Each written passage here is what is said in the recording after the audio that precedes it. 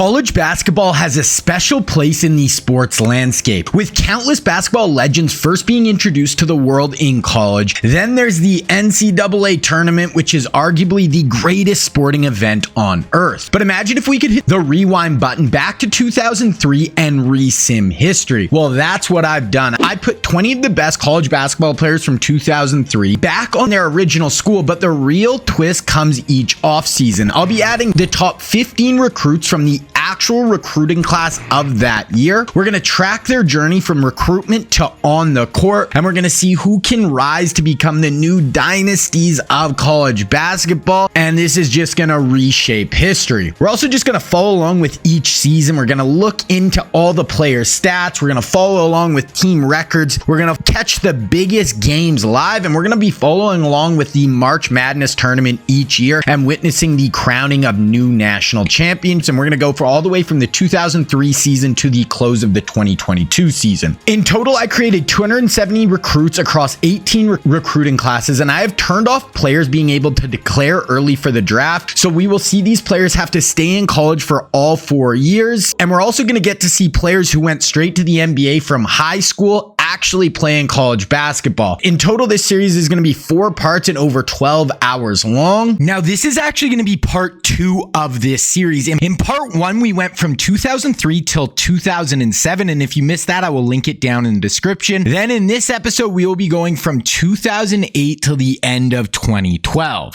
All right, guys, welcome to part 2 of this series. Now, it is the year 2008 in this sim. And now for these sims, there's really 3 main elements we are going to be going over. We're going to be going over the recruiting process. I'm going to be making real life recruits for each recruiting class. I'm going to be making about 15 each year. We're going to follow along with the recruiting process with real life recruits. Then as these players sign with schools, we are going to be following along with these schools. So we can hop in right now and I'll just kind of show you where we are at with the top schools in the country with a lot of where a lot of these really high level players are. So, right now, North Carolina, they're defending national champs. So you can just hop in, and these are the years that we have done so far. So in vid 1, these are the national champions that we had. So it went Kentucky in 03, UConn, Florida, Maryland, UNC. So North Carolina is defending national champs. Then this is actually a board with where all the players are currently at, which teams have recruits. So Beverly's on Arkansas, Greg Oden on Michigan State, Duke has Sean Livingston and Kyle Singler. They just lost LeBron. LeBron was there last year. They had Texas has Aldridge, CJ Miles, and Kevin Durant. UCLA has Aflalo, Darren Collison, Russell Westbrook, Kevin Love.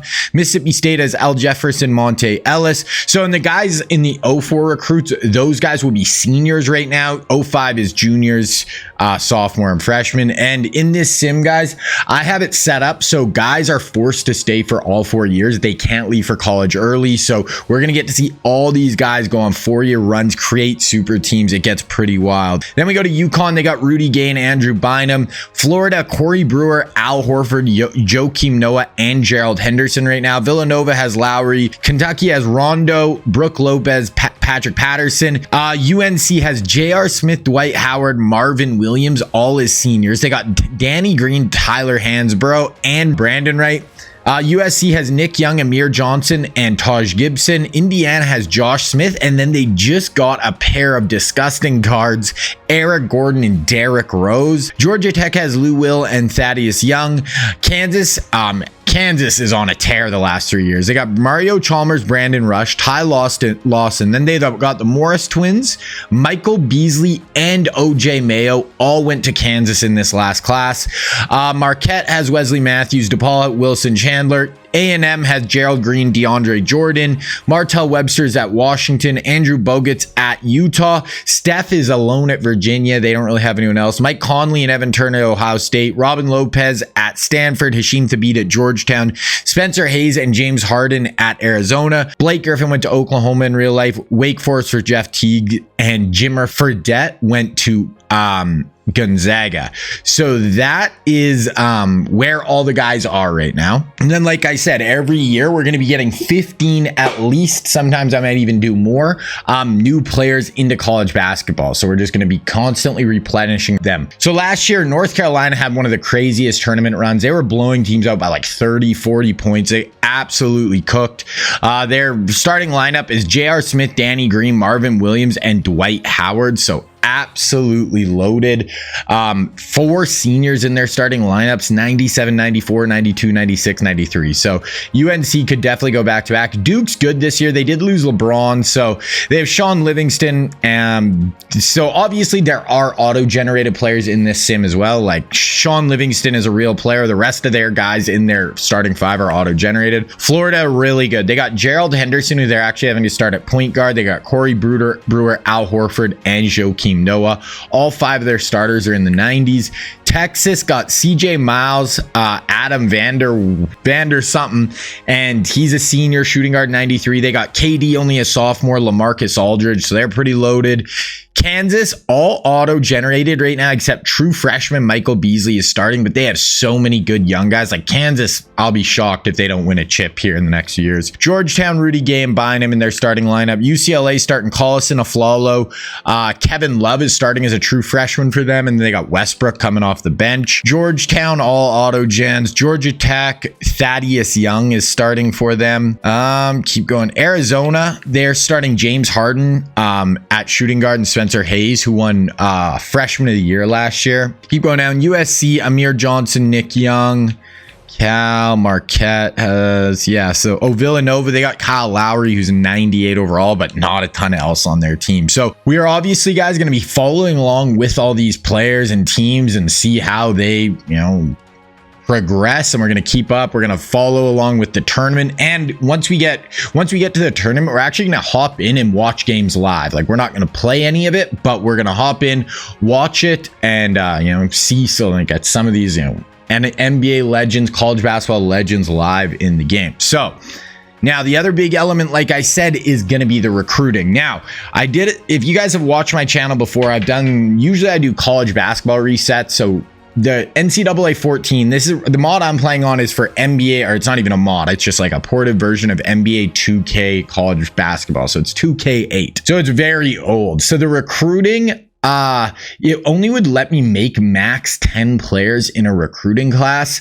So I actually kind of came up with my own system for the recruiting, and I actually do it all in ChatGPT. So I'm using kind of AI to help me do the recruiting. So we're going to get into the recruiting right now. And basically what I do is we're going to check on the recruiting 3 times a year. So I give ChatGPT, I gave it a bunch of stipulations. I basically trained it on all the different aspects of how it should do the sim. Then I say, okay, here's the 2008 class. Here's our 15 to 20 players.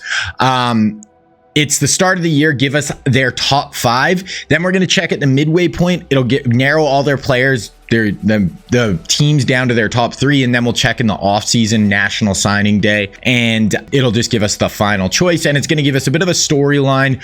I told it to, like, for some guys will want to team up and go to colleges together. Some guys want to kind of go on their own path. It's going to keep in mind who's on the rosters already on the teams, if they want to play with those guys, or if they want to, really have a starting spot kind of, guaranteed once they go to college. So lots of different aspects are going to be going into each player's decision. So going down this list, this is a really good class. So starting with guards, we got Brandon Jennings. He's looking at UCLA #1, rich history, envisioning a fast-paced offense centered around his playmaking. He is from California as well. Also Arizona, Georgetown, Kansas, LSU. You guys can pause if you want to read through all these little write-ups as well. We got Drew Holiday looking at Stanford, which would be pretty interesting. Also Nova, Texas, the allure of teaming up with Kevin Durant. So that's what I was saying. It knows Kevin Durant is at Texas, so a few guys are thinking about wanting to go team up with him. Got Tyreek Evans looking at Memphis, Kentucky, UConn, Indiana. The idea of joining forces with Rode and Gordon to create a super team in the Big Ten is compelling. DeMar DeRozan looking at Arizona. They could have him and James Harden. Also USC, Georgetown, Texas. Also thinking of playing with Durant, UCLA. Kemba looking at Villanova, UConn, Duke, Kansas. Dame, this is interesting. So Dame's looking at the Zags. Perfect platform to showcase his scoring ability and leadership. So he's definitely looking like he's going to stay in the Northwest. Also Klay Thompson. So he's looking at Washington State like he went to in real life, but then also Gonzaga. So we could see a Dame, Klay Thompson backcourt at Gonzaga. Plus they have Jimmer Fredette right now. Then moving down to forwards. So Al-Farouq Aminu, he's looking at Georgia Tech, then Wake Forest, Texas, UCLA. Then we got Draymond Green. He's looking at Michigan State. That's where he went in real life. I really tried to keep this simulator away from them just auto picking their real life team. Like that obviously takes a lot of fun out of it. I don't care if sometimes they go to their real life team, but I don't want, this chat GPT to like send them to their real team automatically. So I definitely am trying to steer it away from that. But sometimes guys like, KD did end up at Texas. Draymond Green, Michigan State, Xavier, Indiana, Virginia Tech. Indiana could be really good with Draymond there. Jimmy Butler, Marquette, Texas with Durant and Aminu. Florida, Kentucky, UCLA. Luke Babbitt, Nevada, where I believe he went in real life. Then also Oregon, Arizona. Arizona would be a really good fit for him. Gonzaga and Stanford. For centers, we got Greg Monroe. He's looking at Georgetown, Duke, Kansas, LSU. Tyler Zeller, North Carolina, Indiana, UCLA, Kentucky. And then Miles Plumlee, Duke, Stanford, Purdue, and Indiana. So that is kind of us in the preseason. Now at the midseason point, we'll come back and check on this recruiting again. Alrighty, so now we're going to sim to the midseason. I usually sim to like January, and then we're going to hop in. We'll see how all the teams are doing, see who's leading the country in scoring, all that good stuff, and then we'll look at the recruiting again. And we're not really I don't really hop in and we'll start watching games till we get to the tournament. That's when I usually watch 2 games every year. Alrighty, so here we are in January. So we're going to go around the NBA. We'll look at some of the polls here. So UNC 18-0 right now, undefeated. So they are absolutely killing it. Yeah, Florida right there with them. So these look like they might be the 2 best teams in the country right now. UConn 15-1. Really good. Kansas 15-2, Georgetown 15-1, Texas 14-1. So we have some really good records right now. Memphis 14-1, Marquette, UNLV, Bama. So yeah, Duke is Duke's 12-3. So that's actually not that bad. Just losing LeBron, I think it's going to be a pretty big difference for them. So right now, this is scoring leaders in the country. Al Jefferson leading the country in scoring, 28 points per game, 7.5 boards, 2 assists, 2.5 blocks for 0.3 blocks per game.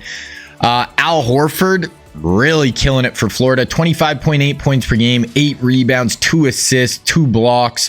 LaMarcus Aldridge at Texas, 25. The fact they have him and Durant right now as your scoring forwards. Nick Young killing it at USC as a senior, scoring almost 25 points a game. Keep going down. Andrew Bogut, really solid for Utah. Rudy Gay at UConn, 23 for 2 assists. Dwight Howard, his senior year, undefeated, defending national champs, 22 points, 8 boards, 2 blocks per game. Josh Smith, who was incredible last year at Indiana, he was averaging like 30 points per game. I think he got player of the year last year, but now they got Eric Gordon and D Rose, so that's going to change things a little bit as far as just his touches. Monte Ellis at Mississippi State, 21 a game. Kyle Lowry at Villanova, 21 a game, 4 assists, a steal, half a block. And Steph at UVA. He's injured right now. He's only a sophomore. He's averaging 19, 4 assists, a steal. What are his shooting percent? Like, what's he going from 3 right now? From 3, he's only at 31% from 3 and 42 from the field. So Steph isn't killing it right now. But if we look at we'll sort by rebounds here. A lot of auto gen guys at the top of the rebound list. Not really any of our guys, which is kind of weird. Assists, a lot of auto gens. Monte Ellis. So Monte Ellis, 21 points per game, 6 assists, doing really well. I saw a Rajon, so 16 points, 4.5 rebounds, 5.4 assists, and a steal a game for Rajon. So Rondo's doing well for Kentucky. What about blocks? Andrew Bogut, right near the top of the country. Yeah, I want to just look at a few guys I want to just kind of take a peek at. So, like, what about in the ACC? So, Duke right now, wow, they do not have any big-time scorers right now. Sean Livingston, 12. Georgia Tech, Lou Will, 19.9 a game. UNC, so Dwight, yeah, Dwight is by far, and then it's just like a bunch of guys doing well for them. I really like, yeah, they just have a great balance on this team. Dwight is their best player, and just like a bunch of really nice role guys around him. Maybe like better than just role guys, but Steph really leading the way for Virginia. Wake, Jeff Teague playing well as a freshman. Also Big Ten, Indiana. So Eric Gordon, D Rose, he's barely playing. He's getting 10 minutes a game right now, D Rose. Who's starting over him? Eric Gordon's actually playing a decent amount. I don't really get why D Rose is barely playing, but he's at 10 minutes a game. Eric Gordon, 11 points per game, 11 points per game on 23 minutes. He's playing well, but yeah, Rose isn't getting a ton of work right now. Ohio State, Conley and Turner leaving the way for them. Michigan State, Greg Oden, 17.7 rebounds, 2 blocks. So he's doing well. Only a sophomore for them. That's really who they're going to be building around. Big 12, Texas, so KD 19 points per game as a sophomore. I mean, LaMarcus Aldridge is just, you know, they're leaning on him. He's a senior. Next year, I wouldn't be shocked if KD's up around 27, 28 points per game for his last 2 years. This is really just kind of, you know, it's LaMarcus. He's a senior this year, so they're really letting him go to work, but nothing wrong with that. Oklahoma, Blake 15.8 as a freshman. Kansas, so Beasley, leading scorer on the team. Ty Lawson, Mario, OJ, and the Morris twins aren't playing a ton, but man, this team 2-3 years is going to be disgusting. Pack, Arizona, Harden 15.4, 3-3 as a freshman. I couldn't really give him his big beard and stuff. Very limited on the beards. He didn't really have the beard in college anyway, but I mean, I would have liked to give a big beard to him, but couldn't do it. Washington, USC, Nick Young, we already looked at him, and Taj and Amir. Those are kind of their 3 guys. Aaron Aflalo, Kevin Love, 15 points per game right now as a freshman. Westbrook is really not getting a lot of run. Florida, Al, Noah, Brewer, Henderson, but Al is really kind of taking over for them. But look at their twin towers in the middle, both averaging 2 blocks a game. Both can pass the ball. That's pretty gnarly on the inside. Kentucky, Rondo, Patterson, Brooke Lopez. Their big kind of 3. Mississippi State, it is a look at that. They just have 2 superstars. They made like the Elite 8, I think, or even the Final 4 last year. Tennessee, Vandy, Alabama. I think that was mainly the teams that I wanted to take a look at. So interesting. Okay, now we are in the mid-season point, so we're going to look at recruiting again. Okay, so I said it's mid-season. Let's get into it. So 08 class, Brandon Jennings goes down to his top 3. So he's got Arizona, vision of teaming up with DeMar and potentially Klay Thompson to form a powerhouse trio. Plus they have Harden there. Kansas, oh my gosh, if he went to Kansas or LSU, I almost hope he goes to LSU. Drew looking like Stanford, Villanova, and Texas. Joining up with KD, really likes the academics of Stanford. Also thinks he could play with Kemba. Tyreek looking like Memphis, Kentucky, or UConn. Alfred Camino, Wake Forest, Georgia Tech, Texas. Draymond is Xavier, Michigan State, Indiana. I kind of hope he goes to Indiana. That'd be cool. Greg Monroe, Georgetown, Duke, Kansas. Guards continued. So DeMar, Arizona, man. Even if they just got him and Harden in college together, that is nasty. USC, UCLA is pretty loaded on the wings right now. Kemba, Villanova, UConn, Texas. Dame, Zags, St. Mary's, Oregon. Clay, Zags, Washington State, Stanford. I kind of hope they go to Gonzaga together. Jimmy, Marquette, really looking like that. Texas, Florida. Babbitt, Nevada, Arizona, Oregon. Zeller, UNC, Indiana, UCLA. And then Miles Plumlee, Stanford, Duke, Purdue. So that is our list right now, guys. And then we're going to hop back and look at that for the National Signing Day at the end of the year. So we're going to sit into tournament time, and then we'll see where all these teams are at. And then we're going to start watching 2 of the games as well. We'll watch usually one of the games leading up to the final and then the national final as well. Alrighty, so end of the season. I like to, before we get, there's like a pre-tournament show we'll watch, but I do like to just look at the polls. So UNC should be a 1, Kansas, Florida actually lost quite a few games down the stretch. UConn, then maybe Duke, UCLA. So probably, you know, out of those 6 teams, those will probably be the 1 seeds. Yeah, so that's the records for the rest of the teams. So let's look at this. So sim through day. So selection Sunday. Let's get into it. So there's top 25 again right there. Bubble watch. Those teams are on the bubble. Indiana. Hopefully Indiana gets in with Rose and stuff and Josh Smith. So East region, North Carolina won it all last year. Kansas, South region, Florida, Georgetown, RR1 seed. So definitely some blue bloods programs right there. I usually will kind of just skip through these first round games. We'll kind of look at the bracket here more in depth in a moment. So there's the top 4: UNC, Miami of Ohio, Duke, Georgetown, Kansas, Florida State, UCLA, UNLV, Georgetown, UConn, Stanford, Kentucky, Florida, Memphis, Texas, Bama. I'd like to see a Florida-Texas game. Could be really interesting. So Big East, then SEC, ACC, Pac-10, Mountain West are the top of most teams getting in. So who's in? Rutgers, Texas, LSU, Pitt, South Florida. Who's out? So Indiana missed with those 3 guys. That's kind of crazy. I'm surprised they didn't get in. There we go, guys. We can look at the tournament tree now. We'll sim through the pre-tournament game here. So just kind of look down the bracket. Obviously, there shouldn't be any really too crazy of a matchup in the first round. We could get Duke, Mississippi State in round 2. That's a huge game. Really good players in both teams.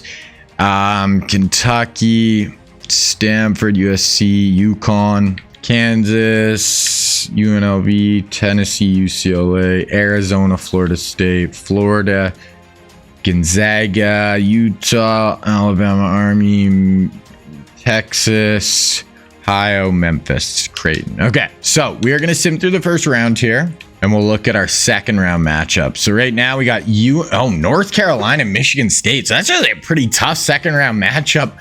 Michigan State won by 1, but you got Greg Oden, Dwight Howard matchup on the inside. We got Louisville, Georgia Tech, Mississippi State, Duke. That's a really good game. Buffalo, Miami of Ohio. If Georgetown wins, they're going to play Hofstra.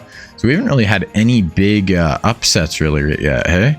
Cal. Okay, so Kentucky went down to a 13 seed. Rondo, Patterson, and Lopez go down to Idaho State.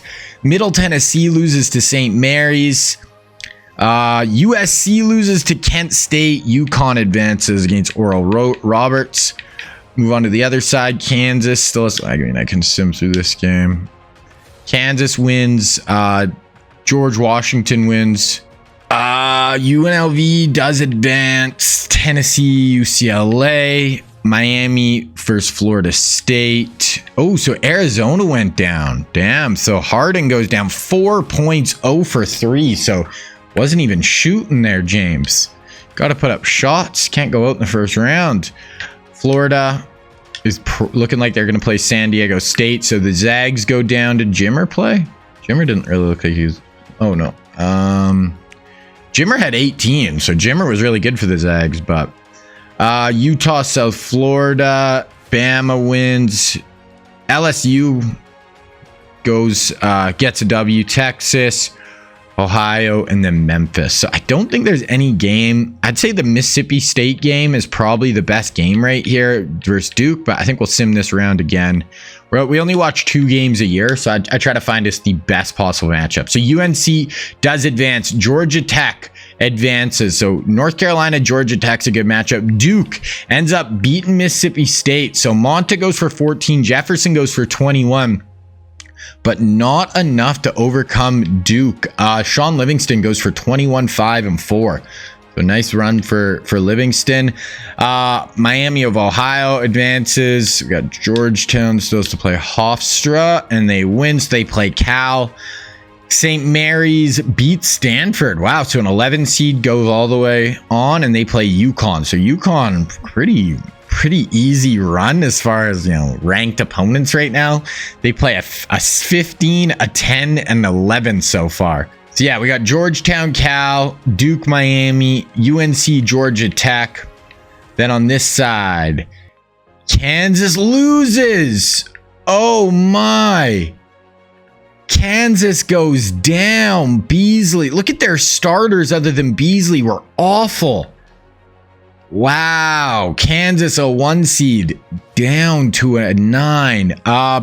UNLV loses. UCLA loses to Tennessee. Wow. I thought UCLA has a ton of talent. Florida State advances. Florida does win. LSU beats Texas. So freaking, wow, Durant. LaMarcus Aldridge had 42 and they lost. 14 of 25, and that's his final college game. Jeez, Memphis advances. So we got LSU, Memphis, Florida, Utah, Tennessee, Florida State. Wow, we have some weird games.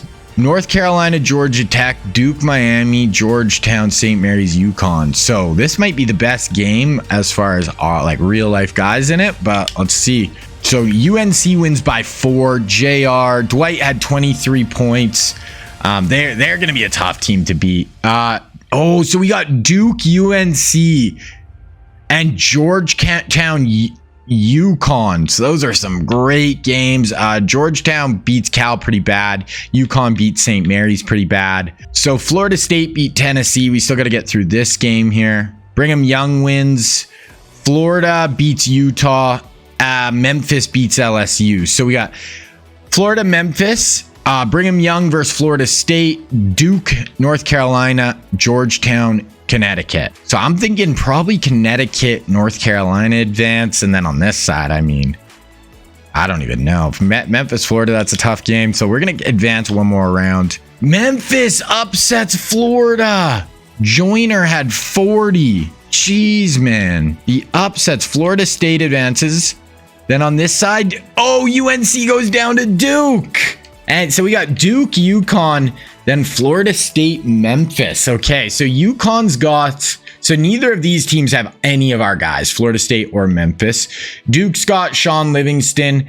UConn's got Bynum and Andrew Bynum and Rudy Gay.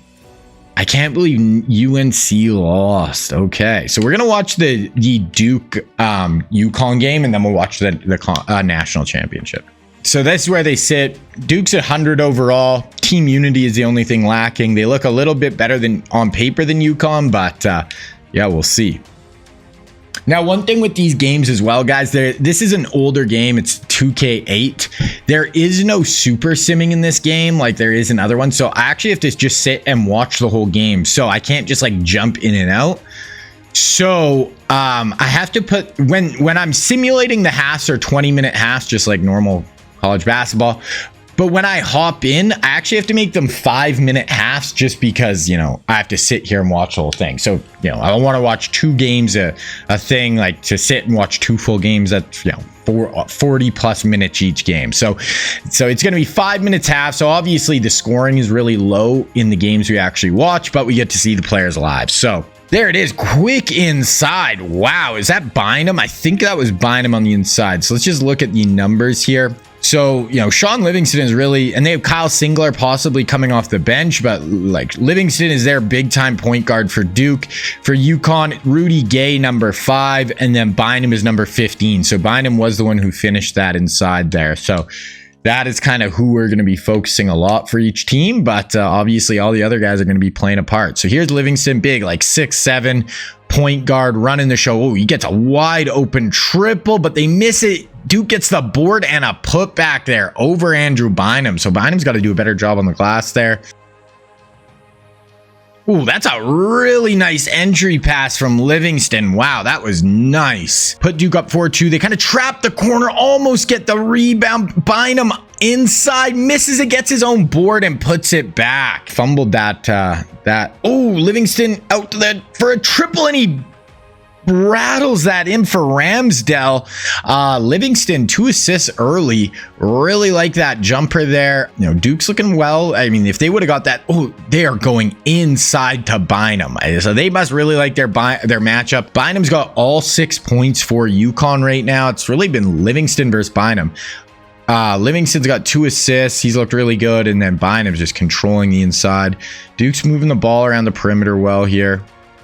Okay, they're going to pull this one, and another 3. Bradshaw makes it. So we got some shooters on Duke, and the shooters are hot. Rudy Gay right here inside. Oh, wow. There we go. UConn, little off the glass window finish to make it 10-8. Trying to back the guy down.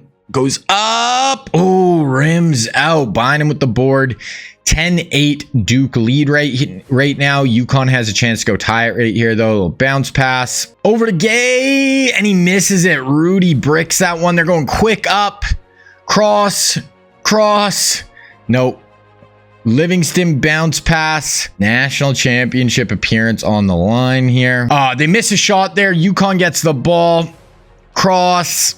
45 seconds left in the half. Oh, that's an open jumper, and I think that was Rudy Gay. That is Gay. Nails it. So he comes off a little screen there in the mid-range. Wide open, and that is where Rudy is really going to make hay. I don't really like that pull-up three-pointer he tried to hit earlier, but when he's coming off his screen, gets open in the mid-range, that's going to be a good shot for him.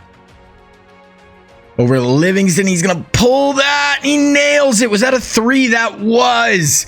3-2-1 half court for UConn. Front rim. Livingston with that huge triple right before the half to put Duke back up 3.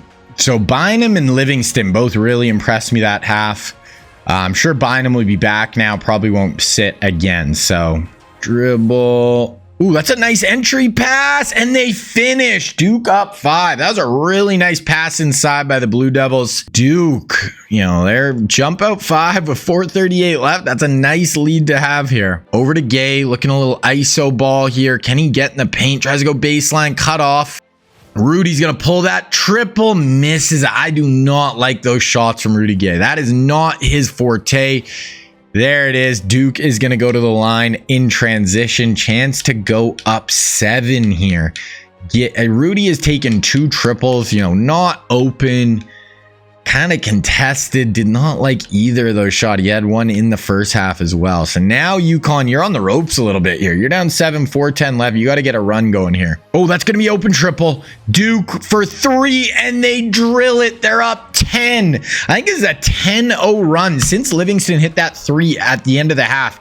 10-0 run. Livingston's got 3 assists. They had those first 3 point. Oh, there, that could be an open 3. Okay, so finally Rudy gets a little more open that time and is able to drill the 3. Still don't love that type of shot for Rudy, but able to hit one there. Down to 7 here for Duke. Up top, tried the entry pass. That's a bad pass, and now Rudy's outrunning. Nice pass there, and he's gonna get fouled. Foul for Livingston.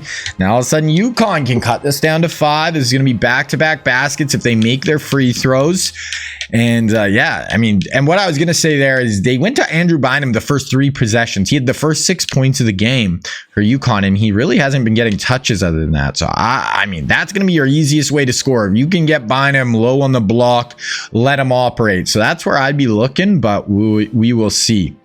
Oh my God, they left him open for the triple, and he drills it. Livingston looks like a superstar right now.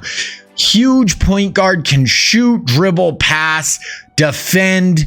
He's got 6 points and 3 assists so far. Really, really good. Rudy, really like to isolate him here on the wing. Drops it inside. Bynum, another nice little pass there from Bynum, but they miss it. Bynum's had back, 2 really nice passes to guys from open mid-rangers, and then Duke finishes in transition. Ramsdale's got 10. Duke has this back up to a 10-point lead. If UConn doesn't get something going right away here, we're going to probably sim through the rest of this game.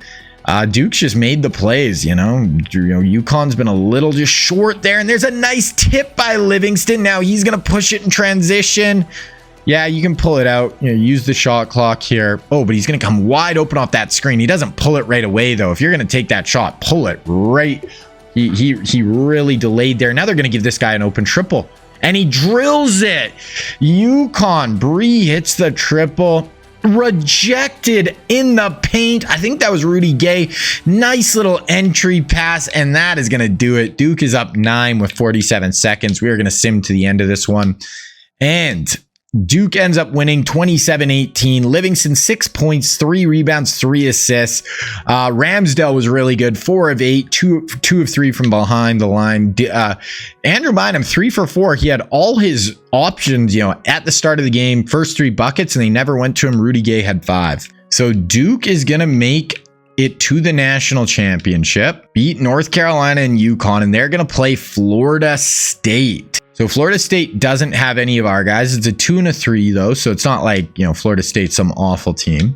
Both ACC teams here. So probably would have met in the regular season. They're 98 overall. So Duke's definitely got to be the favorite, but Florida State is not a pushover. Depending how this one goes, actually, I was going to say we've had mostly blue bloods win it. So Kentucky won year 1, then UConn, then Florida. Maryland actually won in 06, then UNC. So if Duke wins here, we'll have had a lot of just, other than Maryland, it's basically the biggest college basketball programs in the world or in the country. So we will see if Florida State can get it done here or if it's going to be one of the big boys winning another one. There it is. Tip is up and we are underway here. Florida State trying to knock off the Duke Blue Devils and Sean Livingston, their all-world point guard. Drop inside, go to the paint. That's going to be a foul on Bradshaw. Florida State going to the line early. First one is up and he misses it. Second one is cashed. So Duke coming off beating UNC, the best team in college basketball on paper. That's a bad turnover by Duke and their arch rival. Oh my gosh. Oh wow, Florida State. Alley-oop finish. But I was going to say Duke beats UNC, who's the most talented team. Oh my gosh, another bad pass. Defending national champs. Then they beat UConn. A little open mid-range. Okay, Florida State is out and running. But none of that is going to matter if they lose this one. And there's a quick 5-0 run. Florida State, when they get the ball, they are pushing it up very quickly. I hated that shot. That is a great rebound. He kicks it to a wide open 3.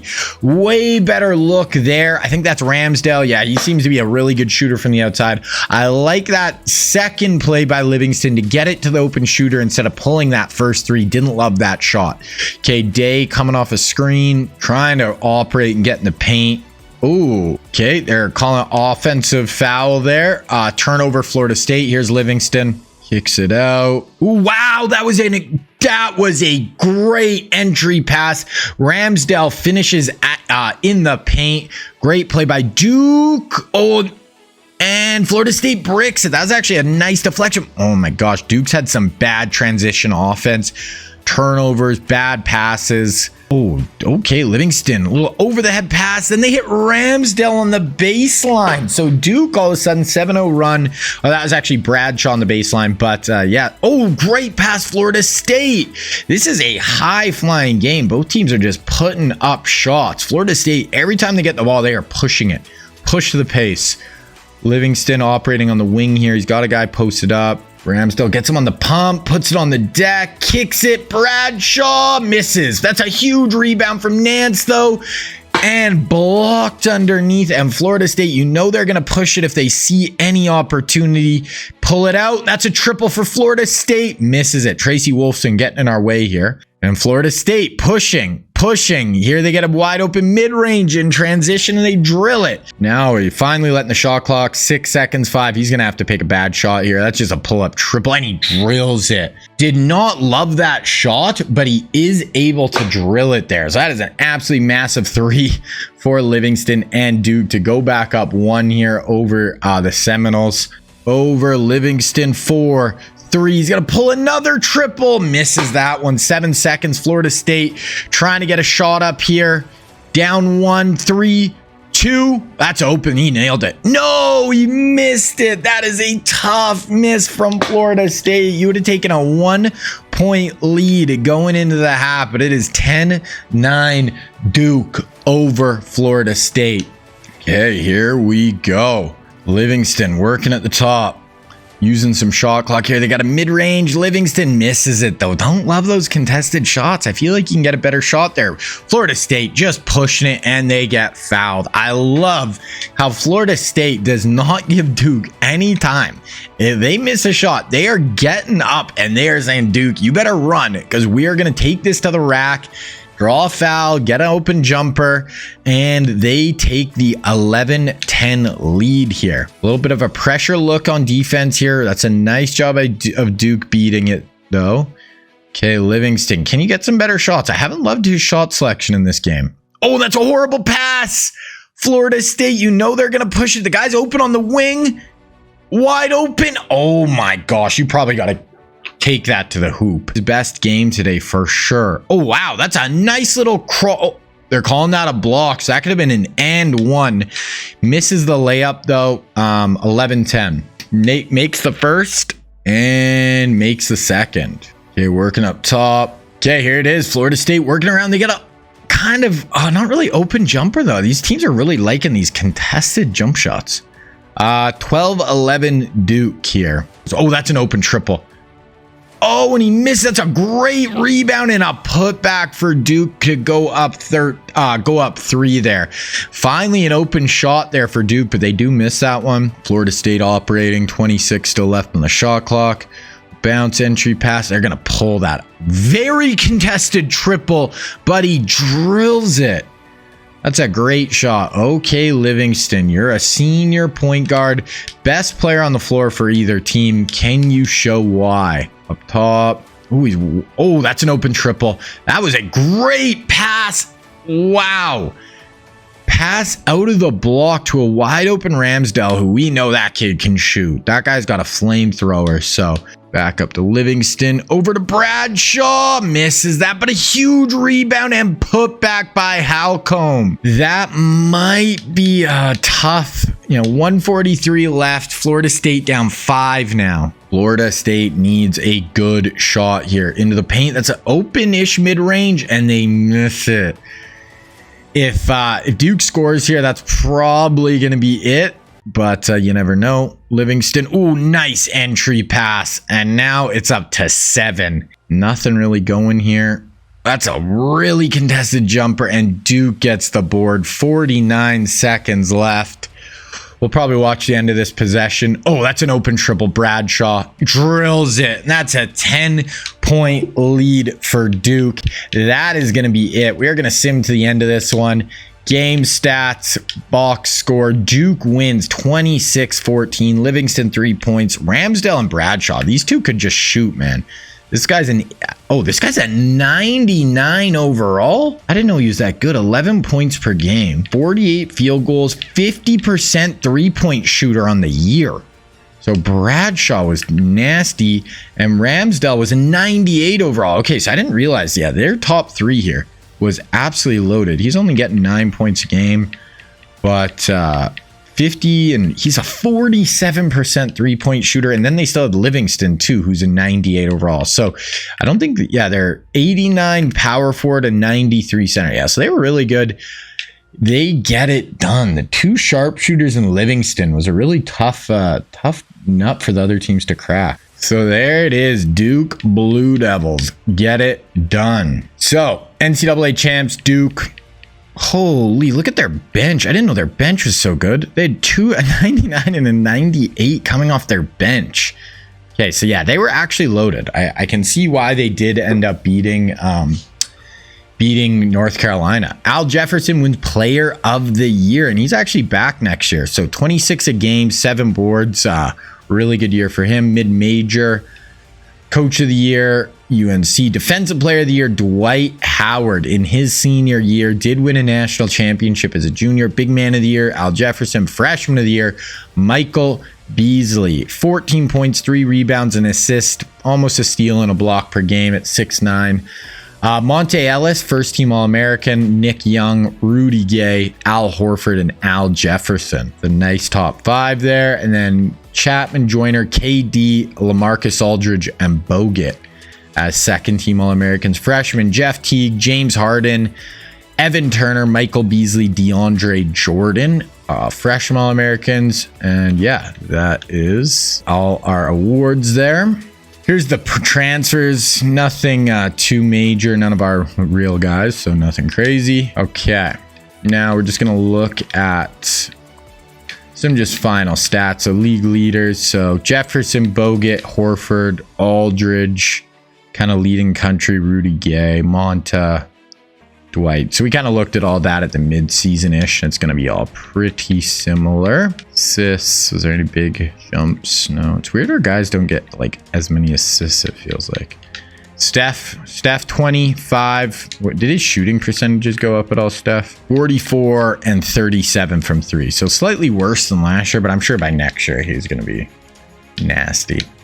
Okay, so last thing we're going to do this year is we are going to go through our recruiting. So it is going to be National Signing Day, and we'll see where all these guys end up. Okay, so here it is, guys. National Signing Day has arrived. So guards, Brandon Jennings ends up at Arizona. So he's going to be playing with Harden. That's huge. Drew Holiday ends up at Villanova. Tyreek ends up at Memphis. So let's just read. So Jennings, captive of the idea, playing beside DeMar DeRozan. So they might get DeRozan also. Villanova wants to play with the guards. Lethal backcourt. Kemba ends up there. So DeMar. Okay, so DeMar ends up at Arizona. They're going to have Jennings, DeMar, and James Harden. Villanova gets Kemba and Drew Holiday. Then we go down. Gonzaga gets Dame and Klay Thompson. So the guards, a bunch of them really try to team up, except Tyreek going to Memphis. Forwards, Alfariq goes to Wake. Ed Davis goes to North Carolina. Draymond goes to Xavier. Okay. So no, he's going to be pretty soloed up at Xavier. Jimmy goes to Marquette. Babbitt goes to Nevada. Greg Monroe goes to Georgetown. Plumlee, Stanford. Tyler Zeller, UNC. So there we go. That's really the final class, guys. I think the guards was definitely the most interesting with the guys teaming up. Villanova, Arizona is going to be loaded. Like, they could literally play DeMar at small forward, Jennings, Harden. A lot of scoring, but Gonzaga, they're going to have Dame and Klay starting. You have Jimmer Fredette coming off the bench. UNC gets a couple of big men.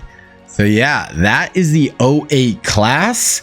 And now I'm basically just going to put these guys into the game, and then we're going to get into the 2009 season. Alrighty, guys. So start of the 09 season. I made all the recruits there on their teams. Let's take a look. Okay, so just kind of looking quickly at the roster so you guys can just kind of see. So gonna kind of update this every year so you guys can pause and see. We got DeMar, our Drew and Kemba joined Nova. This Kansas team is nasty right now. Mario, Ty, Morris, Beasley, OJ. Yeah, so this is kind of where we're at. So how it actually works, I don't think I brought it up in episode 1. I didn't bring it up in the first episode of episode 2. So how it works is I do all the recruiting in ChatGPT, but then these players actually have to recruit other freshmen in, and then I basically edit those players and turn them into each of these guys. So I take two freshmen on Villanova and I make them Drew Holiday and Kemba Walker, but you can't change someone's class. So if someone's a sophomore, I can't make them a freshman or anything. So right here, basically how I did it is if there's ever a team that doesn't recruit enough freshmen that year, I basically redshirt the guys for a year. So right now, Brandon Jennings is going to redshirt for 1 year on Arizona, and then I'm going to create him next year. So he's just basically a redshirt year. This is the rosters for everyone else. Okay, so we're going to go look at the top 25 here. So Kentucky's coming in as the preseason favorite. Rajon Rondo, Patrick Patterson, Brooke Lopez in their starting lineup. Obviously, Duke won it all last year. We got Arizona. They're starting James Harden, DeMar DeRozan at small forward, Spencer Hawes, and then they have Brandon Jennings as a redshirt right now. So they're really good. Florida, 295s.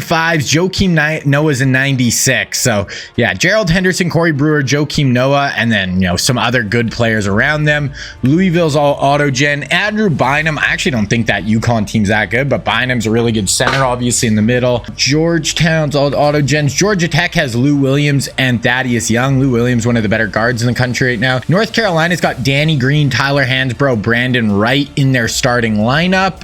Yeah, they look pretty good, definitely good up front.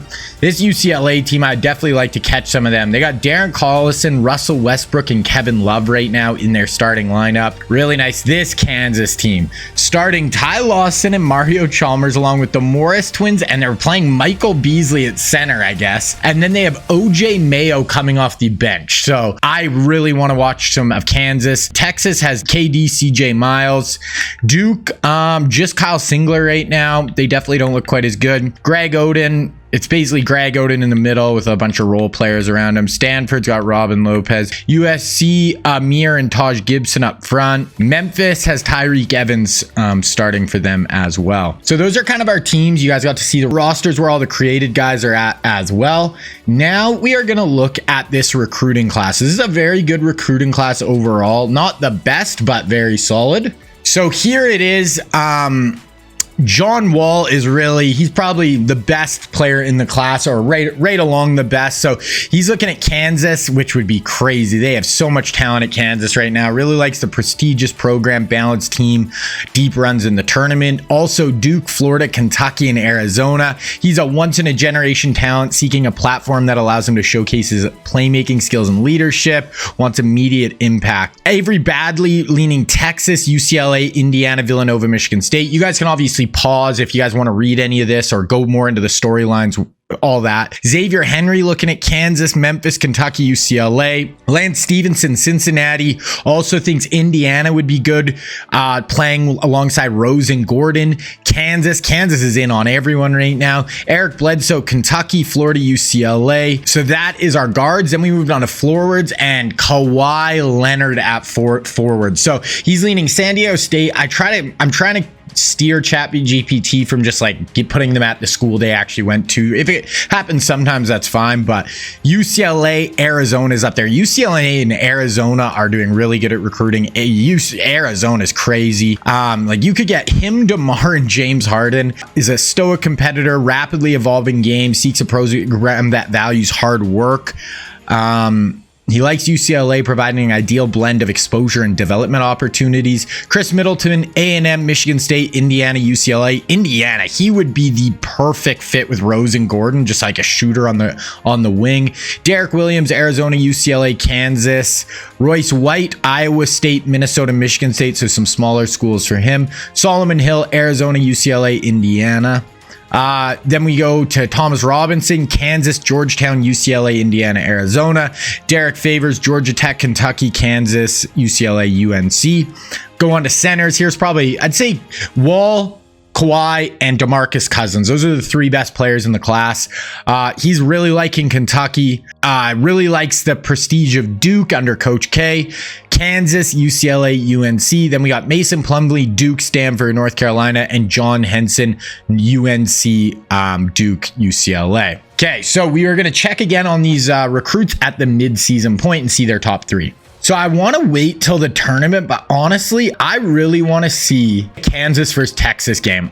There's so much talent on Kansas, and then Texas they play 2-10, so that's February 10th. We could do that. I really want to see Texas versus Kansas. We could see Kevin Durant versus all 6 of those guys on Kansas right now. So I think I'm going to sim to this game. This will be kind of our midway point check-in. So we can check out that game, and then we'll just, we'll look at all this, the top 25, see all the stats, and then we'll get into the tournament. We'll watch at least one, or we might even watch 2 games in the tournament. I really want to see Kansas versus Texas. I want to see KD for sure.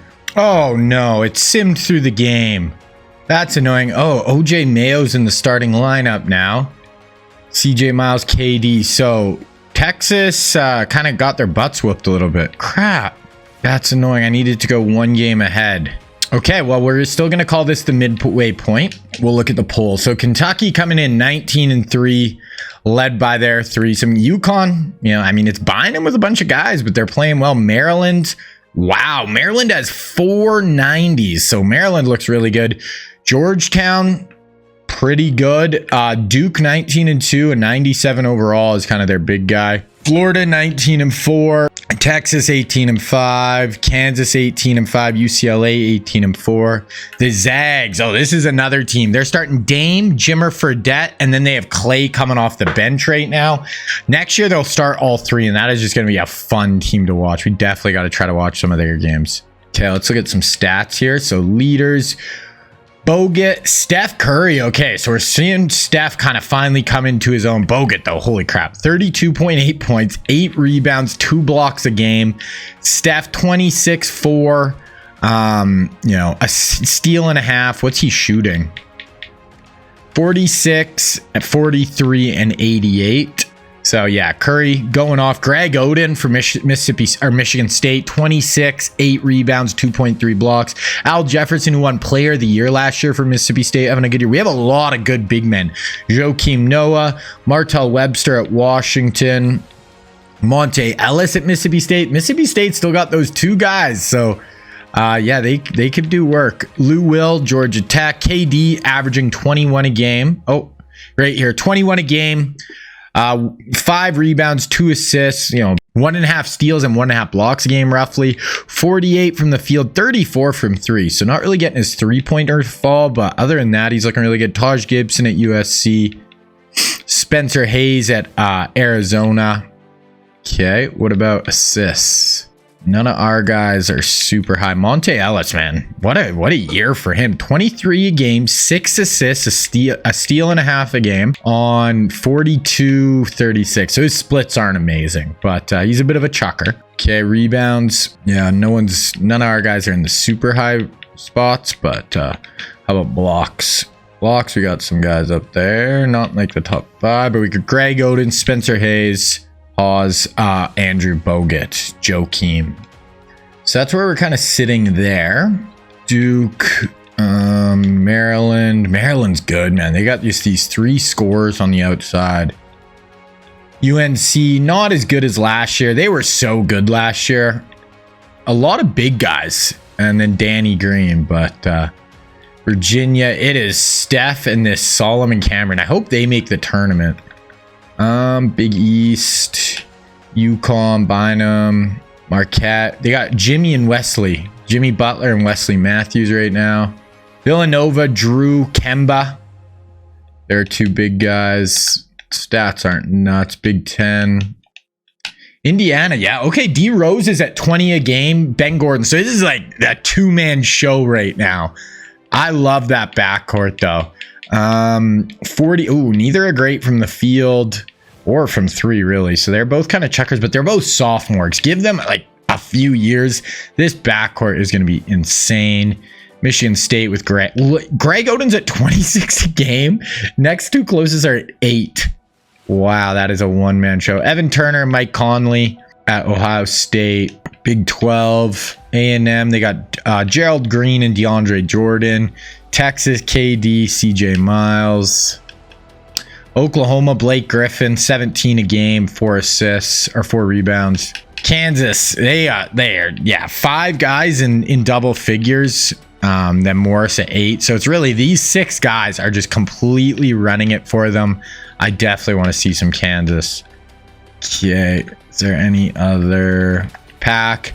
Hayes, Harden's at 13.1 a game as a sophomore. DeRozan's not getting a ton of run for them. UCLA, Collison, Westbrook's at 9. They're just not giving him the rock at all. USC, it's Taj and Amir just up front. Martell's having a really nice year for UW. SEC, Florida and Kentucky are kind of so Genoa. They're going to be tough, man. Just Brewer, Henderson, they have good wings. Kentucky, Patterson, Lopez, Rondo's at 11-5-5. They're going to be tough. Mississippi State, wow, yeah, it's the Monte and Al Jefferson show. Both seniors. I like it. Oh, the Zags. So, Jimmer's at 12 a game. They're not scoring any points. Clay's at 4.5. So they're really just not putting up shots. But there we go. Okay, so we are going to sim to tournament time now. And we will see where we are at. So yeah, this is almost the end of the regular season, so it wasn't even really a midway check-in. I'm kind of pissed we didn't get to watch that Kansas-Texas game. I think I'm going to try to maybe watch 3 games in the tournament right now, though. There's some fun teams I want to see. Alrighty, Selection Sunday show. Let's check it out. So here, Kentucky, Maryland, Connecticut, Florida, Georgetown, UCLA, Miami, Gonzaga at 8 or 16. Okay, bubble watch, Villanova on the bubble. Michigan State, kind of with our guys. East Regional, so Maryland, number 1 seed. Florida, Kentucky, and UConn. I don't know about that UConn team, man. Okay, we're gonna kind of go through the first round. We'll go look at the bracket in depth. So East Region, Maryland, Louisville, UCLA, Vandy, Florida, Georgetown, Kansas. I'd like Florida, Kansas, UConn, Cincinnati, Miami, Washington, Arizona, Ohio State, Kentucky. So Ohio State a 2 seed. Zona, I definitely would like to watch them. So SEC, Pac-10, ACC, Big East, Big 12. Who's in? Villanova missed. Wow. Yeah, Villanova was the team. They got 2 of our guys on it. So, okay. Let's look at the tree here. Sim through the playing games here. So here's just kind of the first round matchups. Obviously, if there was ever a really good, like I want to say USC A&M, that does have 4 of our guys, but if there ever is, Wake actually Duke has some of our guys. You know, we could watch a first round game, but it's probably never going to be where we're getting like such a good matchup, but we kind of have to watch. Did Texas make it? Is this KD's senior year? I can't even remember. Not on that side. Would like to watch Florida, Mississippi State, Texas. Okay, Texas, Michigan State. We could get Kansas, Texas next round. Okay, I'm cheering for both of them right now. North Carolina, Kentucky, Virginia, Memphis, Arizona, Stanford, Baylor, Ohio State. Okay, so we're gonna sim through the first round. I'm really hoping we get Kansas, Texas this round, and we're just gonna watch that. That was the game I wanted to watch, and we could get it round 2. So, Maryland and USC both advanced, so no upsets. The Zags put a beat down on them. Dame goes for 17. Jimmer. Clay had 12 off the bench. Duke gets upset by Wake Forest, so defending national champs. Jeff Teague goes for 23 and knocks them out. They're going to play UCLA. Nevada goes down to Oklahoma State. Louisville advances. UConn advances. They're going to play Cal. George Washington wins. Ole Miss wins. Wow, 101-44. BYU wins. Miami wins. Georgia Tech advances. Cincinnati advances. Go to the other side. Florida, Mississippi State. So that's a really good. Oh, no, Mississippi State lost. Oh, with Monta and Al Jefferson. Monta had 4 points. That's tough. Northwestern wins. Texas wins and Kansas. Okay, so we're going to watch that Kansas-Texas game. Then it's UNC Georgetown. Kentucky advances. Virginia. It's Steph Curry versus Kentucky. That's a good game. But I really want to watch KD. Okay, wow, that Kentucky. I kind of want to see Steph though too. Yeah, we're gonna do that Kentucky game. We got to save some games for later. Hopefully, I'd love to see Steph advance. But, okay. I'm kind of excited because this is the game I wanted to watch. So we got Kansas, Texas, play game. And if people are wondering also, like you can't, because this is an older game, you can't actually like super sim or simcast and jump in. So I tried the simcast. You can't actually jump in and watch. So 100 overall versus a 98, 2 evenly matched teams, but Texas definitely has the best player in the game with KD. But Kansas has so much depth. 6 NBA players on their team right now. 27-7 versus 22-9. So Lawson, CJ Miles, KD. Okay, I want to just get, especially on Kansas, I got to take a look at all their numbers. OJ's 1. Man, that's a cool, what a starting lineup. Beasley at center. So yeah, CJ is he's a 97 overall right now. He is 6'6". He's number 12 and KD's 35. Beasley's 0. OJ's 1. Lawson's 5. And then the Morris twins are the other two, 20 and 21. Okay, what a game. I'm excited for this one. Okay, there's Lawson, kicks out to one of the Morris twins. They're going back and forth. Lawson back. You know the Morris twins are chuckers. Getting guarded by KD out on the perimeter. Into Beasley, gets him on the pump, kicks it to Lawson, who gets blocked. I think that was CJ Miles, but I'm just going to call him one of the Morris twins. I don't care if it's Markeith or Marcus. Actually cleans up there. So it's CJ and KD. Oh, he kicks it to KD. KD's chucking already, isn't able to get that one to drop. Oh, now he goes OJ and he's wide, and that is cash for OJ Mayo. Really good shooting guard there. This Kansas team, man, so many options. They don't have a ton of size. If they play a Florida or someone who could really bang down low, that is the only time I could really see them getting in trouble. CJ and KD kind of working around the top there. 6 seconds. Okay, CJ, you're going to have to chuck it. And that's blocked. And now Kansas can get out and run.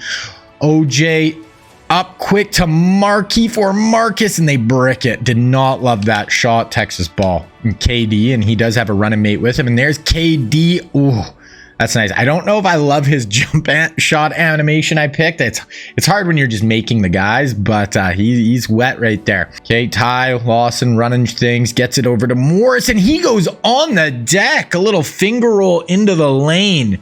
So both Morris twins have, like, each of them has 1 bucket so far. That's the only thing with them. They are a bit of chuckers. Like, you know, every time they get in the ball, they're putting that ball up. I want to see Beasley get to work. Here's KD working.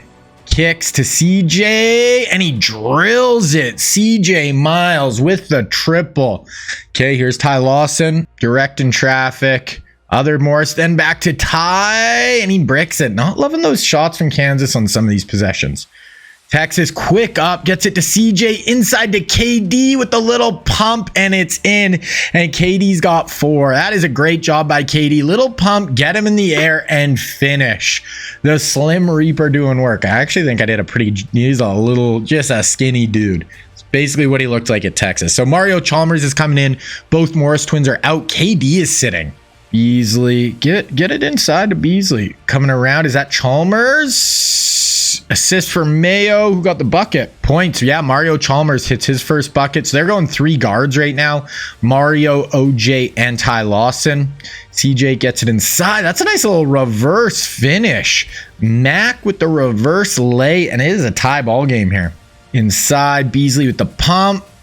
And that's off glass. Nice little ball movement there from Beasley. And that was Ty Lawson. So all their guards are getting in on the action here for Kansas. They have so many options. It's really not down to one guy to score. I don't know if we've seen Beasley actually put one up yet.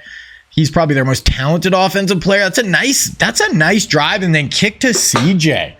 CJ's got 5, and I think KD has 4. So they got 9 of their 11, where Kansas is really spreading it around. I really want to see them work Beasley.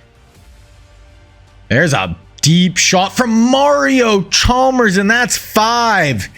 That is a nice guard to have coming off your bench, and they are up 14-11. I think all these guys are back next year. I think Ty Lawson's only a junior. Is that a turnover?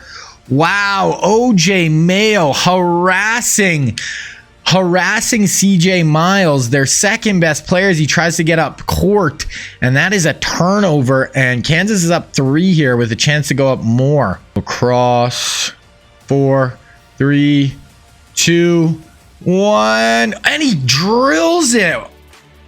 Marcus or Markeith with a little buzzer beating elbow jump shot, and Kansas is up 5. And like I said, it is 9 points for CJ Miles and KD. They have 1 bucket. I think that Mac guy got 1 bucket that isn't those 2. So you know where Texas has to go with the ball. Is it going to be enough? They're stuck 5. Trying to get KD, kicks it to the corner. KD coming to lay a screen. He's going baseline. Oh, that wasn't even KD. That was 25, not 35. Miles up top. Kicks it. Ooh. Jump shot, and he's going to miss that. Kansas getting out and running. Will spin. Oh, that could have been a turnover, but they're able to drop it inside, and Morris twins again. Texas is really bad turning the ball over here. Oh, but Kansas missed a Jimmy. There's another turnover, Texas. They can't even get up the floor right now, and Morris finishes. He's got 8. Oh my, Texas. If they don't do something here, we're probably going to just sim through this. I'd like to see KD do something. Nothing working. Elbow jumper, and that is a nasty looking bank shot, but he is able to drill it. Out to Beasley, down low, Beasley on the elbow. No, and there's open bank jumper, OJ Mayo. I really like what I'm seeing from this Kansas team. Like I keep saying, they just have so many options to go to. That's a nice action. KD's going to pull it, though, and drills it. Kevin Durant, 7 points now. That was a nasty triple. Oh, almost a steal and a block. Okay, Texas, you got a shot here. Run. Get it to KD, CJ. Trying to go baseline. A little bounce pass, and Texas hits it. They're down 4 with 2 minutes left. Kansas has got to stop the bleeding here. Morris twins running pick and roll. And they go up, and it's an and 1. Oh, Morris twins pick and roll. Markeith or Marcus, one of them has 10 right now. absolute 11, absolutely dominating. Try, KD elbow rattles it in, down 5. You need a turnover, you need something, a steal, a block. KD's got 9 points. Leading Texas, Marcus or Markeith has 11 right now for Kansas. Got a couple of screens in the lane. They're trying to use some of their shot clock here. Elbow and another pump fake reverse. He has 13. I gotta check which one at this point. That was actually disgusting. Is it Marcus or Markeith? It is Marcus Morris. Has freaking 13.6 assists from the field and just had a baseline reverse layup. That was nasty. Okay, unless Texas hits a 3 here or something, I'm just going to sim through the rest of the game. 48 seconds. Drop it inside. And they miss. That's a big rebound. Put back. They're going to really probably start fouling here. Oh, God. Okay, I'm not going to sit. They got to foul 8 times. I'm not going to sit through that. I'm pretty sure Kansas is going to hold on there. Kansas only by 2. So KD had 12. CJ had 5. Marcus Morris had 13. Mario had 5 off the bench. So there it is. Kansas advances. So I'm just going to sim through the rest of round 2 here. So Florida wins. Northwestern wins. Texas lost to Kansas. North Carolina lost to Georgetown. We still have Kentucky, Virginia. And the winner is going to play. So Tyreek Evans there. Washington advances. So Kentucky, Virginia. Let's see. Oh, yeah. Virginia got their shit caved in a little bit. So Rajon, 24, 8, 5, 4 steals. This guy had 24 off the bench. Steph had 28, 11 for 22. He just does not have the horses. He had 28. One other guy had 12. No one else had over 5 points. So, yeah, it's all kind of up to Steph. Arizona advances. They're going to play Arkansas, who beat Ohio State. So, Patrick Beverly at Arkansas, okay, beats Mike Conley and Evan Turner. Let's go check out the other side. Maryland killed USC. They're playing the Zags. Zags beat Vandy. Dame 21, Clay 15 off the bench. I kind of want to watch Gonzaga, but they're all young. We'll definitely be watching them at some point. UCLA goes down to Wake. Jeff Teague and Alfarika Minu. Westbrook only had 9. Kevin Love had 15. Oklahoma State beats Louisville. We got UConn versus Cal. And, oh my God, a 1 seed got their crap beaten by Cal. 95-58. Ole Miss, BYU beats Miami. Georgia Tech loses to Cincinnati. So we got BYU, Cincinnati, Cal, Ole Miss, Wake, Louisville, Gonzaga, Maryland. We do not have a lot of our guys left on that side. We got Florida, Northwestern, Kansas, Georgetown. So we could have Florida versus Kansas next round. I'm kind of hoping for that game. Then Kentucky, Washington. Oh, we get an Arizona, Kentucky. So this side of the bracket is way better for our teams. Let's see. So Kentucky does beat Washington. Arizona beats Arkansas. Kansas goes down to Georgetown. Their starters really didn't play well. Other than Beasley, only one even in double digits. Hashim Thabit and George Monroe, but they're coming off the bench. But Georgetown advances. Florida Northwestern, Florida advances. Other side, oh, Gonzaga knocks off the number 1 team in the tournament. They were the number 1 overall seed. Lillard had 15, Jimmer had 11, Clay had 8 off the bench, but they knock them down. So, and then Wake lost to Louisville. Cal advances, BYU. So we got Cal, BYU, Gonzaga, Louisville on this side. This side, it's Florida, Georgetown, Kentucky, Arizona. We're going to watch this game, and then we're going to watch probably the final. Oh, I got to do the recruiting. Okay, so getting into it right here. So for forward, starting out, we have Kawhi Leonard. He's leaning UCLA right now. Wants to be a game changer from day one. UCLA's pitch emphasizing immediate playing time really is helping him lean there, but also Arizona in the running. Play with Jennings, DeRozan, and Harden. Derek Williams looking like Arizona. That'd be a nice wing piece for them.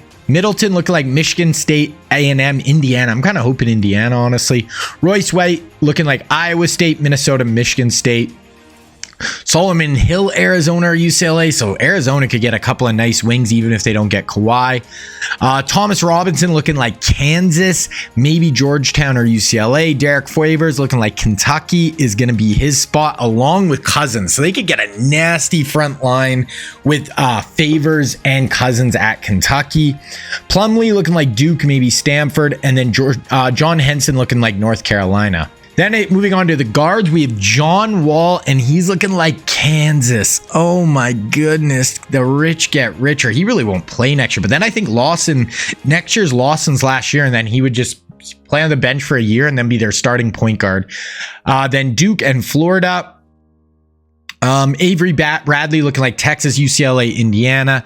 Xavier Henry looking like Kansas.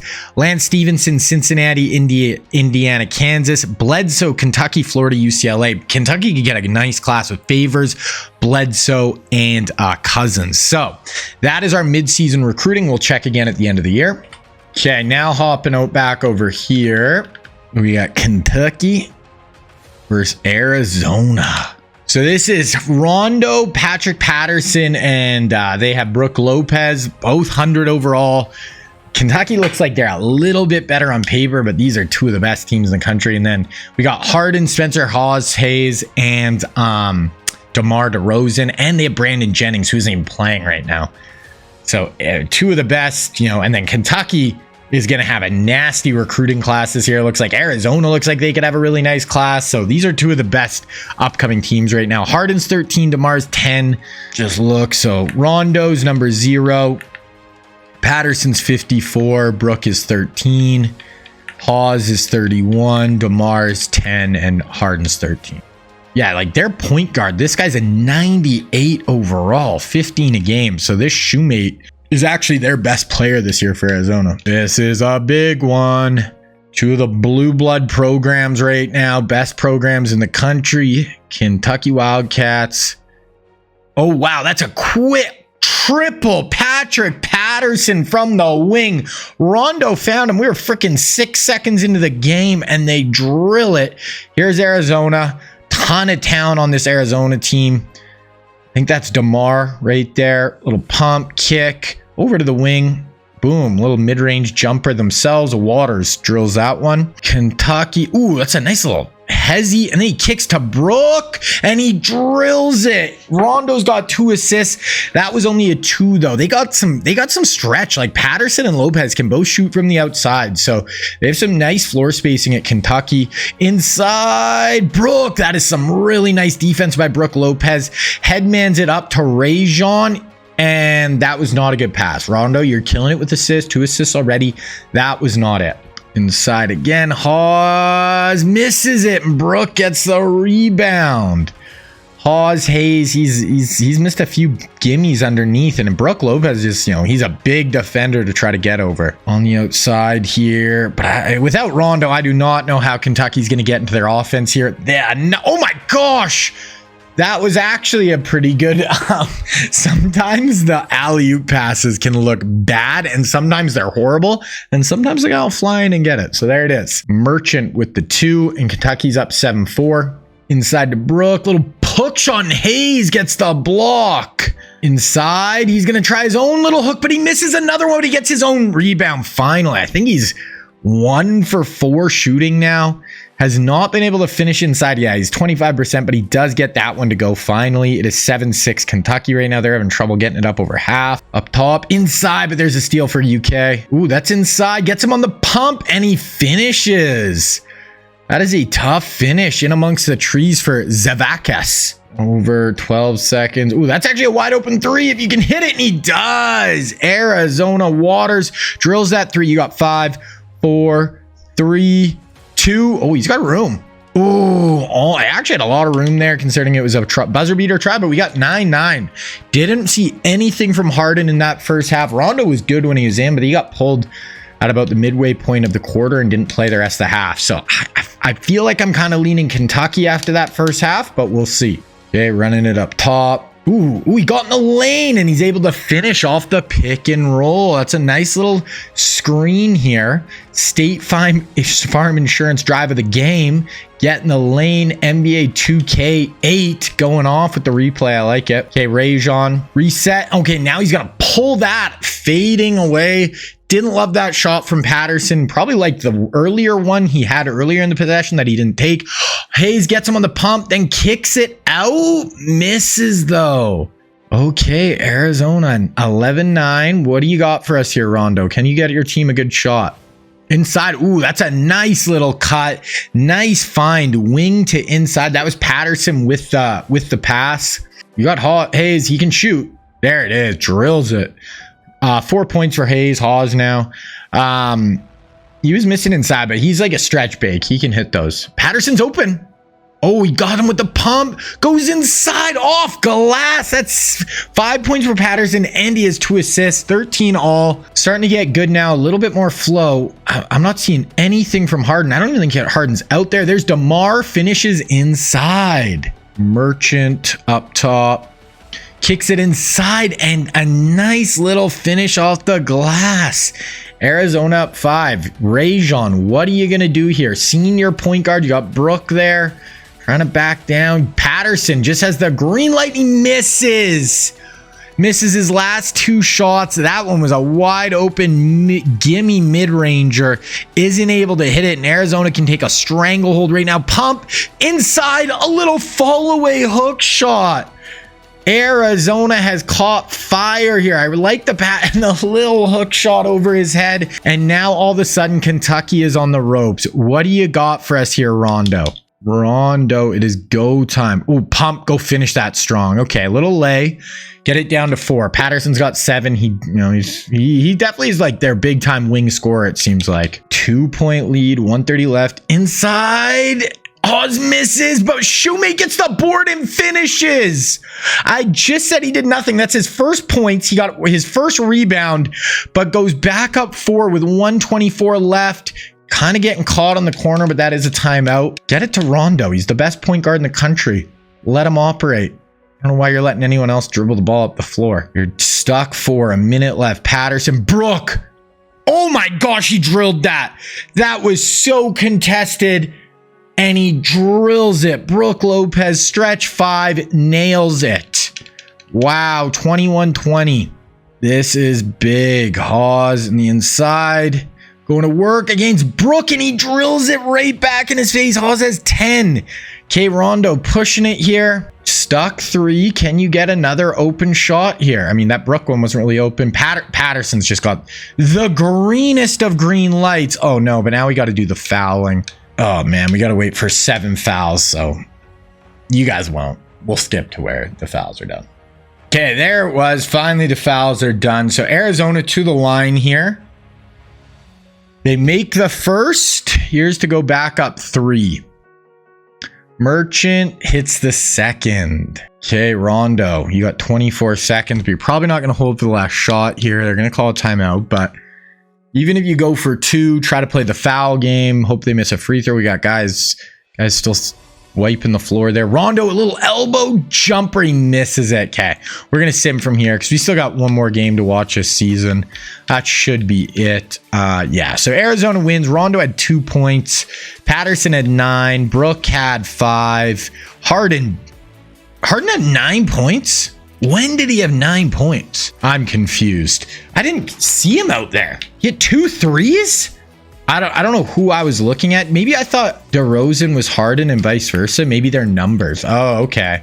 Maybe DeRozan actually didn't play very much. I don't know. But anyway, there it is. So Arizona advances. Okay, so now we are going to advance to this round. I'm really hoping the Zags win. Oh, they get their shit caved in, okay? Cal advances. We got a Louisville Cal versus winner of, okay, so we got Florida Arizona. I think what we're gonna do, we're gonna watch the Florida Arizona game, and because we don't have any guys on Louisville or Cal, and we'll just sim through the national championship, because I'd rather watch guys we actually know. This is Final Four. Florida versus AZ. Both teams 100 overall. Florida's a little bit better defensively and has better team unity, so they got to be the favorite, but Arizona has a lot of talent. They're young, man. They're really young. So for Florida, it's like Noah, Henderson, and Ronnie Brewer are their guys. So we got, yeah, Noah, who's a senior, and then Brewer's a senior, and then Gerald Henderson's a junior. So we obviously know Noah. He's the guy with the big afro. Henderson is number 14. Corey Brewer's number 2. So Noah wins the jump. That's Henderson. Over to Brewer, who's just going to pull that right away. Okay, so there's Harden, number 13. Oh, that's a bad turnover by Harden, but he gets it back. Okay, James, operate, shoemate. What do you got? Over to Harden. He's going to pull that right away. Misses that. Noah with the board. Henderson up top. He's going to pull that 3. Misses that. Oh, Noah, big offensive board. Little hook shot underneath. Joakim Noah nails that. Okay, so 2-0. That's a nice board put back by Joakim. Hawes versus Noah. That's going to be a big matchup. Harden is going to pull a very contested triple there. Pretty shaky shooting here to start. Okay, there's DeMar. Nails the 3. DeMar DeRozan. 3 is not a huge part of his game, but if they're going to leave you that open, this is college. This is a college 3-point line too. So it's a little, actually, this is about where DeMar can kill it from. That's like long 2 is kind of his thing. Noah with the great pass, but it's a bigger block on the inside of that shoemate. Pushes it in transition. DeMar misses the midi. Little elbow jumper for DeMar, but not able to get it to go. Working up top, kind of getting doubled. Kick off window. Noah, another offensive board. Pump. Gets fouled. So Noah is giving Arizona problems on the inside already. A couple of subs here for Florida, but none of our guys. So Joakim really putting in work down low. And Florida has already won a national championship in the sim. I'm going to go look at my notes here. Because they had Amari Stoudemire as their best player a few years ago. So they won in 2005. This trying to win again in 2009. So they'd be our first team with multiple national championships. Arizona working around. There's DeMar. Quick inside. Ooh, and that's and 1. Okay, the shoemate guy. Nice finish underneath. And drills it. So Harden is sitting again. So I don't know. Are we just not going to see Harden again? Assist for DeMar. Nice little pass to the elbow. And another putback. Oh, they're calling that basket interference. That would have been his 3rd offensive rebound putback. Noah is, even if that doesn't count, Noah is giving Arizona problems on the inside. Hawes is having a hard time dealing with him right now. Okay, they're working around up top, kicking inside, trying to work on Noah here. Oh, you got DeMar. DeMar's going to pull another 3 and nails it. He's doing the shrug. DeMar shrugged at him after hitting his 2nd triple of the first half here. We're down to 2 minutes level of behind the back pass for Florida.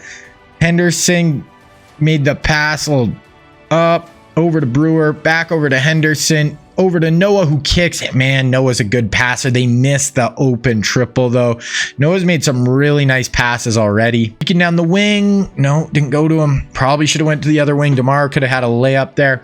Brewer, quick up. Don't pull that. Brewer's pulling another one. Oh, and he finally cashes one. Okay, so Harden's back in. Noah's out. DeMar is out also.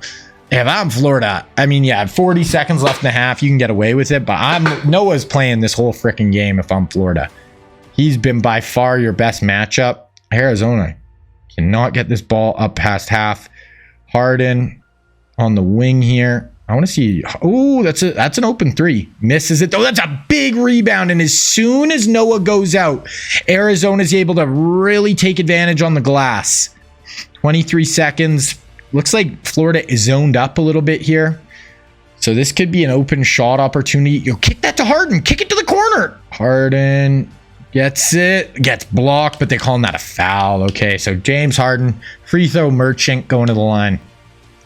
Lefty hits the first and misses the second. So they got a 3-point lead. 4, 3, 2, 1. That's cash. Wow.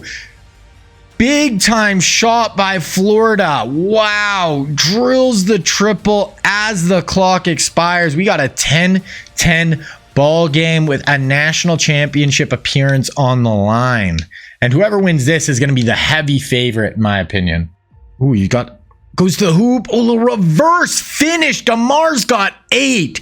True freshman DeMar DeRozan. This is just such a nice wing combo. You have Brandon Jennings redshirted. It looks like they might get Solomon Hill, some other wings to play. So Arizona, we could definitely see back around here for the foreseeable future. Harden trying to lock up on the wing there. Kicks to the corner. Corey Brewer pulls it. Misses it. Quick up. Oh, in transition, Harden, lefty finish. 4-point lead here for AZ. Noah's really been their best player. I'll be trying to get it into the paint to him. There it is. Noah, deep post position. Misses the lay, though. Arizona's going to be out and running. Alley-oop to DeMar. DeMar DeRozan. 10 points, and the true freshman is taking over right now. Only missed one shot on your head there. DeMar DeRozan climbs the ladder. We'll pick and roll with DeMar. Give it to the freshman. Let him cook. Tried a crazy bounce pass. Can he get a chase down block? No, Corey Brewer is going to go up and finish. So DeMar got to take the good with the bad there. He tries this wild little bounce pass into traffic.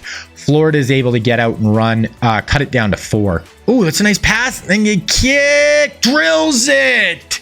Waters nails the triple. Offensively on the outside, there's a contested triple. Henderson misses. Now Arizona can get out and run. DeMar again. Oh, they call it a charge. So DeMar charge and had the turnover. So his last 2 possessions, got to slow it down. That's a true freshman. You got to take the good with the bad, but he's had more good than bad so far today for sure. They just look a little anemic offensively. Tried to force that in, and DeMar gets the steal, and it is showtime. 12 points for DeMar DeRozan, 83% from the field, and Florida is on the brink. Their best player is a non-shooting center. Oh, there it is, though. Noah on the pick and roll. They needed more of that earlier in the game. That is a beautiful little like drop pass there, and Noah, 2 hands with authority. There is a miss, and it is 21-14. Arizona can put the nail in the coffin right here, even with just a 2, and it's over. Inside mismatch, little bunny jump hook there. That is going to do it. Arizona's going to win this one. 9. There's a 3. Misses, and they get the board. Quick push. Transition. DeMar drills it again. He's got 14 of their 25. True freshman DeMar DeRozan put Arizona on his back. And another finish in transition, 27-14. This one is done. DeMar DeRozan. In fact, DeMar's a freshman right now, and James Harden is a sophomore. They are going to have both these two, and they have Jennings coming. Henderson had 0, Brant had 5, Noah only had 6, but he played well. But it was the DeMar DeRozan show. 6 of 7, 14 points. True freshman. Wow. Okay, so we did watch 3 games this season, which I'm not going to do that every season, but there will be times I want to. So we're just going to sim through the end of the tournament here. So Louisville. So Louisville is a 2 seed. I don't know how good they are. They're 32-7. I don't know, but okay, we're just going to go sim it. And Arizona wins by 2. Wow. Pope, who's a 94 point guard, had 24. Their power forward had 17, 13 off the bench. Arizona, Shoemate 15, Harden, DeRozan, Spencer Hawes 22 and 14 in the national championship, and Arizona gets it done. And like I've been saying, they just have so much young talent. They are going to be a scary matchup for years to come. So Shoemate's gone and Waters is gone. They're only losing 2 starters. Like, look at their bench. They had a 94 and 95 coming off the bench this year. Crazy. Player of the year, Andrew Bogut, senior center, 32.8 points. Absolutely killed it. Mid-major, Ivy at Buffalo. Defensive player of the year, Joakim Noah. 2.3 blocks, 1.5 steals, 24 a game. Big man Andrew Bogut, freshman of the year. Wow, Alfariku Minu gets freshman of the year. 13, 4, 2 steal and a block. Big wing on the outside. Steph Curry gets first team All-American, 28 a game at Virginia. He just has no help. Lou Williams at Georgia Tech. KD, Herbert, and Andrew Bogut. So KD 23. What were the shooting splits for those two? 46 and 47. So they're both shooting it well from 3, 37 and 42. So two of the best players in the country, and they're both juniors, right? Yeah, they're both back next year. So second team, we got Monta Ellis, Wesley Matthews, Al Jefferson. So Mississippi State had 2 freshmen. So we got Dame Dollar at Gonzaga, and they got to like the Elite 8 this year with such a young threesome. Drew Holiday, Draymond Green at Xavier, and I almost thought that was Derrick Rose. I'm like, he's a sophomore. Derrick Rose, the center from Bama. These are the transfers, so no big transfers. Okay, so the last thing for this season, National Signing Day. Give us the picks for the guards first. So John Wall goes to Kansas. Wow, Kansas. And then okay, so John Wall goes to Kansas. They're going to be losing Ty Lawson after next year, but they'll have starters, the Morris twins, John Wall, and Michael Beasley. That is crazy. Avery Bradley going to go to UCLA. I don't know why it's doing 50%. Obviously, it's 100% at this point, but he's going to go to UCLA. They have a lot of good players. They continually just kind of stockpile. Xavier Henry is going to go to Memphis. That's pretty big because they have Tyreek Evans right now. He'll play with him. Lance Stevenson going to go to Cincinnati. Eric Bledsoe ends up at Kentucky. Okay, now the forwards. So Kawhi, UCLA. So they get Avery Bradley and Kawhi. They have Westbrook, who's a senior next year. Kevin Love right now. Wow. Okay. So UCLA loading up. Derek Williams goes to Arizona. So that's a nice wing for them to mix in with, they're going to have a lot of ball dominant guys. So Derek Williams, a nice player for them. Michigan State gets Chris Middleton, Royce White, Iowa State. Solomon Hill goes to Arizona. So another wing for Arizona. Thomas Robinson goes to Kansas. So a nice forward there. Kentucky gets Derek Favors. So they have him and Bledsoe so far. And then the centers. So Kentucky. So Kentucky gets out of here with 3 guys. Really, retooling there. Plumlee goes to Duke, and then North Carolina gets Henson. So that is the class. That Kansas signing, the fact they're going to just get John Wall stepping in for them is crazy. UCLA, they're wing defenders. They're going to have Bradley and Kawhi Leonard defending on the outside. Arizona, a couple of nice wings that they can just kind of fit in with their superstars next year. So that is it, guys. That is the recruiting class. That Arizona wins it this year. I'm going to put these guys onto their teams, and then we're going to get into the 2010 season. All right, start of the 2010 season. So 09, we're just coming off Arizona winning the national championship, winning the tournament. Okay, we're gonna look at the polls, and Arizona is coming in as the #1 team in the country. They are absolutely loaded. James Harden, DeMar DeRozan, Derek Williams, who's coming in as a freshman. They got Spencer Hayes. They also have Brandon Jennings coming off the bench for them as a freshman. He redshirted for them last year. So Arizona look absolutely stacked. Maryland always plays really well in the sim. They have, they're always really good on the wings. We have Kansas, who is loaded. Ty Lawson, and then there are 4 juniors with OJ, Markieff Morris, Michael Beasley, and Marcus Morris. And then they have true freshman John Wall, who's going to probably be their 6th man or one of their better players.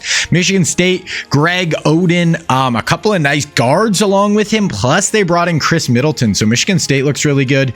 Cincinnati actually looks pretty good. And they have Lance Stevenson coming in. Florida haven't been recruiting quite as good lately. Gerald Henderson is by far their best player, one of the best players in the country. North Carolina, they got Ed Davis, Brandon Wright, Tyler Zeller.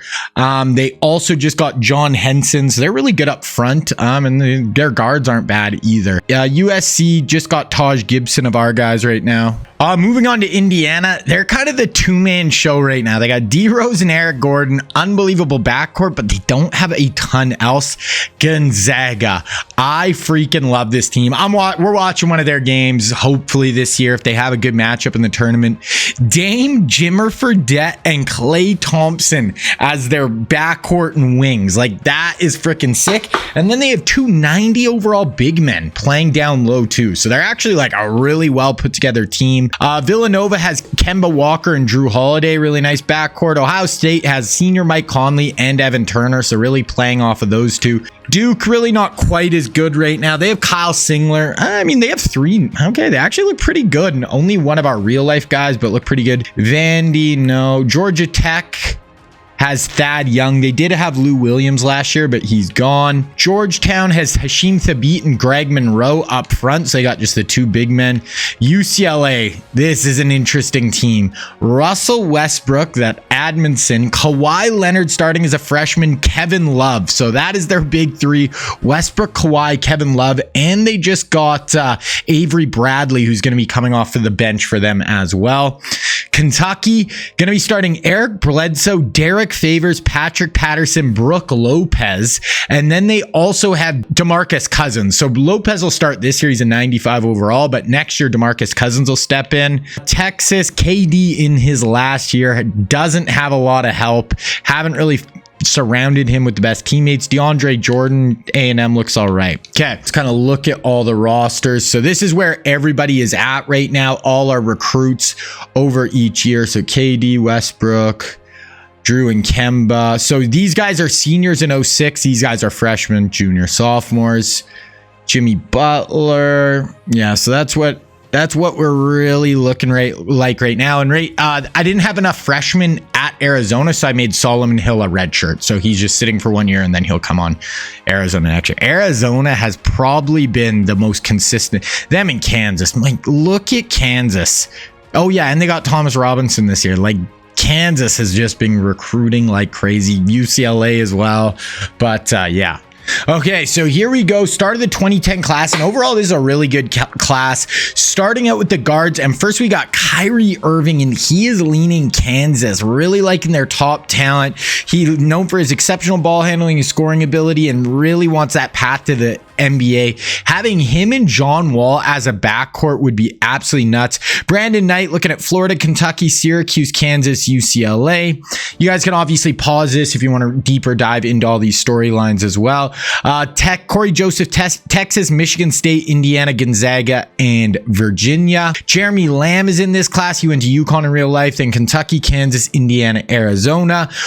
Terrence Ross looking at Washington, Arizona, Kentucky, UCLA, and Duke. Dion Waiters, Syracuse, Kentucky, Kansas, Indiana, and UCLA. Getting into the forwards, we first have Harrison Barnes, high basketball IQ, one of the best top recruits in this class for sure. He's looking at UNC, Duke, Kansas, Oklahoma, Stanford. Tobias Harris, versatile forward. He's looking at Tennessee, Florida, Syracuse, Michigan State, Maryland. We got Jared Sullinger. He went to Ohio State in real life, but he's also looking at UNC, Duke, Kentucky, Indiana.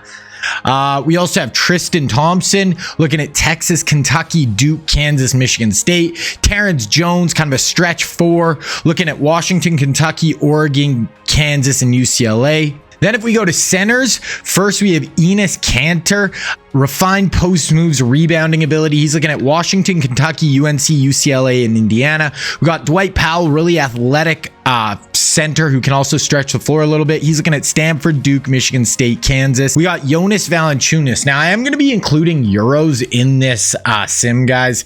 I'm going to include Luka. I'm going to include Nikola Jokic, Giannis. I think it'd just be kind of cool to include him. I don't see why not. So Jonas obviously is a Euro, didn't play college basketball, but in these sims he's gonna. So Georgetown, North Carolina, Kentucky, Duke, and then lastly we got Myers Leonard, agile center with a high ceiling, looking at Illinois, Indiana, Michigan State, and Kansas. Okay, now we are gonna sim till about middle of January, and then we'll see where everybody's at, see who's really playing well, and then that we'll get kind of geared up for the tournament. Okay, midway point of the season. So let's look at the polls. So Cincinnati, wow, they have 4 90s in their starting lineup, and they're 17-0 in the Big East. We got Kansas. This team is loaded. We're going to be hard. That UNC team a few years ago in part 1 of this series where they had Dwight won the Natty, they were unreal. This starting 5 is crazy. Florida 14-1. Gerald Henderson went up to a 99. Arizona defending national champs. They're really good. They're power forward. Derek Williams is just kind of decent, but they're stacked. Maryland 14-1. Duke, Kansas State. What about Gonzaga 14-2, UCLA 12-2, Texas led by KD, Wake, Jeff Teague, Alfred Aminu, Kentucky 12-3. We have some really good records. 12-3 Indiana. Wow. Eric Gordon and D Rose both went up to 97 overalls. Virginia is 13-1, led by Steph. Look at Steph. He's got a decent shooting guard beside him and basically no one else. North Carolina, not a great start to the year. Okay, let's look at some player stats. Okay, let's look at the league leaders. So right now, Steph Curry, the ultimate one-man show at UVA. 33 points per game, 4 rebounds, 5 assists, shooting 46 and 44% from 3 Yeah, so Steph is on a different planet right now for Virginia. Then we have KD, kind of a one-man show also for Texas. He doesn't have a lot of help this year. 28 a game, 6 rebounds, almost 2 assists, 1.5 blocks and steals each a game. And then what are his splits?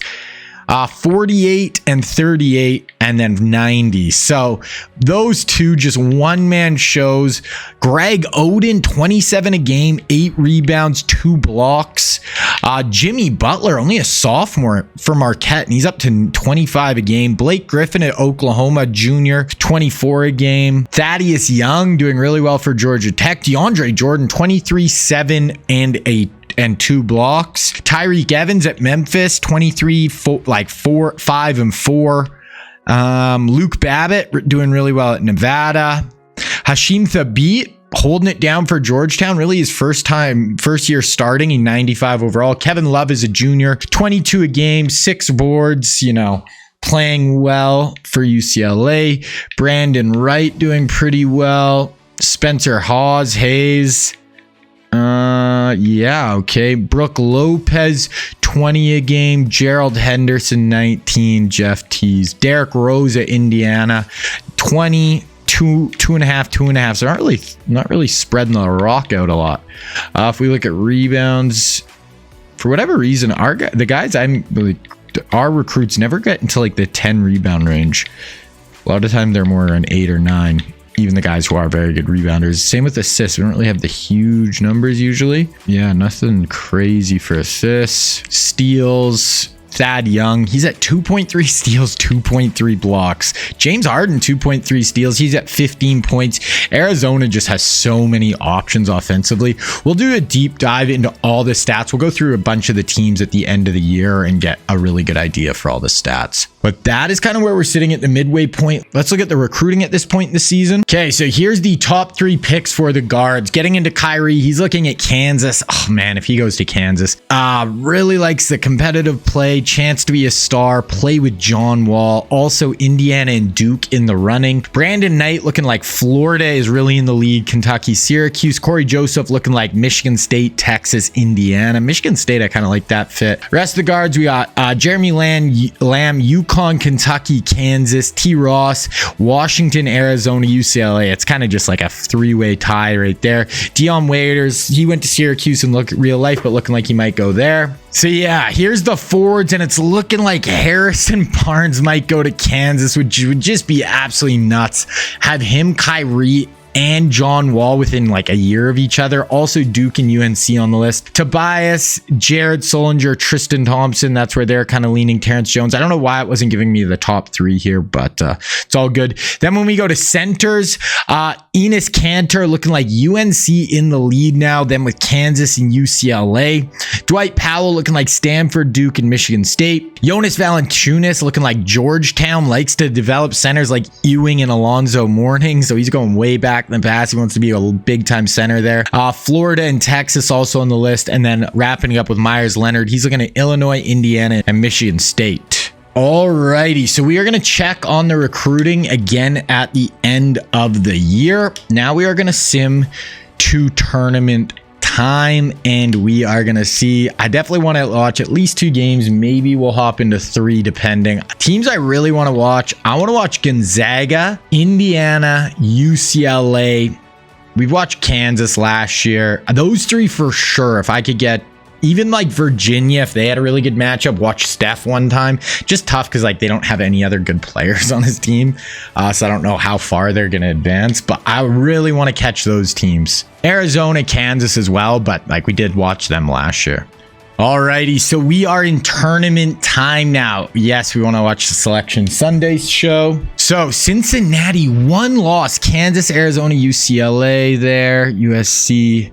Okay, so Texas is on the bubble. So we might not get to, and North Carolina. They went 17-13. Wow. So we might not get to see Texas. So Cincinnati's 1 team. We're not get to see KD in this. Cincinnati, USC. Wow. Kansas, Arizona. That made a lot of sense. I'm not sure about the Cincinnati USC, but I mean, Cincinnati 1 loss in the Big East, I think. So it's not like they are in a nothing conference, but that is a little wild. Okay, so Cincinnati's Gonzaga, Illinois, Vandy, then Kansas, Indiana, Florida, UCLA. Oh my God, Midwest. Wow. South, USC, Duke, Oregon, Pitt.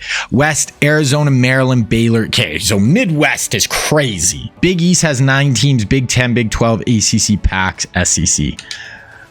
Who's in? Texas did get in. North Carolina missed. Georgia Tech also got in. They got a few of our guys. So there it is. Okay. Now let's look at these tournament trees. So we're going to sim through this. Those kind of early games. We got Cincinnati, Michigan State, Syracuse. We'll see if we have any crazy games. Louisville, Texas, Gonzaga, Arizona, Marquette, Houston, Texas Tech, Florida State, Georgetown, St. Joe's, Maryland, Portland State. Go to the other bracket, USC, Ohio, Wisconsin, Villanova, Oregon, okay, Duke, Kansas. Kansas could play UConn or Ohio State in the next round. That's kind of a tough matchup for Kansas. Charlotte, UCLA, Kansas State, Florida, Oklahoma, Indiana. Did we see Virginia? I don't think Steph Curry made it. He might get player of the year and not make frickin' the tournament. I don't think he did. That's too bad. Texas did, but yeah, it doesn't look like we have Steph Curry. Okay, we are going to sim through the first round here. So Cincinnati wins. Syracuse ends up beating Michigan State. So Greg Oden goes down in the first round. 35-9 and 4 blocks. Holy crap. But yeah, that is not enough. Iowa goes down to New Orleans. Vandy wins. Louisville beats Texas. So that is going to be it for KD. They just did not put enough talent around him. Illinois wins. Wake Forest lose to St. John's. So Wake had Amino. Oh, they didn't have, who's their point guard? Teague. I think of Jeff Teague. He got injured. Gonzaga advances. They're going to play St. John's. So Dame, Jimmy, Clay, and they have a nice someone coming off the bench as well. Arizona still has to play. We'll sim through their game. They absolutely whoop Sacred Heart. 20 there. Derek Hawes. Yeah, they have so much talent. Brandon Jennings doesn't even play for them right now. Marquette goes down. Texas Tech. George Washington, Florida State, Baylor advanced, Georgetown, and Maryland advanced. So on this side, we got Georgetown, Maryland, Florida State, Baylor, Texas Tech, there, Arizona, Houston, St. Joe's, Gonzaga, Louisville, Illinois, New Orleans, Vandy, and Cincinnati, Syracuse. Go to this side. So USC advances. Ole Miss beats Ohio. Wisconsin advances. Pitt advances. Villanova held Iowa State to 39 points. Wow. They advance. They're going to play Oregon. BC advance. Duke kills Gardner-Webb. Kansas advance. Ohio State beats UConn. UConn actually doesn't have any of our real life guys right now, which is kind of surprising. Charlotte advances. UCLA, actually, that's a bit closer of a game. Kansas State beats Georgia Tech. Florida wins. Oklahoma loses. So Patrick Beverly gets the win. Oh, Oklahoma didn't have, looks like Blake Griffin got injured. And then Indiana plays Arkansas. D Rose and Gordon both look like they played pretty good in the first round. So we got Arkansas versus Indiana, Kansas State versus Florida. So, we could have, but Florida actually doesn't have a ton of our guys right now. Indiana versus Florida the next round. UCLA, Charlotte. Oh, that's the game we're watching. We're going to watch UCLA, Kansas if they both advance. Duke, BC, winner play. So we could get Duke, Villanova, Wisconsin, Pitt, USC, Ole Miss. Okay, so nothing this round really jumped out to me. So USC goes down to Ole Miss, so a 1 seed. I never bought that USC as a 1 seed though. Pitt beats Wisconsin. Villanova narrowly beats Oregon, but they do win. Kemba and Drew combined for 11 points and they won, which is crazy. Duke goes down to Boston College. Kyle Singler leading the way for them and they go down. Okay, we still have Kansas, Ohio State. UCLA beat up on Charlotte. Westbrook, Kawhi, Kevin Love, Avery Bradley there. Florida beats Kansas. So, Florida, that's a big match. Okay, we got to this is a low-key tough game for Kansas. They do win, though. Lawson, OJ, Thomas Robinson. So, Robinson's... Oh, no, they don't have Beasley. Beasley got injured for them. Wow. John Wall had 7 off the bench. So we are going to get UCLA, Kansas on this side. Florida, Indiana. Villanova, BC, Ole Miss, Pitt. If we go to the other side, Cincinnati beats Syracuse. New Orleans loses to Vandy. Does Vandy... No, Vandy. Okay. Louisville beat Illinois.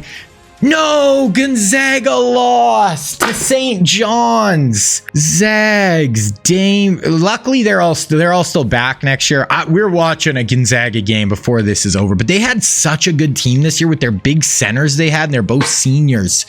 Loses to St. Joe's. Okay, we still have Arizona here. They win. Harden 8-14. Hawes is killing it for them.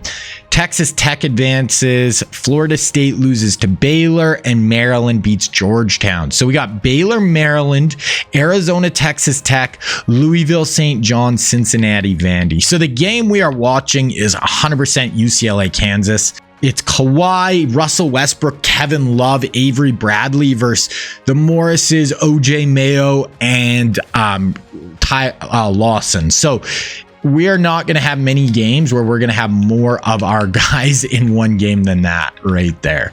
Like the winner of this game could easily win it all. UCLA 100 overall, but Kansas is slightly better on paper, but it is a close ass game. Okay, so here we go. Big time matchup. 2 blue bloods. Westbrooks.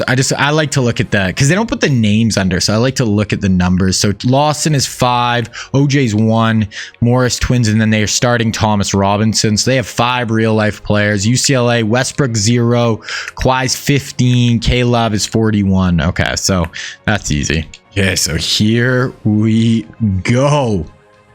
Big time matchup in Kansas. They have John Wall on the bench. We probably won't even see Wall in this game. Plus Michael Beasley's injured. Like how deep Kansas is insane. But yeah, like Thomas Robinson is not Michael Beasley, but he passes out there, and that I think that was OJ Mayo coming off the screen and drills a mid-range jumper. Okay, we got Westbrook running the point for UCLA. He's trouble getting it up over Ty Lawson right here. Goes to Kevin Love, back up to Westbrook. He's got Kawhi trying to post up down low. Love playing up top. Kawhi coming around a little screen there. Drop it into the post. That's Thomas Robinson on a center. And he nails it. A little bank shot underneath for Anderson. That's a big boy. Kansas is kind of small. Like they play a lot of small forwards and power forwards. They play kind of that 5-out basketball. So UCLA is going to have a pretty big advantage on the inside, I think. And then you have Westbrook and Kawhi on the wing. Ooh, that's a tough. Whoo! That was a tough 3. One of the Morris twins nailed that with Kawhi Leonard just coming out and trying to block the shot. Get it out to the wing, into their center. Oh my God. Oh, they're calling that a foul. I was going to say that was a block and a half. one of the Morris twins with the foul though, and he hits the first, misses the second. So Kansas up 4-3 right now. Out to the one of the Morris, nope, misses that. Big board on the inside for UCLA center. Now Westbrook can get out and run. No, I would have liked to see him put his head down and get to the rim there. Advantage, we'll see. They get it inside to Kevin Love. Oh, and that's a goaltend. So Kansas has a lot of athleticism with the Morris twins. Oh, they're bringing out OJ and one of the Morris twins right now for Kansas. Not bringing in John Wall though. I would have liked to see John Wall a little bit here. Over to another just mid-range Jimmy for one of the Morris boys. Scared to put up shots at all. And there's an over and back from Russell Westbrook. Above the head pass over to Robinson. That's a tough mid-range jumper. Oh, but that's a huge rebound. A little baby hook over Kevin Love. Markieff or Marcus has 6 points right now for Kansas. Westbrook can't get the ball up. I'm not loving UCLA right now. I mean, I like their size advantage, but not loving everything else I'm seeing. Get it out to Kawhi on the wing here. Back to Westbrook, back to Claw, and Leonard fires in the triple. Huge three there to tie it up with 1:44 left in the half. You know, the depth, I'm going Kansas. So, little open mid-range Jimmy, and it's good. Morris has 8 to start. 8 of the 10 points, all jumpers basically too, other than that one little hook he had. Okay, here's Westbrook at the top. Nothing getting into Love. He's got an elbow, little baseline Jimmy, and it's good. Weber hits the mid-range. So both teams shooting pretty well from the field here. Only 52 seconds left in the half. Tie ball game. Lawson trying to work on Westbrook up top. Little spin into the lane. Try to get to the hoop, and it's a foul. So there's a nice play by their senior point guard, Ty Lawson, to get in the paint, make UCLA pay, go to the stripe. And he nails both, and it is a 12-10 Kansas lead. Gets it in the inbound. Westbrook before the halftime here. Ooh, that's a tough mid-range. Didn't love that shot selection from UCLA. Kansas can hold to the last shot, but they're going to do an alley-oop instead to OJ Mayo. Pushing it, and OJ skies and gets a little tough finish. Wow. Okay, now Westbrook trying to get it up. He's really struggled with Lawson here. I'd go back to Westbrook. Cage, go and get in the paint there. Okay, you got 14 seconds, so probably hold for the last shot here. They're stuck 4, but obviously still. Oh, that is a excellent pass by Westbrook. Bounce pass into the lane. We got 4, 3, 2, 1. Drilled it. Oh my gosh, what a triple. Zuzak beats the buzzer for Kansas, drills the triple after where Westbrook gets it inside to that center with a little hook shot in the lane. Really nice pass from Westbrook, but Kansas gets it up quick and steals a 3-pointer right before the half, and they're back up 5 now at halftime. Let's see what UCLA can do here. Leonard back in, and there's K-Love. I thought he was just going to pull the mid-range, but he's going to take that. That's a nice little bit of offense here. They get a double team up at the top. Kevin Love, they swing it, able to get in the paint and finish at the hoop. Okay, there's a nice little answer by UCLA to start the half. Lawson back in, back to the other Morris twin, back over to Lawson, who's going to take a little mid-range jumper, and Kansas is not missing right now. I thought that was a turnover. The center tries a mid-range. He gets blocked by Thomas Robinson. Ty Lawson's out and running. Looks like he might reset though. Oh my gosh, he's just gonna pull it. Okay, did not love that shot selection. Rebound by UCLA. Kansas up 5 here. He's getting, that's a huge mismatch. Back his ass up, Love. Oh, a little fade. Oh my gosh, that is a nice jumper from Love. I think that was Ty Lawson on him. I probably would have backed his ass down and got in the paint, but hey, hit a fall away jumper, cut the lead to 3. Lawson, nice pass inside, whip it around. OJ Mayo drills the mid-range. Coming around the screen, that's Kawhi. That is what you like to see from Kawhi, that mid-range off the glass, cut it down to 3. This is some great basketball we are seeing here. Sometimes these games can be pretty ugly, but both teams are playing really well right now. Lawson up top, going to Markieff or Marcus. Well, jab. He's really holding this ball. Bounce pass into Lawson. No look around. OJ for 3, misses it. But Thomas Robinson gets the board and dunks over Kevin Love, and the foul. Thomas Robinson, the true freshman, climbs the ladder and then dunks it on Kevin Love's head. Okay, Thomas Robinson getting the start at center, undersized, and hits the free throw to take the lead to 6. Wow. Inside to the center, inside to Love, pump over Robinson himself. Doesn't dunk it on his face, but gets a little baby hook over Robinson there. We kind of pounding that ball over to Morris, misses it, and Kevin Love does get the board. They're going to push it here. Did not like that shot selection from Kansas. Oh, nice pass to Kawhi Leonard underneath. Leonard's got 7, and UCLA cuts this down to a 2-point game with 1:46 left. So they get a stop, get a bucket. That is exactly what they needed. We're not seeing any subs this half. They're going with their starters here. Little jab back to Ty Lawson. Over to Morris. Drills it. Missed his last 3. That one was wide open, though. That is the type of threes you want those Morris twins taking. Over. Here's Leonard. And he drills it. Kawhi. What a clutch jumper from Kawhi Leonard. Cuts it down to 2. That was Westbrook's got 3 assists. That was a contested look. And the fact they got Kawhi Leonard in, he's a true freshman right now. I think. Is he a freshman or a sophomore? I can't even remember, but young. He's at most a sophomore. Absolutely killing it. Oh, that's a great pass. Oh, and they're calling a foul. They call a foul on Love. Morris at the line. Hits the first. UCLA desperately needs him to miss this. Second, good. Cash back up to 4. UCLA cannot just close that gap enough. They get it down to 2, and then Kansas does something big. Okay, Westbrook up top. We have not seen him get in the paint at all.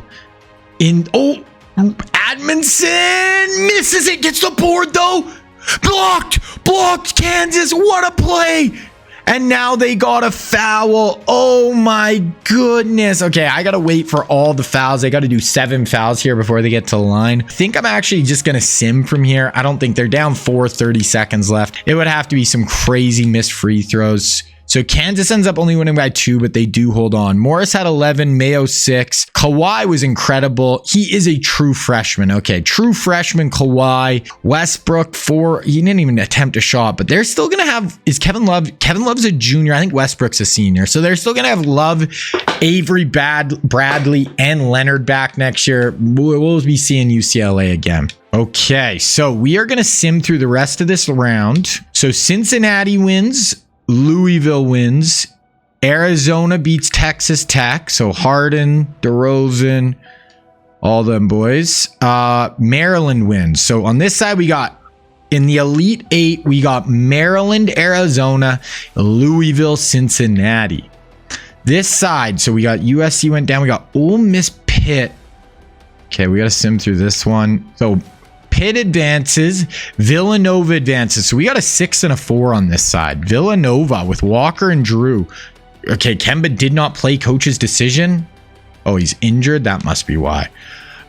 Kansas beat UCLA. Florida just beat Indiana. I actually would have preferred Indiana to advance. D Rose and Eric Gordon, but they don't just quite have enough. So we got Kansas, Florida, Pitt, Villanova, Cincinnati, Louisville, Arizona, Maryland. Okay, let's sim through these.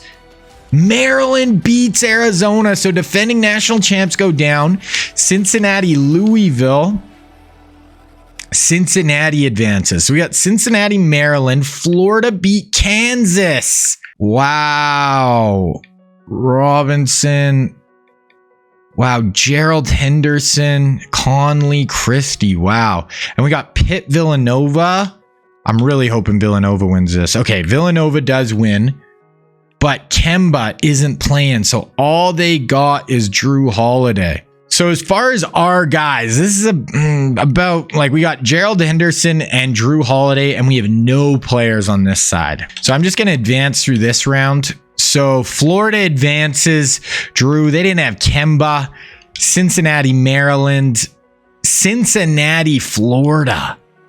Man, this is just not an inspiring matchup, but we are going to hop in. I like to see the games where it's our guys. So Florida trying to win their second national championship of the sim. I think this is their third appearance, which is kind of crazy. Definitely the better team on paper than Cincinnati, but Cincinnati's good. Yeah, Florida won in 2005, but I think they played Arizona last year, right? With Noah, but ended up losing. This is their back-to-back appearance. Definitely want to try to get this one done if you are the Gators. Stevenson is on Cincinnati, but he doesn't play. Or he doesn't play much. And Gerald Henderson is the only play. He's really good for Florida, but he's the only one of our real guys in this game. Yeah, Stevenson, he's averaging 2 a game this year. Gerald averaging 18 a game. He's a little banged up, but he's their big time guy. 89. So their power forward's really good. Small forward's really good. And point guards. Yeah, they are kind of low key loaded. 95, 98, 95, 93, 94, 91, 95. Okay, yeah, Cincinnati's really good. So it was a pretty even matchup. I'd say Florida's the better team, but yeah, Cincinnati is not a pushover here. Kind of got a post up there. Not going to go for it, though. Drop. Ooh, that's a nice pass. Mid-range. Nails it. It's a big jump shot for Florida of the sim, or, Cincinnati. Misses that, though. But they're kind of stacked, like I said. Okay, up top here. I think that's Henderson. That's it. Henderson. 14's Henderson. Ooh, that's a tough 3. Contested. They get the board, though. Oh, my gosh. Swatted, but they are going to pick up a foul for Cincinnati. Florida has a chance to go up. No, maybe 3-0. I was going to say 4-0. And hits the second. So 3-0 Florida. Okay, we got Tracy Wolfson giving us the sideline report. We can't hear it, but there we go. Okay, drop it inside. Over to the wing and drills it. That's only a 2, though. That's a nice jumper, though. Okay, Gators bringing it up. Ooh, they're trapping them. You got to get that in. That's a good job. Little mid-range. Drill it. Florida ain't missing right now. Okay, Cincinnati bringing it up. Over to the wing. That's an open 3. Misses that. 5-2. Florida's trying to push this thing. That's Henderson. He's going to pull. Drill it. That's a long 2, but that's a big hit for Gerald Henderson. Florida goes up 7-2. Over. What a block by Florida. I was coming off the screen there. Drop it inside. Kick. Oh, that's an open triple. He's going to hit that. Yup. Cincinnati nails the 3. Cut this down to a 2-point game. Giddens up top. Over to Gerald Henderson.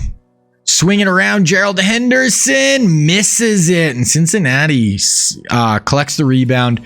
Quick up into the middle. Gets him on the pump and the finish. Gets him off his feet. And Cincinnati ties this one up at 7. Over the top. Over the wing. There's Henderson again. But he misses. But nice offensive board. But Florida misses the putback. Henderson, he's 99 overall. He's had a couple really big opportunities and haven't been able to get it to fall. Directing traffic up top here for Cincinnati. A minute left. 7-7. Tries to get in the lane. That's a tough layup try for Cincinnati.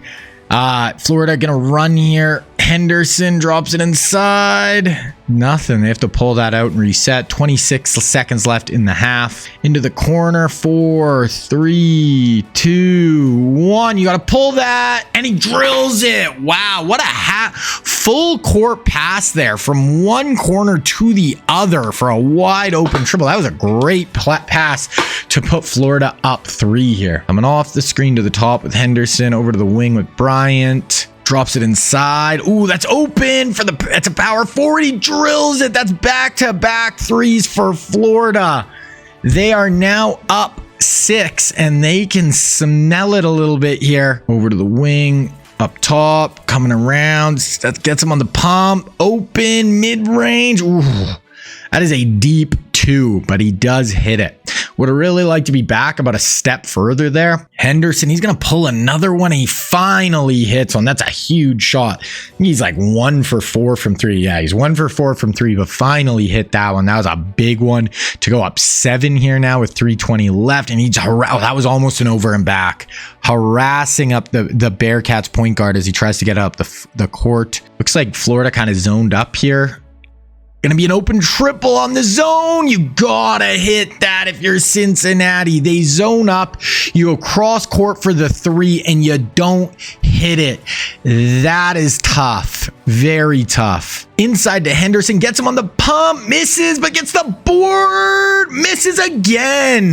That might have put the nail in the coffin there if Florida hits that, but they miss it. Gators, they're going to man this up again. So they were zone last possession. They did give up an open 3 that Cincinnati didn't hit. There's a long 2. Misses it. Cincinnati is just cold right now. It feels like this might be a little bit too much of the big time here. And they're having trouble keeping up with this Gator squad. Over to the wing here. That's a mismatch. That's a power forward on a guard, a point guard. Ooh, spins off. Tries to get in the lane. No. Ooh, Henderson again. Wow. Henderson cashes that. Florida's up 10. Unless Cincinnati like hits a 3 or something here, we're probably just going to sim the last 2 minutes. Cincinnati stuck 10. They got 2 minutes and they've scored 9 points in the whole game. So it's not looking good for them. Over, gets them on the pump. Cross. They miss the midi. Okay, so Florida can definitely smell it here. A bucket basically ends this.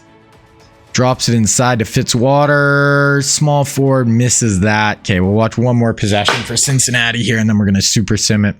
Or sim it. Ooh, that's actually going to be an open 3, and he's going to hit it. Bang. Okay, they're up 7. See what Florida can do. No turnover if you're the Gators. Drop it inside. Oh my God.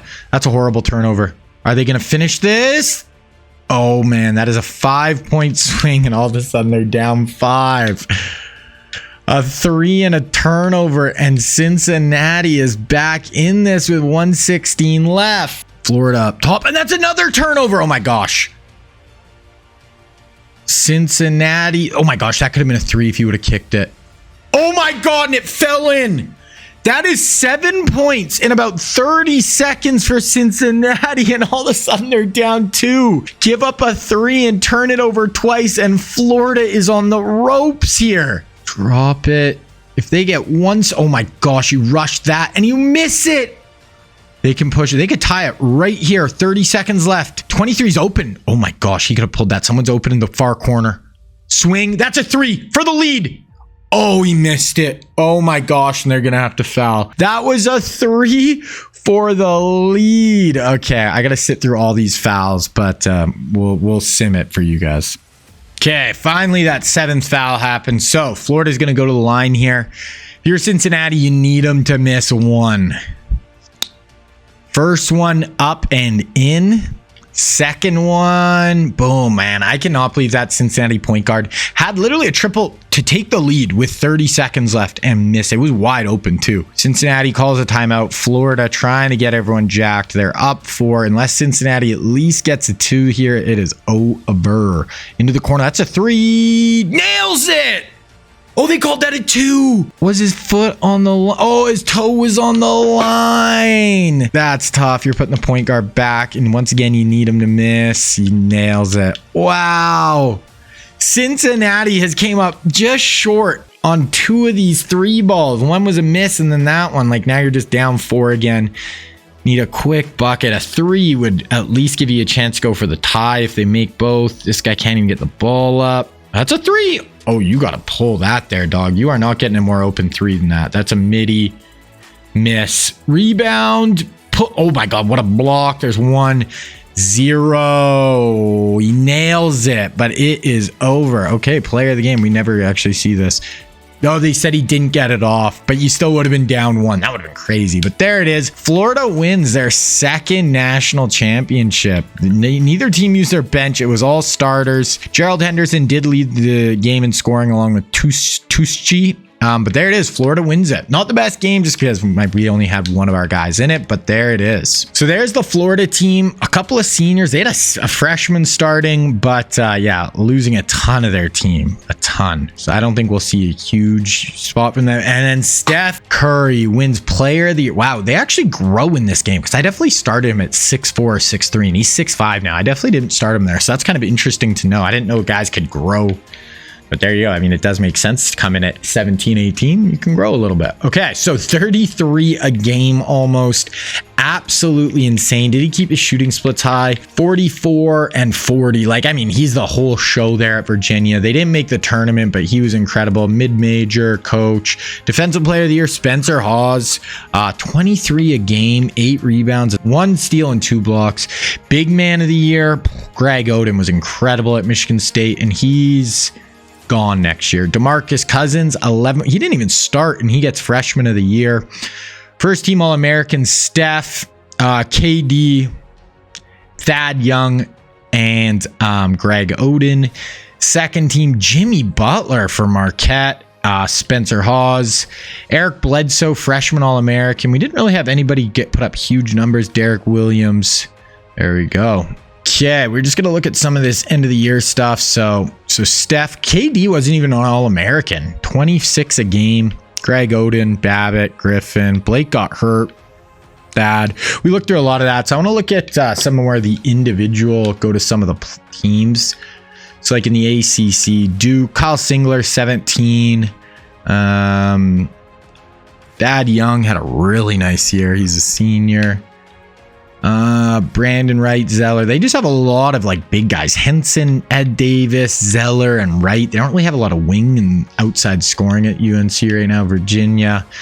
Steph is gone. He is done. Wake, Amino, and Teague are kind of their 2 studs. Big East, UConn doesn't really have anyone right now. Georgetown, Hashim Thabit, and Monroe on the inside. Marquette, Jimmy Butler killed it for them. Villanova, Drew Kemba only got 9.4 points a game. There's Gordon and D Rose, not putting up a ton of shots. Ohio State, Conley and Evan Turner, sorry. Kansas, they just have so many options. 5 guys in double figures. John Wall barely even played for them. Thomas Robinson played in the tournament, but other than that, didn't really play. But and they only are losing Ty Lawson. Everyone else is back. So yeah, they are going to be incredible next year still. Oklahoma, Blake Griffin back for 1 more year. Texas, KD is done. Doesn't even have one other player in double figures. DeAndre had a really nice year for A&M. Pack, Arizona, going to be really good. They do lose Hayes, Hawes, but they have a lot of other talent still. UCLA, they lose Westbrook, who had 15 a game. Kawhi really going to step into his role as big time scorer for them next year. SEC, Florida, national champs. Henderson, 18 a game. Kentucky, Patterson, they lose Brook, but they're going to have Patterson, Cousins, Favors, and Bledsoe next year. It's kind of a big ones there. Last one I wanted to look at was West Coast. So Dame, 15. They have this Saunders, their center. So that's the problem. They lose both their centers or seniors, but they have Jimmer and Clay. Honestly, they don't score as much as I would have liked to see, but that's all good. Okay, so that is basically going to wrap up this season. We're just going to go look at the final recruiting. Okay, National Signing Day, looking at the guards first, and Kyrie goes to Kansas. Crazy. So they're going to have John Wall and frickin' Kyrie Irving. Brandon Knight ends up going to Florida. National champs get a big time guard. Corey Joseph goes to Michigan State. Jeremy Lamb ends up at Kentucky as a shooter with Cousins and Favors down low and Bledsoe getting in the paint. That's a great fit. Terrence Ross goes to Arizona, another wing for them. Dion Waiters ends up at Syracuse. Looking at the forwards, Harrison Barnes ends up at Kansas. They get John Wall, Harrison Barnes, and Kyrie Irving in 2 classes, plus Thomas Robinson. Crazy. Tobias Harris goes to Michigan State. They got a couple of nice wings with Harris and Middleton. Sullinger goes to UNC. They get another big. Tristan Thompson goes to Texas. Terrence Jones ends up at UW. And then finally, the centers, Enes Kanter goes to UNC. So they are just getting so many big men. Dwight Powell ends up at Stanford. Jonas Valanciunas ends up at Georgetown, and Miles Leonard goes to Michigan State. So they get a pretty nice class as well. So that is the final recruiting, guys. Kansas looks like they're just doing crazy shit in recruiting. We'll see how long they can keep this up, but they are going to be tough to beat. Arizona's looking really good for next year and stuff as well, but I'm going to add these guys to the rosters, then we're going to get in the 2011 season. Alrighty, so start of the 2011 class. I made all of our recruits from last year, and they are now on their team. So Let's just take a quick look at all of our teams. So these are all our players that are in the sim right now. So Michigan State just had a really nice class with Corey Joseph, Tobias Harris, and Myers Leonard. They got Chris Middleton already there. Duke's got Singler and Plumlee. UCLA got Kevin Love, Avery Bradley, and Kawhi Leonard right now. They didn't get anyone in this class. Florida just got Brandon Knight, Drew and Kemba at Villanova. Kentucky, Eric Bledsoe, Favors, and Cousins last year, along with Patterson. UNC just keeps loading up on big men. Ed Davis, Zeller, Henson, Sullinger, and Cantor, 4 big men. Rose and Eric Gordon on Indiana. I definitely would like to check them out this year. Kansas is just nuts. They have their insane class, all as seniors this year. The Morris twins, Beasley and Mayo. Then they have John and Wall as sophomores and Irving and Harrison Barnes as freshmen. Nuts.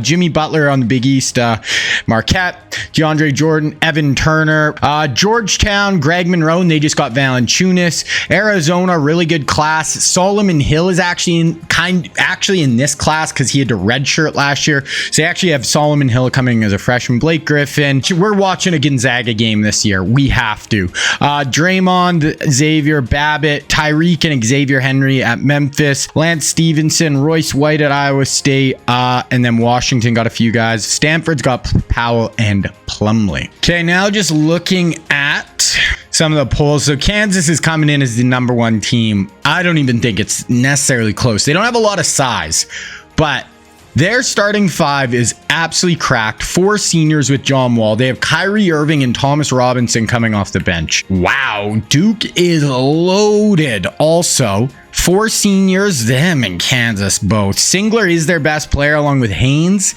Only one of our guys on their starting 5, but Oregon not really on the same level as them. UNC has so much depth up front. Zeller and Davis starting. They also have Enes Kanter, Jared Sullinger, John Henson. So they have so much front court depth. Indiana, they're coming on the back. They actually have some nice, 88, 89 center guard. Eric Gordon, D Rose. This is Indiana's best chance. UCLA, Kawhi, Kevin Love in their starting lineup. Bill Smith, and they have a really big hole at center. Arizona, Jennings, Harden, DeRozan, Solomon Hill is starting for them as a true freshman, and then Derek Williams starting at center. So not a ton of size for them, also similar to Kansas, but a ton of skill. Michigan State starting Middleton right now. Marquette with Jimmy Butler. They actually have a decent team. Villanova with their 2 guards with Kemba and Drew. And then they have a nice junior small forward and a good center. So they could be dangerous. Kentucky, Bledsoe, Patterson, Cousins. Good, maybe not quite on the level of some of the other teams. Florida definitely lost a ton of their talent last year. Keep going down. UConn. None of our guys. Gonzaga. I want to watch. Honestly, that Zags team was probably their best bet last year. They had those 2 90 guys in the front court. Now it's really their big 3. Nobody up front. So I don't think they're going to be quite as good. But I definitely want to watch them this year. Georgetown has Greg Monroe. I always want to call him George Monroe for some reason. Okay. So that is where we're sitting. Now we're going to look at the recruiting for this year. Overall, pretty decent class. Definitely not the best, though. So first we have Malcolm Brogdon. Intellectual player, wants a roster that allow him some limelight, like Stanford, Michigan, Villanova, Georgia Tech, Virginia. Kendall Marshall, really good kind of floor general point guard type. Maryland, Wake, Virginia Tech, Villanova, Kansas. Austin Rivers wants a chance he can become a star. He's from the West Coast, so likes UCLA, also Arizona, but Florida is actually his #1 right now. Then we got Bradley Beal, a sharpshooter, wants a program to showcase his skills, likes Texas. Duke's in the mix. Kansas is kind of in the mix, but might be a little too guard heavy for immediate playing time. Yeah, I think so, with Kyrie and John ahead of him. Likes Florida and Mizzou. Kentavious Caldwell Pope likes Georgia, Tennessee, Florida, Kentucky, and Auburn. Norman Powell likes UCLA, Arizona, the Zags, San Diego State, and Oregon. So definitely likes staying on the West Coast. Oladipo, Georgetown, Indiana, traditional power, Louisville, Maryland, Miami. Then we go to forwards. We got MKG, Syracuse, which I kind of like. Allows him to flourish. Really defensive-minded program. Duke, Kansas, Connecticut, and Ohio State. Otto Porter Jr., Kansas, Mizzou, Georgetown, Illinois, Indiana. And remember, guys, if you ever want to read more about what the players are thinking, you guys can always pause and get a little bit deeper of a dive. Rodney Hood, where he's a balanced player, wants a balanced attack where you can be a key contributor. Texas, Mississippi State, Duke, Florida, Michigan. We got Mo Harkless, an aggressive, talented wing, wants immediate exposure. St. John's, that's his home turf. Rutgers, Syracuse, Connecticut, Kentucky. So definitely for him, other than Kentucky, likes more of that kind of Northeast, and then Kentucky said he doesn't mind competition. Then we have Anthony Davis, who is definitely the crown jewel of this recruiting class. He's going to be highly sought after. He likes Ohio State, wants to be the centerpiece of a team. Syracuse excels in showcasing forwards like him. Duke, attracted to legacy and development of big men. Michigan State and Kansas are his number ones. Izzo's system could be a great for his defensive prowess, and then to be a part of the load. If they get AD, I don't even know what to say. Then Dorian Finney-Smith, Virginia Tech, Georgetown, Florida, Clemson, Tennessee. Quincy Miller, good kind of big wing. Baylor, Duke, Illinois, Louisville, and North Carolina State. And then lastly, we got one center. It is Cody Zeller. Indiana could stay in state. Also Butler, North Carolina, Michigan, and Purdue. So we'll check back on this at the midseason point. Okay, so I'm going to sim to middle of January, and then we'll kind of see where everyone's sitting. All right, so mid-season point. Let's look at the polls. So Kansas sitting at 15-2. Wall, their lineup still looking the same. Maryland 17-1. UNC, I'm kind of surprised, but I mean they do have two pretty good guards. And obviously an insane amount of front court depth. UConn is undefeated right now. Indiana 15-1. I like seeing that. I want to see Indiana go far. Wow, guys go up in overalls through the year. So D Rose and Eric Gordon are both 99s now. A 9, yeah, they look really freaking good. We're checking it. We're catching an Indiana game. Middleton, Duke 13-2, Arizona, Gonzaga 17-1. Troy, Florida, Xavier with Draymond. He's by far their best player. A&M, Texas Tech. Okay, let's look at some league leaders right now. So Kemba leading the country in scoring. He averaged 9 points per game last year. He's up to 29. Holy, and he's only a junior. Blake Griffin at Oklahoma. Jimmy Butler back-to-back. Crazy years for Marquette. Luke Babbitt been really nice for Nevada back-to-back years. Draymond, 23 a game, 8 rebounds, 3 assists, 2 points. Holy. Draymond is one of the best players in the country now. 45 and 40 from 3. Draymond is killing it. Alfred Aminu. This Derrick Rose always catches me. Evan Turner, 21 a game. Kyle Singler for Duke, 21. Tyreek Evans for Memphis, 21. Royce White, only a sophomore. Yep, sophomore for Iowa State. Playing well. Eric Gordon for Indiana, 23 a game. 21. And how's he shooting from 3? This is actually such a cool backcourt. Yeah, he's 40% from 3. Eric Gordon and D Rose. That is a nasty backcourt. DeAndre Jordan, Monroe, Patterson, Plumlee at Stanford. Those are all our kind of 20-point scores. We'll do a deeper dive into the stats at the very end of the year. We'll go like team by team more. Rebounds. I don't know why all the real life guys never get it, like even above the 8 rebounds. Like Aminu has the most at 8.2. Assists. Nothing crazy. Steals, Morris, Markeith, he's at 17 a game for points as well. Eric Gordon. Drew Holiday, 18.8. So they have Kemba at 29 and Drew Holiday at 18.8 points per game. And then blocks, Dre at 2.2 for Xavier. Pretty nasty. Okay, now we're going to look at the recruiting at the midway point. Okay, midway point, Malcolm Brogdon down to Virginia at 40%, then also Michigan and Stanford. Kendall Marshall, Maryland at 45%, then Villanova, Kansas. He'd be a kind of a nice fit, but they have so many guards. Austin Rivers, UCLA at 40%. legendary programs and LA spotlight hard to resist. That makes sense. Florida, strong mix of competitive play and opportunity to be the centerpiece in the backcourt, and then Duke, always a heavyweight. Bradley Beal, really liking Florida, sees himself as a perfect fit there. It looks like that's where he'll go. Contavious Caldwell-Pope, leaning Kentucky. He would fit really well on Kentucky with everything they got. Norm Powell looking like UCLA, San Diego State, Arizona. Oladipo definitely looks like he's going to end up at Indiana. Michael Gilchrist, Syracuse, Connecticut, Ohio State.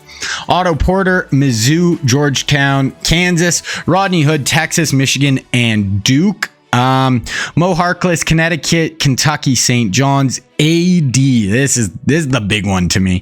AD liking Michigan State or Kansas. Looks like the two. Honestly, in the way Michigan State's been recruiting, they got those 3 guys last year. They got Leonard, Corey Joseph, and Tobias Harris, plus they got Chris Middleton the year before. You throw Anthony Davis into that mix, holy, Michigan State could be a powerhouse. I'm not even going to talk about if he goes to Kansas. That team would be insane. Dorian Finney-Smith really wants to play with Beal at Florida, so that could be interesting. Quincy Miller, there's his, and then Cody Zeller. UNC is his number 1, loves the big men. They are getting so many big men at North Carolina, and they are not in on any guards, anyone. There we go. Okay, there's the midseason recruiting. Okay, now we are going to sim to tournament time. Teams I for sure want to watch in the tournament are Indiana and Gonzaga. I don't want to watch them against shitty opponents, but this is the last chance we get for Indiana. This is the last chance for Gonzaga where they have those 3 guys together, because they'll still have Dame and Clay next year, but Jimmer leaves after this year. So give me NCAA gods, give me Indiana versus Gonzaga in like the second round, and I'll be thrilled. Okay, we got Selection Sunday show. Let's check it out. Here we go. So Kansas, Indiana, Oregon, UNC, Duke, UConn, Arizona, Gonzaga, Texas, Michigan State. Here's who's on the bubble. Florida on the bubble. Wow. UCLA on the bubble with Kawhi and Kevin Love. That is a letdown for them. So Indiana gets a number 1 seed, the number 1 seed in the country. Kansas, obviously. Oregon, don't really buy them, and UNC, I mean, they have so much size. Okay, we're going to skip through the first round games. We'll go look at the bracket ourselves.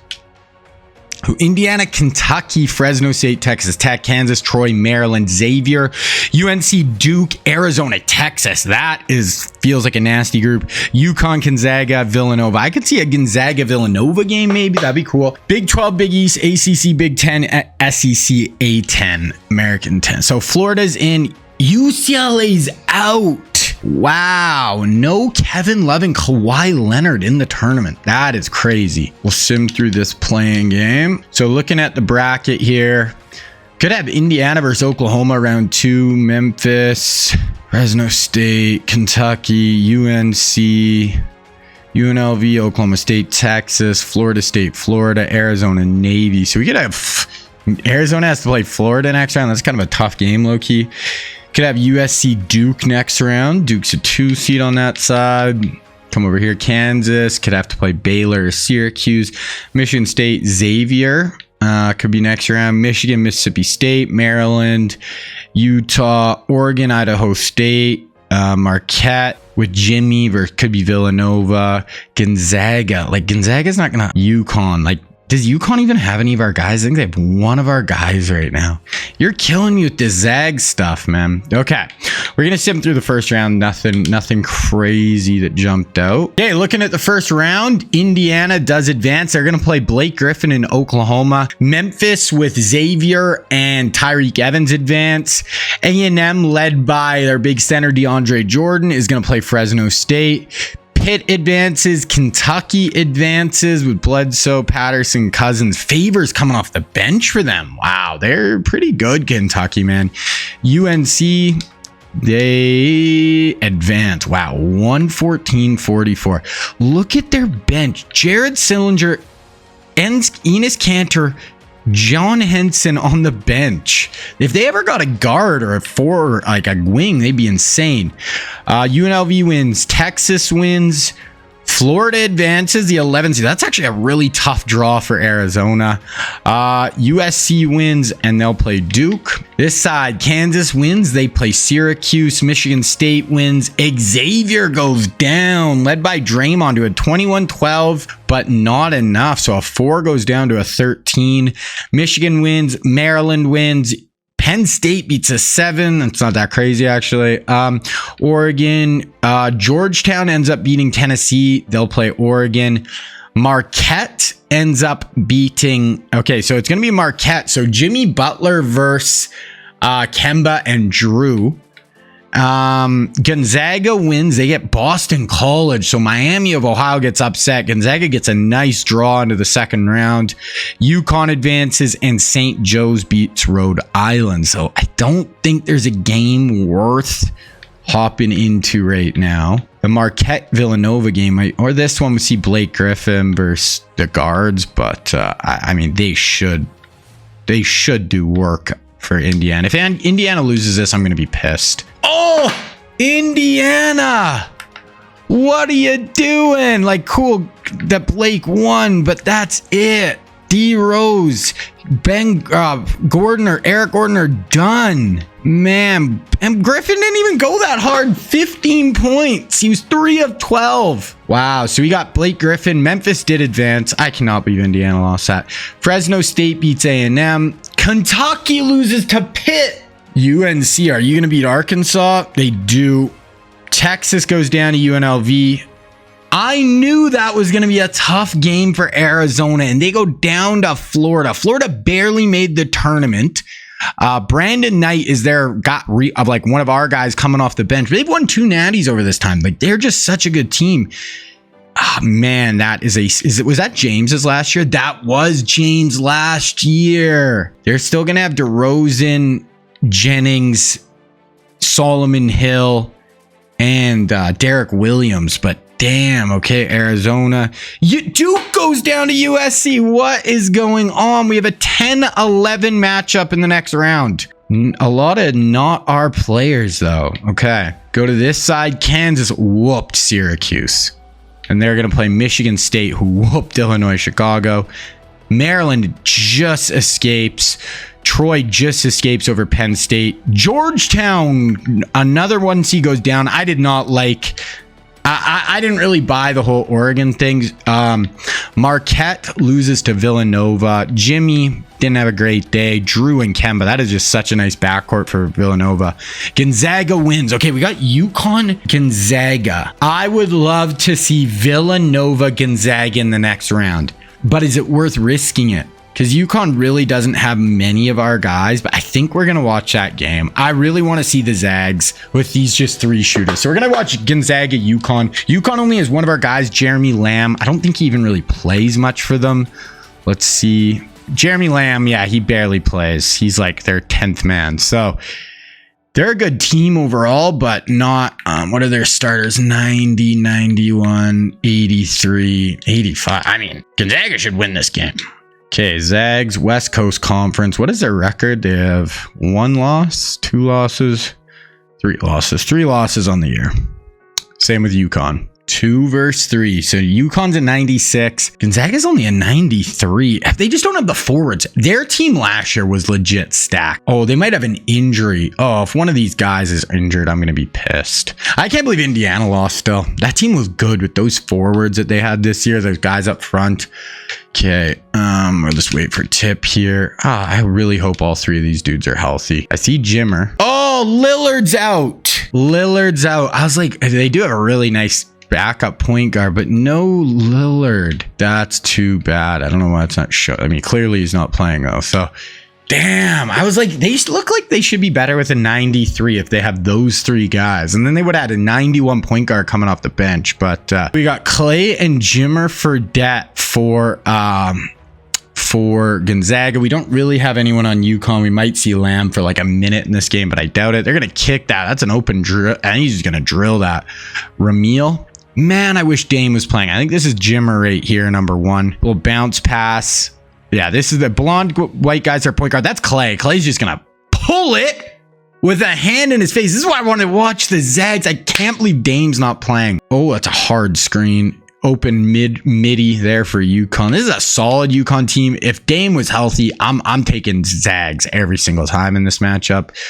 UConn really doesn't have any like stars right now. Back to their point guard. This point guard's good, 91. He's gonna go. He finds Clay again. Oh, that one was actually way more open for Clay that time. Okay, around the top. Oh, Clay came off. Jimmer actually came back and gave a really nice contest on that three. Okay, push it, Zags. Push it. Kick. Oh, that's a nice just swing around the horn. Don't make it. It looks like Gonzaga is going to launch triples. They are going to shoot them till their arms fall off. Looks like they're zoning up on defense as well, which might give UConn some open looks.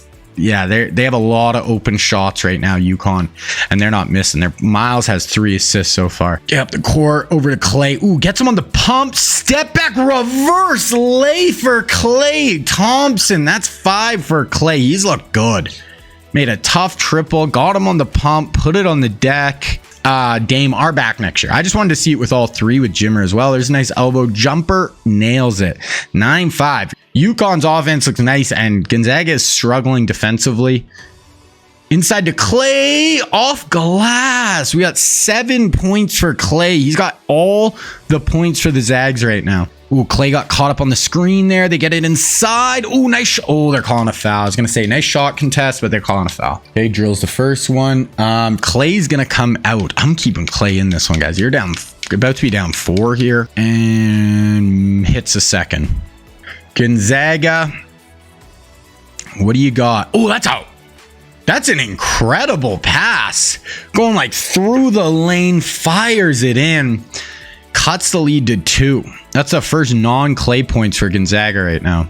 UConn gets it into the post, back out. That's contested. That should... Oh, they missed. They don't get the offensive board. And UConn but misses their second one. And now the Zags are running. I want to see Jimmer go off here. This is Jimmer number 1 at the bottom. Oh, this guy's just going to pull it. No, did not like that shot. I mean, if it fell, cool, but did not like that pull there. Okay, looks like they're zoning back up for Gonzaga, and they get a wide open triple. Oh, UConn is not missing right now. They missed those 2 of the last possession under the hoop. Other than that, they're not missing. They're hitting everything. Gonzaga down 5. Open on the elbow. No. Uh-oh, Gonzaga. You better get a stop here, or you could be in real trouble. I really don't like that they took Clay out. I'd be getting Clay back in right here, right now. Kind of holding here, 20 seconds. Open elbow jumper off glass. Gonzaga is able to get the board, though. You got 47 seconds. You could go a little bit of a 2-for-1 here. Over the wing. Give it. There's Jimmer kind of cutting. Give it to Jimmer. Okay, Jimmer. Well, I mean, if you're going to pass it after 1 second, I don't know what you want it from anybody. Ooh, that's a tough entry pass. High off glass. Miss it. Oh, that's Jimmer.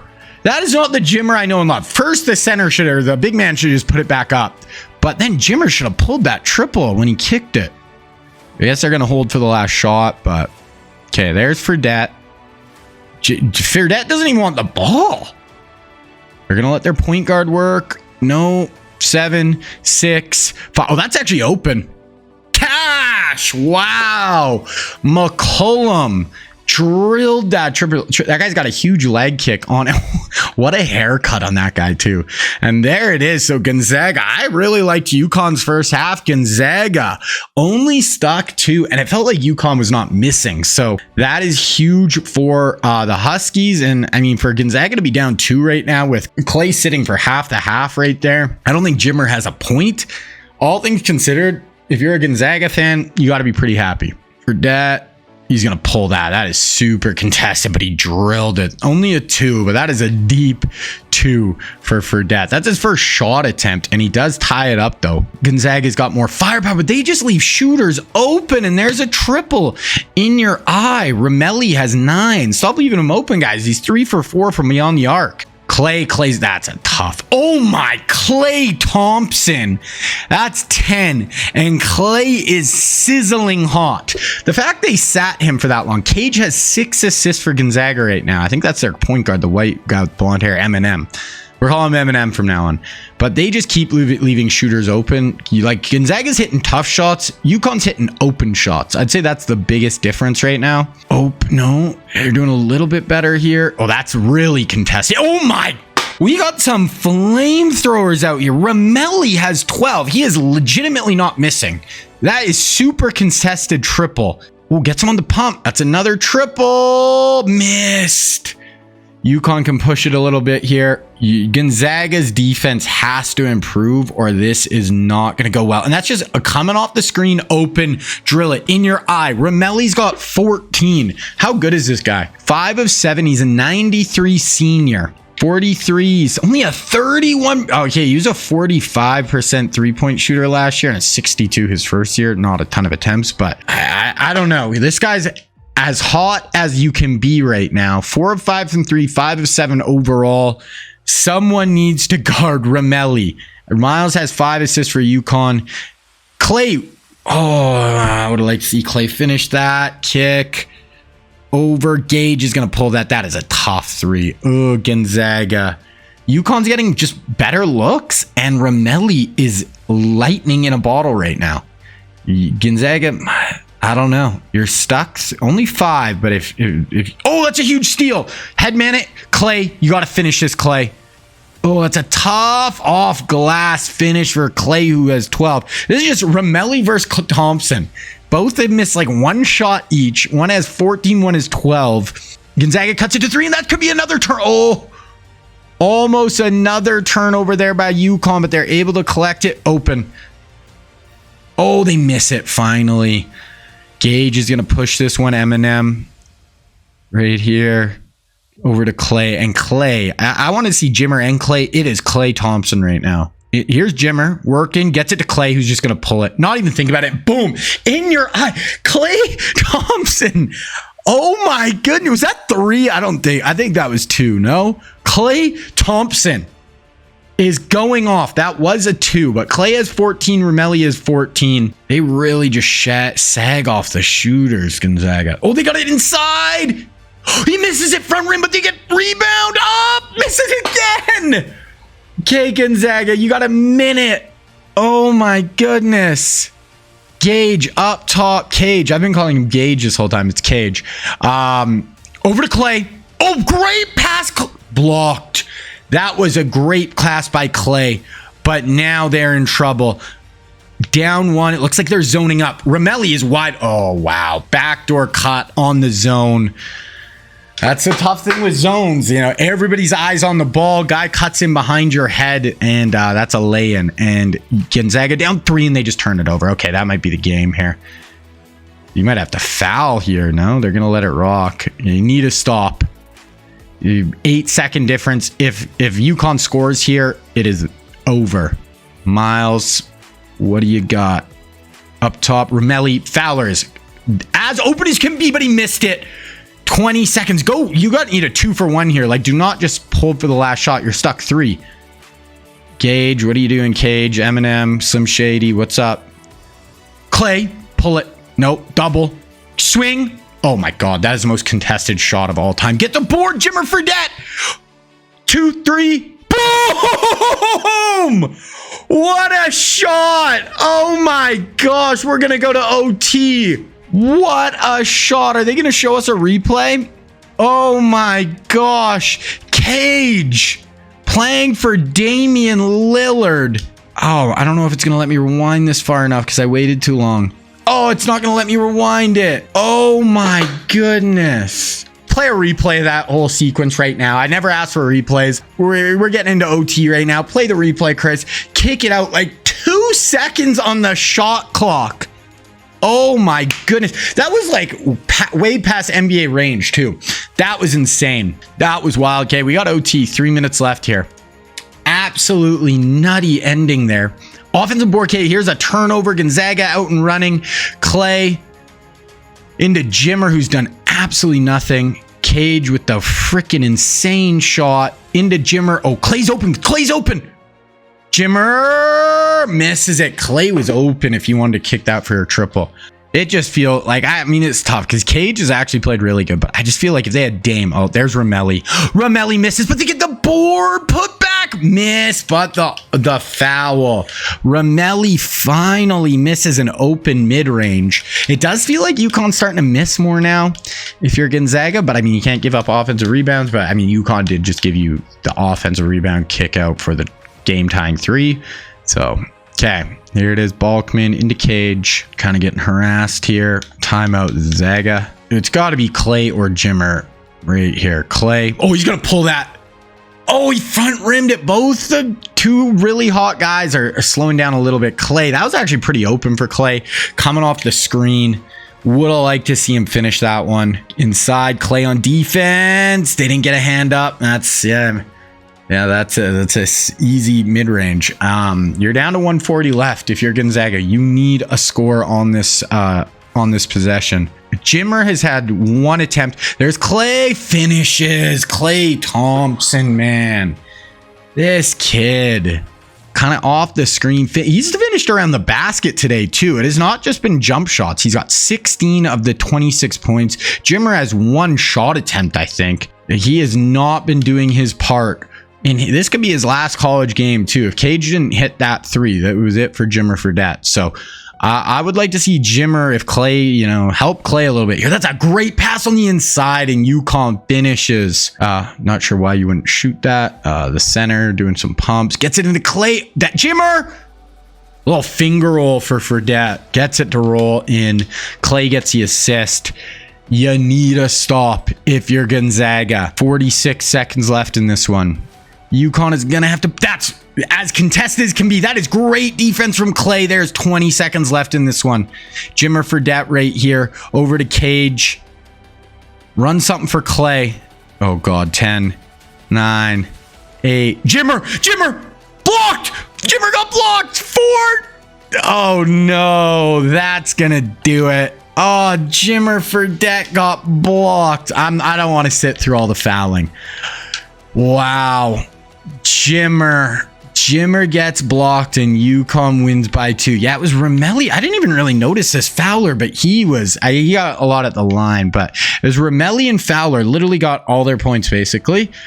And Clay, and no one else really did anything. It was the Clay Thompson show, and Gonzaga comes up just short after hitting the miracle buzzer-beating 3 to send it to OT. Okay, we're going to sim through the rest of this round. Oklahoma knocks off Memphis. So Blake Griffin knocks off Henry and Tyreek Evans. Evans is only a junior, so he's back next year. Fresno State beats Pitt. So we got Oklahoma versus Fresno State. UNC advances. They're going to play USC. Who does USC even have? They have none of our guys anymore. Harris, 94 point guard. Goral, 96. Okay, they actually have some low-key studs. They got 2 low-key studs. And Fitzgerald off the bench. So, yeah, not bad. And you got to think North Carolina's a heavy favorite there. This side, we got Kansas versus Michigan State. Kansas just narrowly edges out Michigan State, and Beasley's injured again. Beasley's injured. So Robinson's starting, Kyrie coming off the bench, but OJ and John Wall, pretty nasty backcourt. They got Myers Leonard and Tobias Harris in the start. Dude, who's their other wing? Oh, Middleton. Middleton got hurt. Wow, Michigan State has a lot of our guys right now. Maryland beats Troy. So Maryland has just been really consistent. Okay, Villanova crushed Georgetown. Gonzaga obviously went down. So we got Villanova versus UConn. I would love Kansas Villanova. And then here, I would love Oklahoma versus North Carolina. That's what I want to see. Yeah, Oklahoma. What a run for them. Blake Griffin had 40. 40 for Oklahoma. Fresno State bugs. Remember, this guy is 85 overall, and he had 37, almost matched. But and then USC goes down by 1 to UNC. Davis and Zeller, Henson off the bench, Cantor, Solinger. They have just their big men is just insane. So we got Oklahoma versus UNC, Kansas, Maryland. No, I wanted Kansas. Oh no, they had so many fun guys, but Maryland advances. So we got Maryland Villanova versus Oklahoma UNC. I'm really hoping we get Villanova UNC, but if Villanova needs to win this. Maryland does not have any of our guys, but let's advance. I think Maryland's gonna win. No, Villanova. Okay, and honestly, I honestly don't really care for this either. Okay, North Carolina. So it's UNC. Would have been kind of cool to see Blake Griffin advance, but he didn't have a ton of help. So we got UNC versus Villanova. So Kemba and Drew Holiday versus freaking 5 big men, even though they don't really all play. But UNC's like the biggest team ever, and Villanova is just all the guards. So it's kind of a cool matchup there. 30-9. Oh, Villanova's lost 9 games, but yeah, they're 97. Look at North Carolina, hundreds across the boards. They have got to be the favorite, but hey, Villanova, you got Kemba Walker and Drew Holiday as your backcourt. That is enough to do some damage. So UNC, I believe they won a few years ago as well. They would tie Florida with 2 wins so far. Yeah, UNC won in 2007, so they're trying to get their second of the sim. Obviously, Villanova, this is their first appearance. I want to look at just DeJesus, he's a 96 overall point guard. He not a scorer, but like can do it all. Schaefer's a 95. He's only a junior, so they got a really good backcourt actually. 91, and then John Henson is a 93. Zeller's a 97 center for them. So who got injured? It's not Henson, it's Ed Davis. Ed Davis got hurt, so it's Henson in though. Probably won't see Cantor or Sullinger. It's Kemba, Drew, like nasty. And are they juniors? They're both juniors, so they're both going to be back next year. Drew's a 98 right now. They got a nasty small forward with them, but they're big men.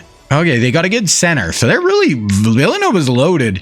They just don't have a power forward. 83 overall. So it's really going to be, it feels like, the big men inside for UNC versus the guards on the outside. UNC's got some good guards. Villanova's got some good big men. So it's pretty balanced, honestly. Gonna drop, and Zeller. Oh my goodness, Zeller right away. Tyler Zeller underneath the Hayes. Oh, there's John Henson with the tip there. He's a super long power forward defender. Yeah, so Zeller and Henson are big men down low. Oh, I think Drew is gonna be third. Okay, sorry. I want to just check numbers here for Villanova. So Kemba's 1 and Drew is 21. 1 and 21 for our guards. Kemba, I think that's Drew. Drew from the corner misses. That's a big rebound, but blocked, and a foul. So their center's good at Villanova. He's really got to do some work down low against Zeller and Henson and Cantor and Sullinger if they come in. And nails both. Okay, Henson's going to inbound this inside to the wing, inside of their little point guard. That's a triple, and it's good. UNC 5-2 lead. They're keeping Henson and his long arms up top to pressure the ball. Okay, here's Kemba Walker up top, number 1. No. Oh, wow, that's a good job. Man, that's a lot of size and shot blocking in there with Zeller and Henson able to contest that shot. Zeller, that's a nice little pass to their point guard on the elbow. DeJesus drills that one inside. Oh, he got him on the pump. That's a good job by Villanova, and they cut it down to 7-4. 3 minutes left in the half. Jesus working, drops inside to Zeller. Ooh, Zeller with the spin, pass out. Oh, and he gets the board, put back, miss, another board, and he's gonna throw it down. Zeller with some great plays, a little spin pass, offensive board, put back. Zeller seems like a problem down low for the Tar Heels, and he gets a tip there. Quick up to DeJesus, and he gets fouled. Feels like Villanova's on the ropes a little bit here. They have not really just gotten into their offense, really looked super tough right now. UNC just kind of giving them all they can handle early in this one. DeJesus nails the second. Henson out on the wing. I want to see Kemba operate. No, here's Drew up top. This is their center. Oh, that's open. Kemba misses it, and Zeller just absorbs that rebound. Here's DeJesus inside to Francis. Kick to Zeller. Jesus on the wing. Zeller out of the double. Nice pass. Wow. Tyler Zeller looks incredible so far. Options for appearances, but that's him on the block there guarding. And he makes that right there. Nice little fall away jumper. Cuts it down to 13-6. DeJesus. Ooh, that's a nice pump. Goes to the rim and gets fouled. I like this little DeJesus for UNC as well. Liking what we're seeing from North Carolina here. And they drill the first and drill the second. So there we go. UNC got Henson up here. They got 15 points right now, holding Villanova to 6. They seem like an absolute problem right now. We have not really seen Kemba get like open for anything. Oh, and that's a bad pass. UNC's out and running. DeJesus block. Man, UNC, like Villanova just doesn't seem like they have an answer. Oh, he misses that one, but does not seem like they have an answer for UNC right now. The Tar Heels trying to win their second natty of the sim. And second one is up and it's good. That is cash. Here's Henson up top. They're down 10 just before the half here. They need a triple. They need something. Kemba. That's a great pass by Walker. Really slow played that pick and roll. Beautiful. Okay, 16-8 over, back, swing. Oh, that is a long triple.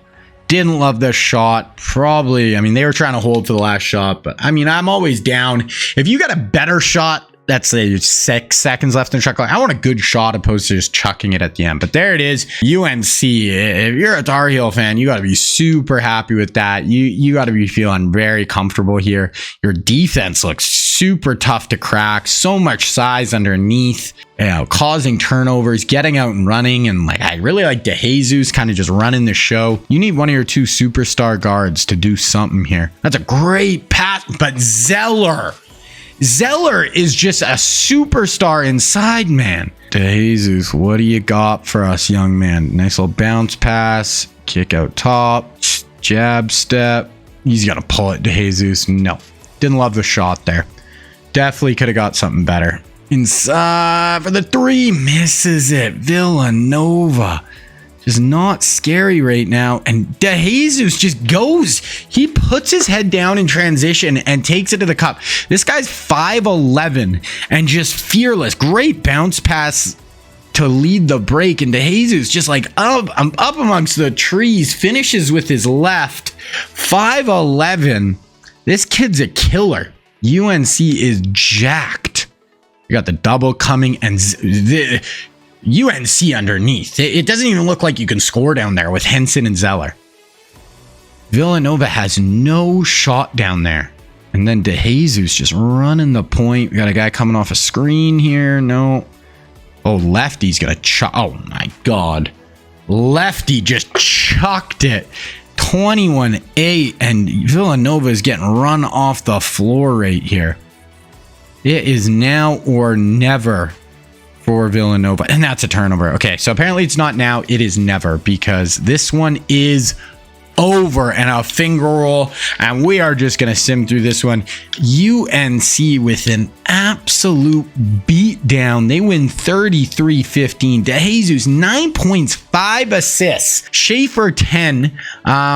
He's only a junior. DeJesus is a senior. But this Schaefer, he's going to be nasty for them next year. Francis, only a sophomore. Man, UNC could be good, man. Zeller, is he a senior? Zeller's a junior. Man, they had 1 senior in their starting 5 right now. Look at Villanova. They didn't have anyone with more than 3 points.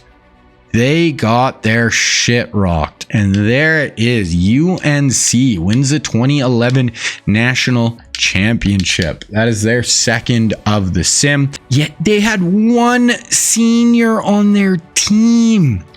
Cantor and Sullinger as freshmen. Obviously, the freshmen and stuff go up through the year. Like, I think I made Sullinger like an 84 overall. So he improved a lot through the year. Henson, Zeller, all back. Ed Davis, Ed Davis got hurt. Ed Davis is even back for them. This team could easily win it all next year. They lose to DeJesus, who I absolutely loved. But they got everything else working for him still. Player of the year, Blake Griffin, who was that close to making the national championship. 26, 7 rebounds. What were his shooting like? 45 and 34 from 3 is not bad at all. Mid-major, Luke Babbitt, 24 a game for Babbitt at Nevada. Defensive player of the year, DeAndre Jordan, 1.8, 7.8 rebounds. Big man Blake. Freshman Terrence Jones at UW. First team All-American Kemba got to the Natty. Eric Gordon, Jimmy Butler, Blake Griffin, and DeAndre Jordan. And then we got Tyreek Evans, Nielsen, Alfred Aminu, Greg Monroe, and Miles Plumlee. Freshman Trayborn, we got Dion Waiters, who had 9 points a game. Tobias Harris at Michigan State. Terrence Jones and Pinnock. Okay, so there we go. Okay, let's go look at some stats, actually. We'll just kind of do a bit of a deep dive into some of the stats. So, ACC Duke. Kyle Singler, 20 a game for Duke. Plumlee, 7.6. North Carolina, Zeller. Now, they had 3 guys just all dominating down low. Rebounds, blocks, steals. They just kind of got it all, UNC, this year. Okay. Big East, UConn, Georgetown, Monroe, and Valanciunas are their 2 big men. Marquette, Jimmy Butler, back-to-back first-team All-American. Villanova made the national championship, and I mean, all their 2 best players are back, so they'll still be good next year. Big Ten, D Rose and Eric Gordon went down in like the 2nd round this year as the 1 seed. It's tough. Michigan State, these guys could be good. They might get Anthony Davis. You remember, he was first on their board when we looked at midseason. We still got to check on the end of recruiting. They got Chris Middleton, who's going to be a junior next year. They got Corey Joseph, Myers Leonard, and Tobias Harris, who was a freshman this year. You throw AD into that mix, that is a ton of talent. Ohio State, yeah, okay. Big 12, Oklahoma, player of the year. Kansas. So Kansas never won a natty with that crazy roster. They lose OJ, both Morris twins, and Michael Beasley, but they're still going to have Thomas Robinson, John Wall, Harrison Barnes, and Kyrie freaking Irving next year. So they are not going to be missing a beat, guys. Do not feel bad for Kansas because they are going to be absolutely scary next year. I didn't think you were feeling bad for them, but I mean, don't. Arizona, a bit of a letdown this year.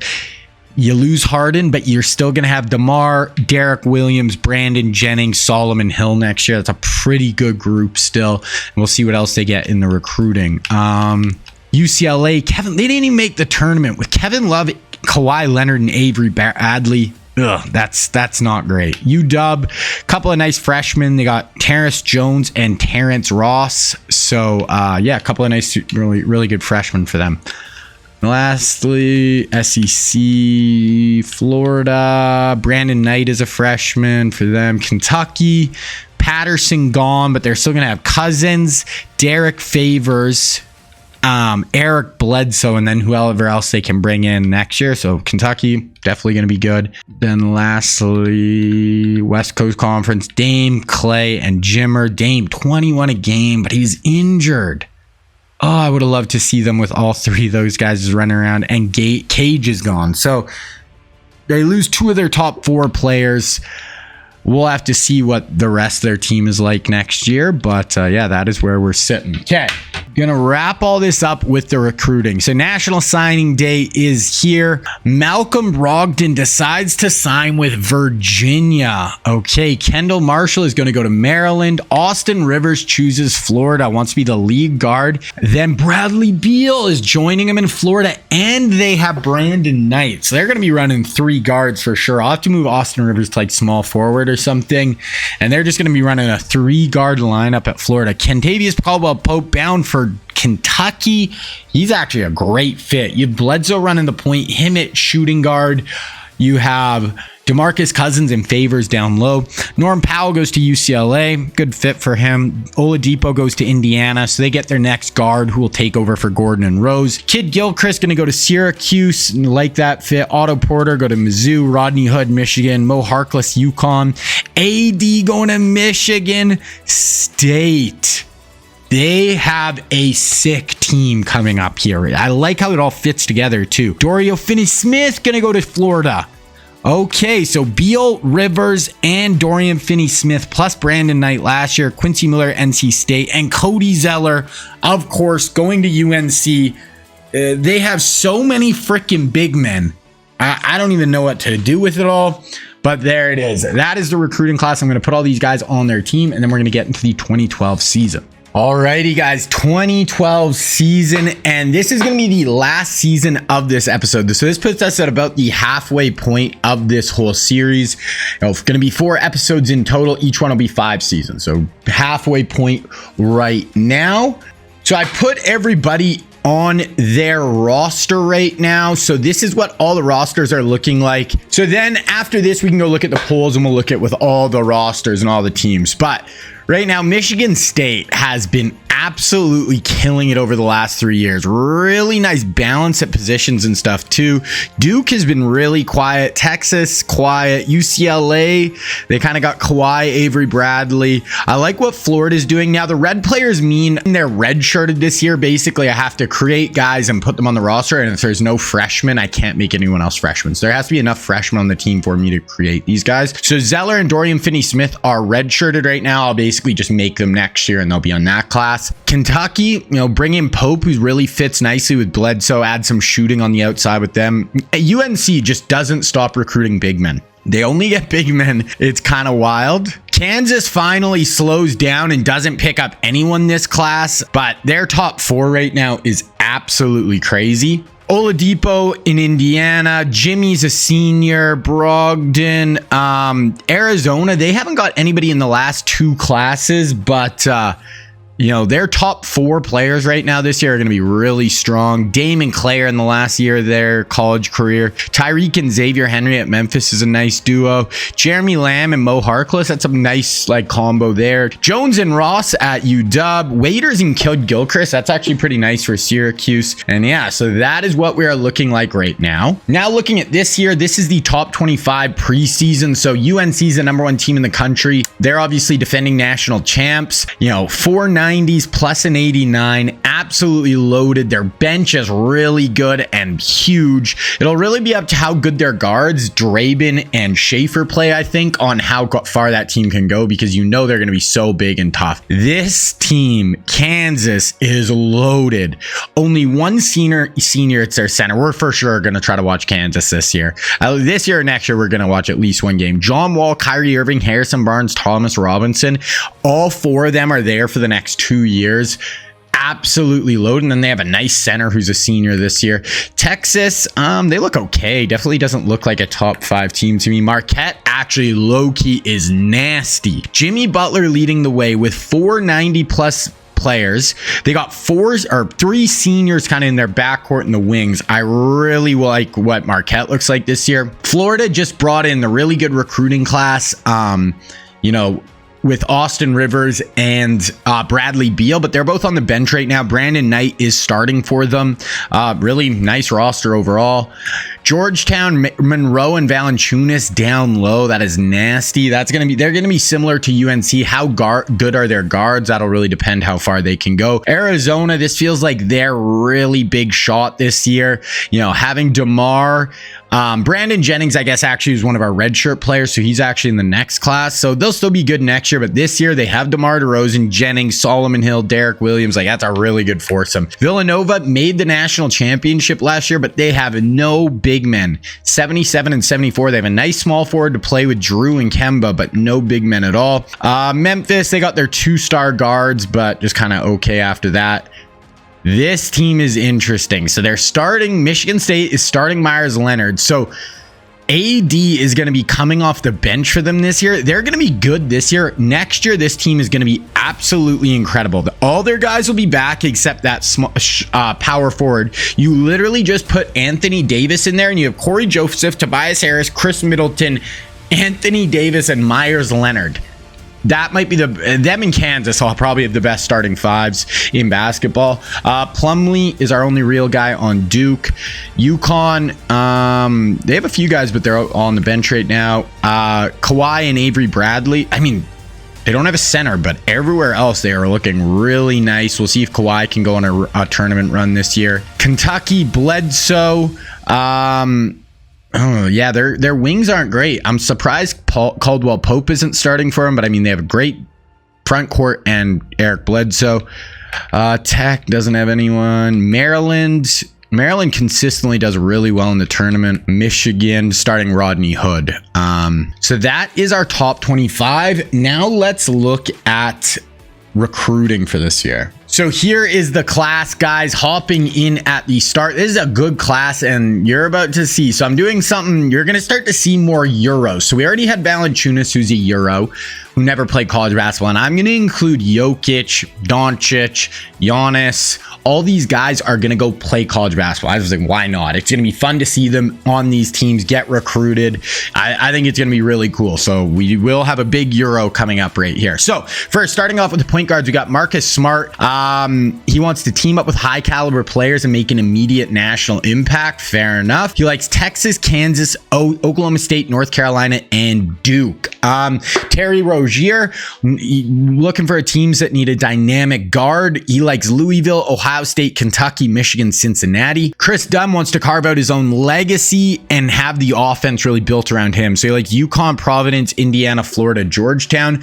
Moving on to shooting guards, we got Gary Harris, attracted to teams with a good balance of coaching and opportunity, likes Michigan State. And I mean, Michigan State is looking really nasty right now. Also, Indiana, Purdue, Kentucky, but it looks like Indiana and Michigan State are kind of a touch above. Caruso wants a team that values his basketball IQ and versatility. He likes A&M, hometown school, Baylor, Texas. So really looks like he wants to stay in Texas, maybe Stanford or Virginia though. Shabazz Muhammad, who in real life was like the #1 recruit in this class, like small forward, like scorer on the perimeter, wants to be the primary offensive weapon. UCLA can be close to home. Duke, high profile talent churned out of Duke. Kentucky, Arizona, Kansas. Kyle Anderson, slow-mo, looking for a team that can utilize his skill set as a point forward, wants to be able to handle the ball. So UCLA, Seton Hall, Georgetown, and St. John's, and Florida as well.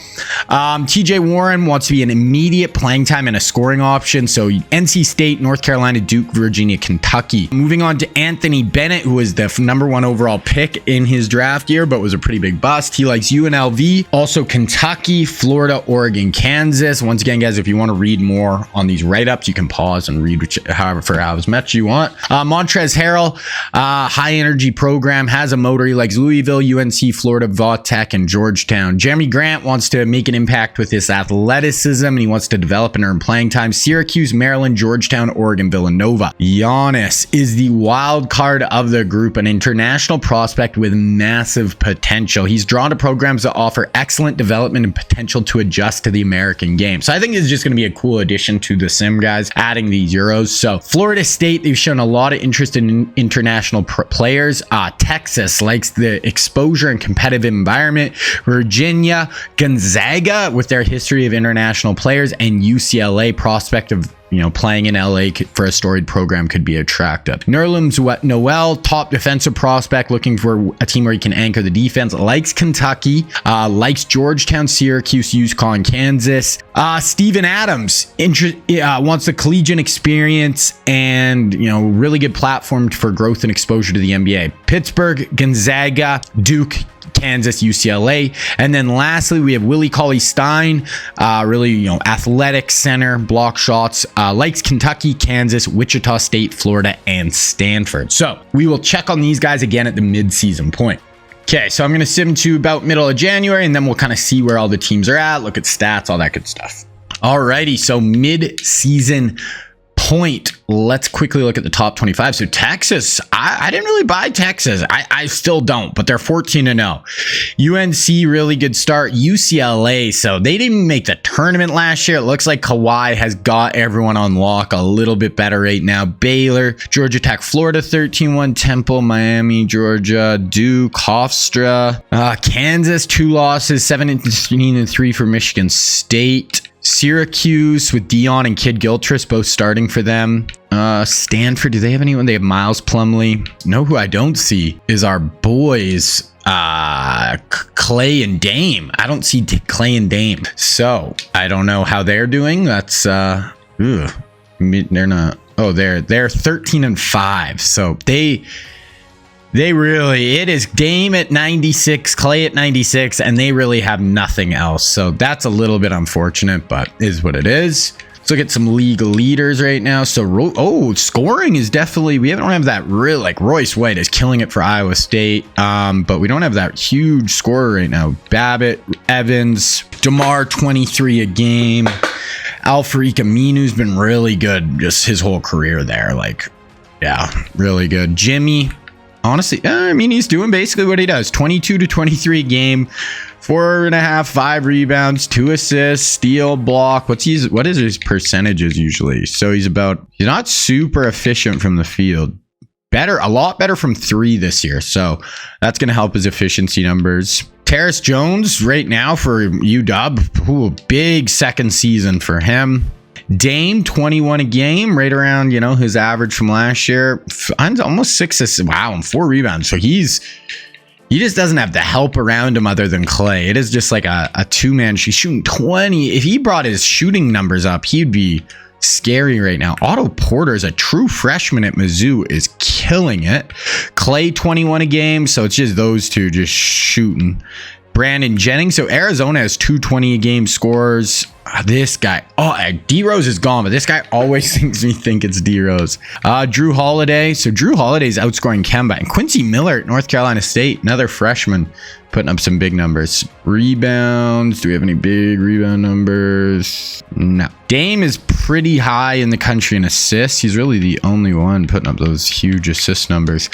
Steals, Drew leading the country. Oh my gosh, as a guard, he's getting 2.46 and a full block, which is absolutely massive for a guard. So, Dame's at 2 steals a game, but Drew is playing like real life Drew. He probably get like defensive player of the year. Favors 2.5 blocks in a game for Kentucky on the inside. Kid Gilchrist as a small forward. He's at 12.5 points, 1 steal, and 2.4 blocks as a small forward playing in that zone defense at Syracuse. So that is kind of where we are sitting stats-wise, a little rundown. Now let's jump back over to recruiting and see the midseason. Okay, mid-season, Marcus Smart really wants to go to a traditional powerhouse, likes Kansas, likes Texas, in-state hero, and UNC. Kansas would be interested. He wants to play beside Kyrie. That's a really nice fit, actually, with the two of them. And John Wall's a senior next year, so he'd basically sit on the bench for a year, then it'd be him and Kyrie in the backcourt. Rozier wants a strong mentorship from his coaching staff, likes Louisville, Ohio State, Michigan. Chris Dunn likes Providence, UConn, Georgetown. Gary Harris likes Indiana, Michigan State, and Kentucky. Indiana, it would be him and who'd they get last year? Oladipo. Caruso likes A&M. He wants to play for his local school where he can be a big fish. Shabazz likes Duke and UCLA, with Kentucky looking like they're on the outside looking in.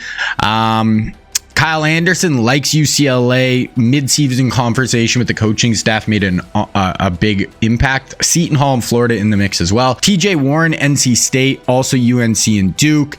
Anthony Bennett likes Kentucky, UNLV, Florida. It'd be nice for Kentucky. Play at the fast pace. Who'd they get last year? Oh, they got Kentavious Caldwell-Pope. Montrezl Harrell likes Louisville, UNC, Florida. Jeremy Grant likes Syracuse, Maryland, and Georgetown. That'd be a nice pick for Syracuse. If they get him, Dion Waiters, and Kid Gilchrist, now you got Dion kind of scoring, Jeremy Grant is your second option, and then Kid Gilchrist being your really good defender on the outside. Giannis, this is the big one. This is the one that really counts.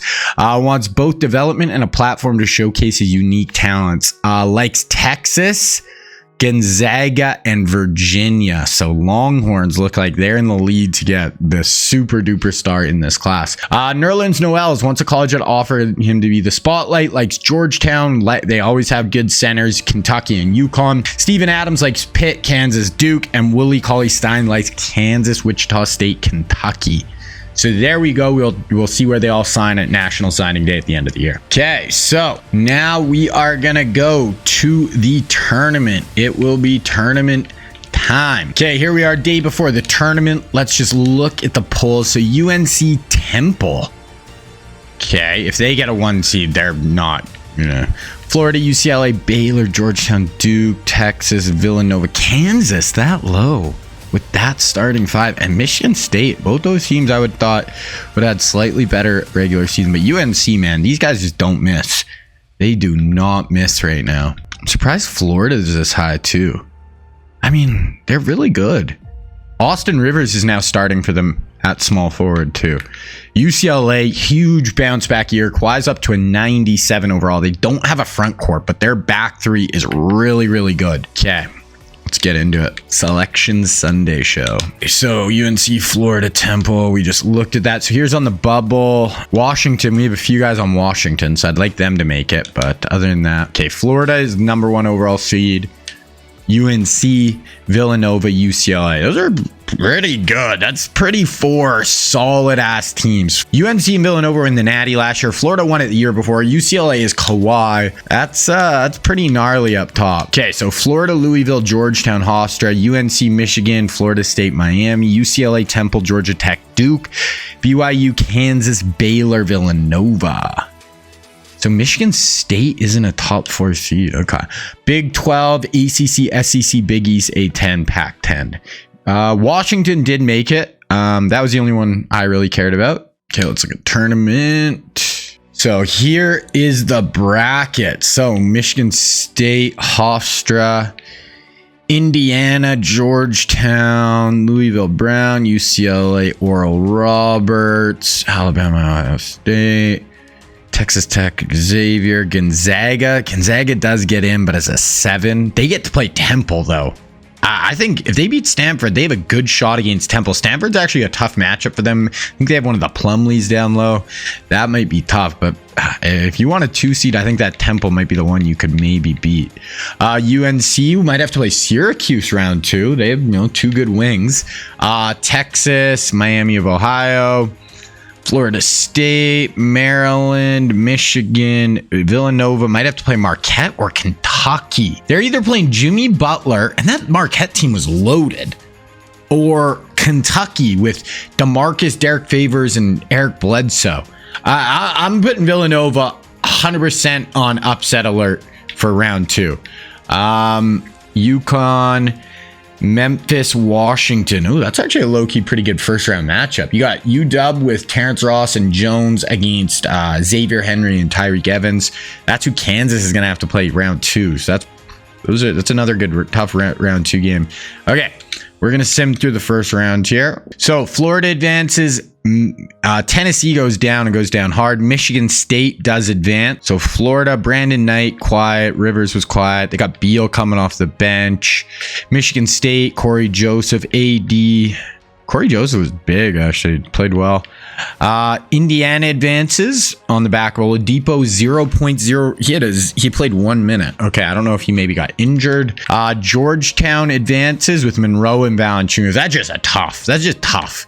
They're on the same side as, Florida, not UNC. So Indiana, Georgetown, that's a big second round matchup. UNLV, Louisville advance. UCLA still has to play against a 16 Oral Roberts. They advance. Avery at 18. Kawhi had 15. Kawhi's only at 14 a game, so they're not scoring a ton of points, but here we go. Bama advances, Duke advances. We've seen no upsets. Texas Tech advances. How did Duke play? They only have Plumlee. Gonzaga goes down. And they would have got to play Temple, but I thought Plumlee might be a tough matchup for them. They have Dame went off. Clay did nothing. And Plumlee 21 points. They had no one to guard him down low. That was last year was really Gonzaga's chance. Dame went all the way up to 25 a game this year. They just did not have anything around them, though. Okay, working our way to the other side. UNC absolutely demolishes Hartford, was it? Yeah, Hartford. Look at Ed Davis and Tyler Zeller down below. Then you have John Henson, Enes Kanter, Jared Sullinger. It's just crazy. These guys might win it again just because they're so freaking huge. Syracuse does advance. Dion had 24, so Dion Waiters played really well. He's at 17 a game as a sophomore right now. Texas advantage. Okay, there's our first upset that we've really seen. Maybe there's one, but Miami of Ohio, 4 seed goes down. OSU wins, Florida State wins, Maryland goes down, and they usually play so well in the tournament. Michigan advances, Rodney Hood as a freshman is doing well for them. This guy had 26 off the bench. Villanova advances, so Marquette goes down. I thought this Marquette team looked really good, so that's going to be it for Jimmy. He's a senior, not able to get it done. Kentucky advances, Bledsoe at 27-7, 5, 2 steals, 2 blocks. Wow. And Caldwell Pope is starting for them now.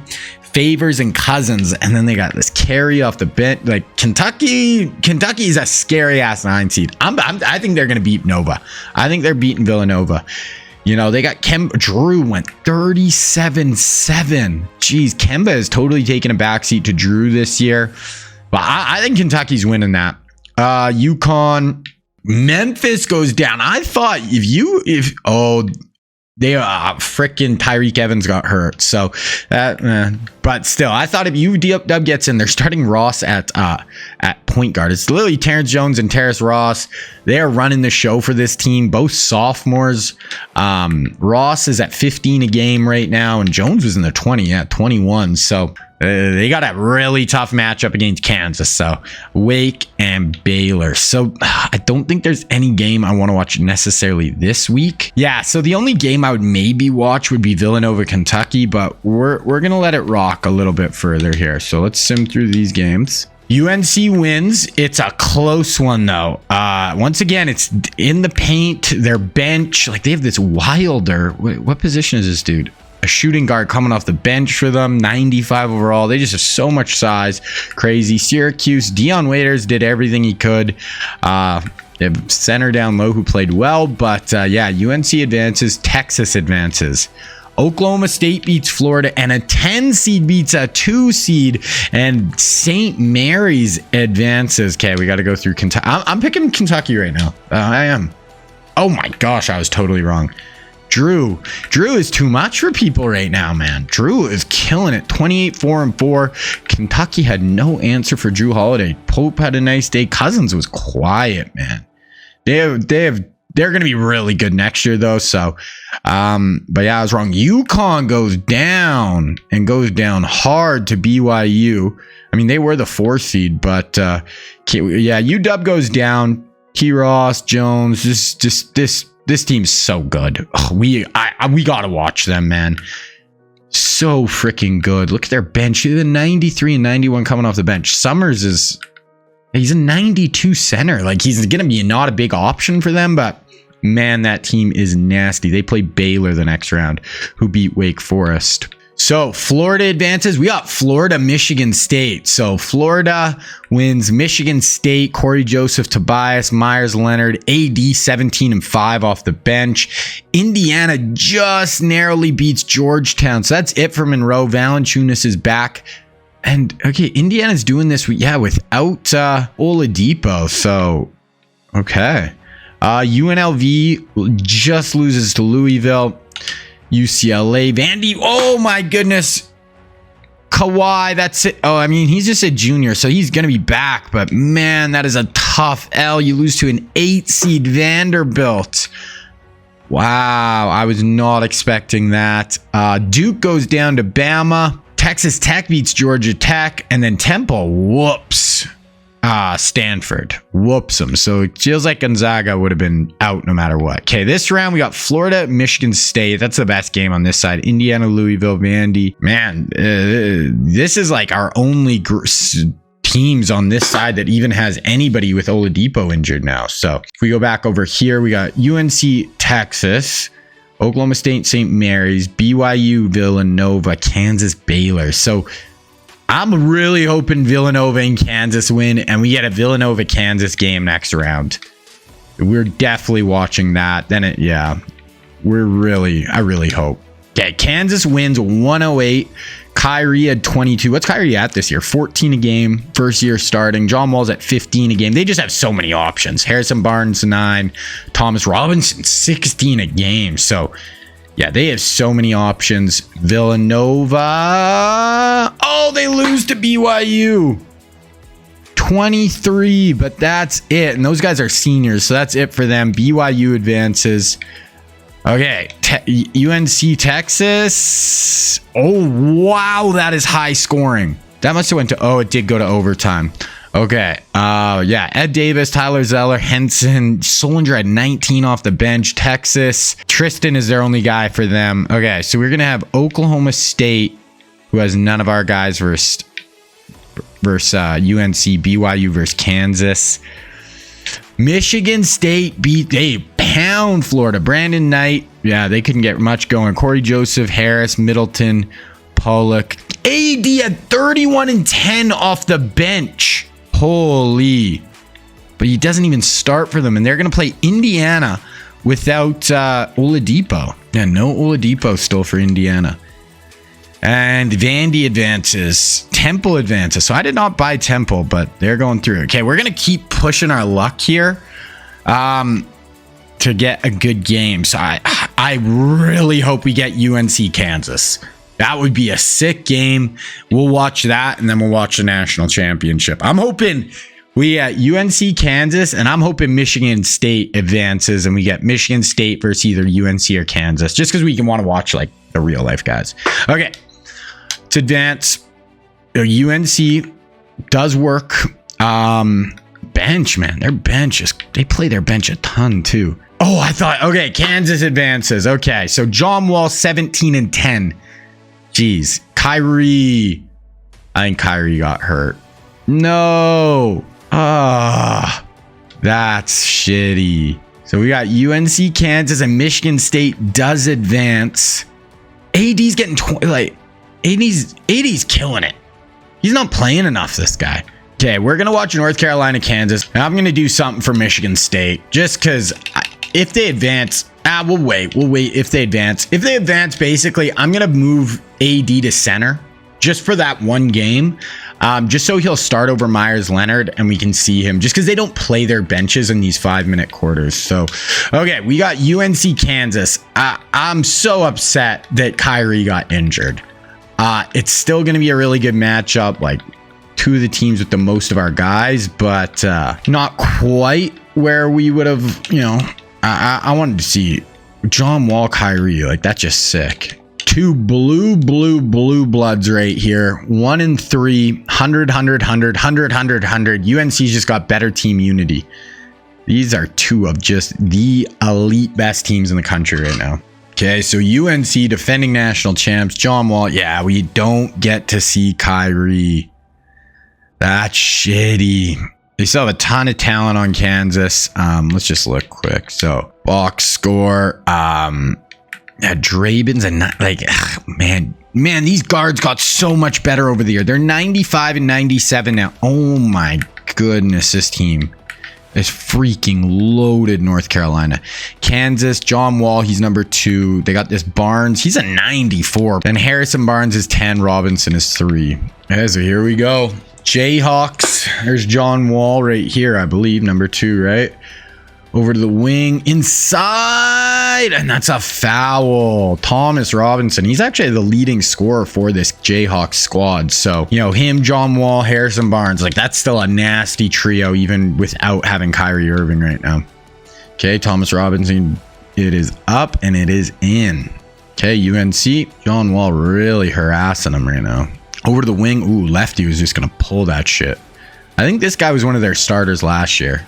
They lost that little DeJesus that I really liked, but they're right back here. Inside to Zeller, over to the wing. Kansas looking nice on defense. Zeller blocked, but Ed Davis gets the rebound and a nasty putback for the lefty, Ed Davis. Ooh, that's a nice job. Here's John Wall on the break. This is where John Wall is just nasty. Misses the lay, though. I think he was trying to get a foul there. UNC out and running. Spin, kick, trip. Boom! Nails it. That's only a 2, though. Huge shot there for UNC. They're up 4-2. Your wing might have been open there. Yep, that's a triple if it hits. Bang! That's Harrison Barnes. Nails that triple for Kansas. They go up 5-4. Running to action for Zeller. John Wall, that's a really nice close, but a nicer shot. 7-5 lead UNC. Oh, that's a bad pass by Wall. Francis is out and running. Skip pass to Shaver. Inside to Zeller, and he gets fouled. UNC is so big. The fact they have Henson and Enes Kanter and Jared Sillinger just on their bench right now. And they got, okay, Robinson and Barnes are out. Oh, I don't love those subs for Kansas. And they got the other Plumlee or someone else in last year's class too. So they are just getting all the big men. Okay, and it's up and it's in. The crazy thing with this Kansas team though too, they don't lose anybody next year. They lose their center. That's a block for UNCK. John Wall, kick. Oh, that's a nice little pump and put it on the deck. Zuzak gets a 2 for Kansas. But yeah, it is this Kansas team. They bring basically everyone back except their center. All their real life guys are back next year. So, oh, that's a nice entry pass. Zeller misses it. And that's a big rebound for Kansas. Wall trying to operate. Nice little bounce. Oh, that's a tough side of the backboard. He's trying to take that behind the hoop there. Does not work for the Jayhawks. UNC still holding on to this 2-point lead here. Oh, pass out of the double. Oh, take that. I think that's a 2 though, and it's good. Are they calling that a 3? It's a nice job. Zeller is a really good passer out of doubles. We've seen that last year too. A little bit of an extra pass there. I don't know if that was a 2 or a 3. Just a 2 there for Schaefer. I thought it was a 2. 11-7 lead. The 7-point halftime lead. Defending national champs are trying to go back to back, punch their ticket to the national championship right here. Into the middle to Ed Davis, over to the wing. Zeller with a mid-range miss. Thomas Robinson, big board, get up quick. Nice, quick up. And I think that's Harrison Barnes. Yes, Harrison Barnes finishes, cuts it to 5 to me, but I guess he never got completely over. Kick. Oh, that's a tough triple. Miss, and Kansas gets a board. John Wall gets a really nice rebound there. Quick up, another baseball pass. Oh, Harrison Barnes almost turned that over. Okay, Wall. Ooh, that's a nice pass to Robinson. Misses, gets his own rebound, up and in. Cuts it to 3. Great job by Robinson. Tough entry pass by John Wall. Able to thread the needle at Davis. Pump. Oh, that's a bank. Miss. Zeller, though, is so tough down low, and he gets the foul on the putback. UNC, I keep saying it, but they're just so big. They're so, they're playing that old school basketball. But Kansas does have size. It's not like Kansas doesn't have size, but UNC feels like they're just on a different level with their amount of bodies down low. They're up 5 again. That's a bit of a scary pass. Okay, go to John Wall down low. John Wall. No. Wall is kind of looking open. There he is coming up for 3. John Wall missed. Nice rebound. Harrison could have pulled that triple inside here. Little cross. It looks like UNC zones up and Kansas throws it away. In transition, UNC finishes. Back up 7 here. Kansas, it is go time. Do or die here now. Thomas Robinson. Oh, he tried to baptize Ed Davis and no foul. I thought that was an and one. Kansas still up down 5 here. Over to the wing. Francis can shoot. Misses it. That's a big miss. They did not use any of the shot clock there. And Kansas is running. Okay. I think that was an alley-oop pass. That guy should be Kyrie Irving. He got hurt last game. That guy threw away the last 2 possessions. 2:39 left here. Over the wing, Francis. Inside, Ed Davis. Little midi right there. Inside, that's a nice entry pass. They're calling a foul. Wow. Okay. So Thomas Robinson back up, hits the first, could cut it to 5 here. So you need to hit this free throw, get a stop if you're the Jayhawks. And I like when they're running. They got to use their athleticism. You have John Wall, you have Harrison Barnes. Like you got to put, and Thomas and Robinson's really athletic power forward. You got to put the ball on the deck and get moving. Like that's not an over and back. I don't know. Cross Francis. You don't leave that guy open. He is a green light. 5, 4, 3, Francis, cash. Oh, I told you, don't leave. They didn't leave him open, but you can't give him any room because that kid will shoot it in your eye. And it is 28-20. This one's basically over unless Kansas can do something just crazy here. Wall working with Thomas Robinson, kick. Harrison. 1:13 left. Wall here beside him in the corner. Into Robinson. Over. Midi. And that is it. UNC is going to go back to the natty in transition. Ooh, they miss it. Use some shot clock there. Here's John Wall. Wall, go to the hoop, big boy. Inside. Miss again. Put back. Miss. Okay, and that is it. Kansas let it slip through their fingers. I think if they had Kyrie, that might have been a little bit different. But UNC wins. They advance. Ed Zeller, really good down wall. We didn't really see John Wall do much. Thomas Robinson was good. But yeah, UNC gets it done. And they're going to go to the national championship. So we got Vandy, Michigan State. Michigan State better freaking win this one. Hey, absolutely murder them. AD is during the tournament off the bench. He's getting like 20 a game. So guys, I want to see Anthony Davis. So I think if I switch him to center, they'll start him over Myers Leonard. He's way better, and I just want to see it. If it wasn't us gonna watch, I would just let it rock. But they just, with these 5-minute quarters, they don't play their bench enough anyway. Oh, this guy got injured. Pollock got injured, but how injured is he? Okay, never mind. That guy's injured. I'm just going to let it rock. We'll see. I'm really hoping AD is starting. I'm really hoping. But yeah, this is a crazy matchup. Michigan State has a ton of our guys. I thought Michigan State next year, I thought that was their year, but they could get it a year early, or UNC is going to go back to back and win 3 national championships so far in the sim. 100. But, you know, UNC's got to be the favorite. They're a 1 seed defending national champs, but we'll see what Michigan State can do. Tar Heels Spartans. Okay, who do we got? We got Pollock is starting, so we don't have AD. That's annoying. Like, Pollock's really good, but AD, man. Okay, so he's not even fully healthy, and he's starting. Maybe we'll see AD for a little bit, but it is going to be Myers Leonard and Pollock down low. They have Corey Joseph, Tobias Harris, and Chris Middleton on the outside. I'm just going to actually quickly look at numbers here. So if AD plays, he's going to be number 0. Leonard's 32. That Pollock's 42. Middleton's 5. Tobias is 4. And then Corey Joseph is 1. But all their wings, yeah. And then, yeah, we know for UNC. Man, this Francis, he's only 4 points a game. 41 from 3. He's only a junior too, man. Okay, so here we go. There's Francis. Gets him on the pump. Goes. Francis, this kid's nasty. Okay, State, what do you got? That's a quick up. This is that Pollock right here. He's going. Okay, Pollock.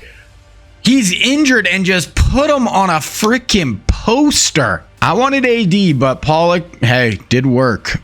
This Francis at the top. Kicks it. That's a tough triple, and he drills it. Man, dude, North Carolina just feels unbeatable. Michigan State up to Pollock, and he's going again, this kid. Leonard gets the rebound, kicks. Pollock tries to put everyone on posters. I didn't know this guy's game like this. Okay, here's Tobias. That's Middleton. Triple. Bang! Chris Middleton drills it. Assist from Corey Joseph. That's a steal. Tobias Harris over to Middleton. He's going to pull it again. Bang! Chris Middleton. Back-to-back triples. This pressure defense from Michigan State. It's pretty unbeatable, but boom. Bang, UNC right back. I love this Michigan State team next year, though. They're just balanced at positionally. It's going to be so crazy. Tobias and Middleton on the wings. Corey Joseph running point with Myers Leonard and AD. And Middleton again gets him on the pump. Middleton's got an 8-point run right here.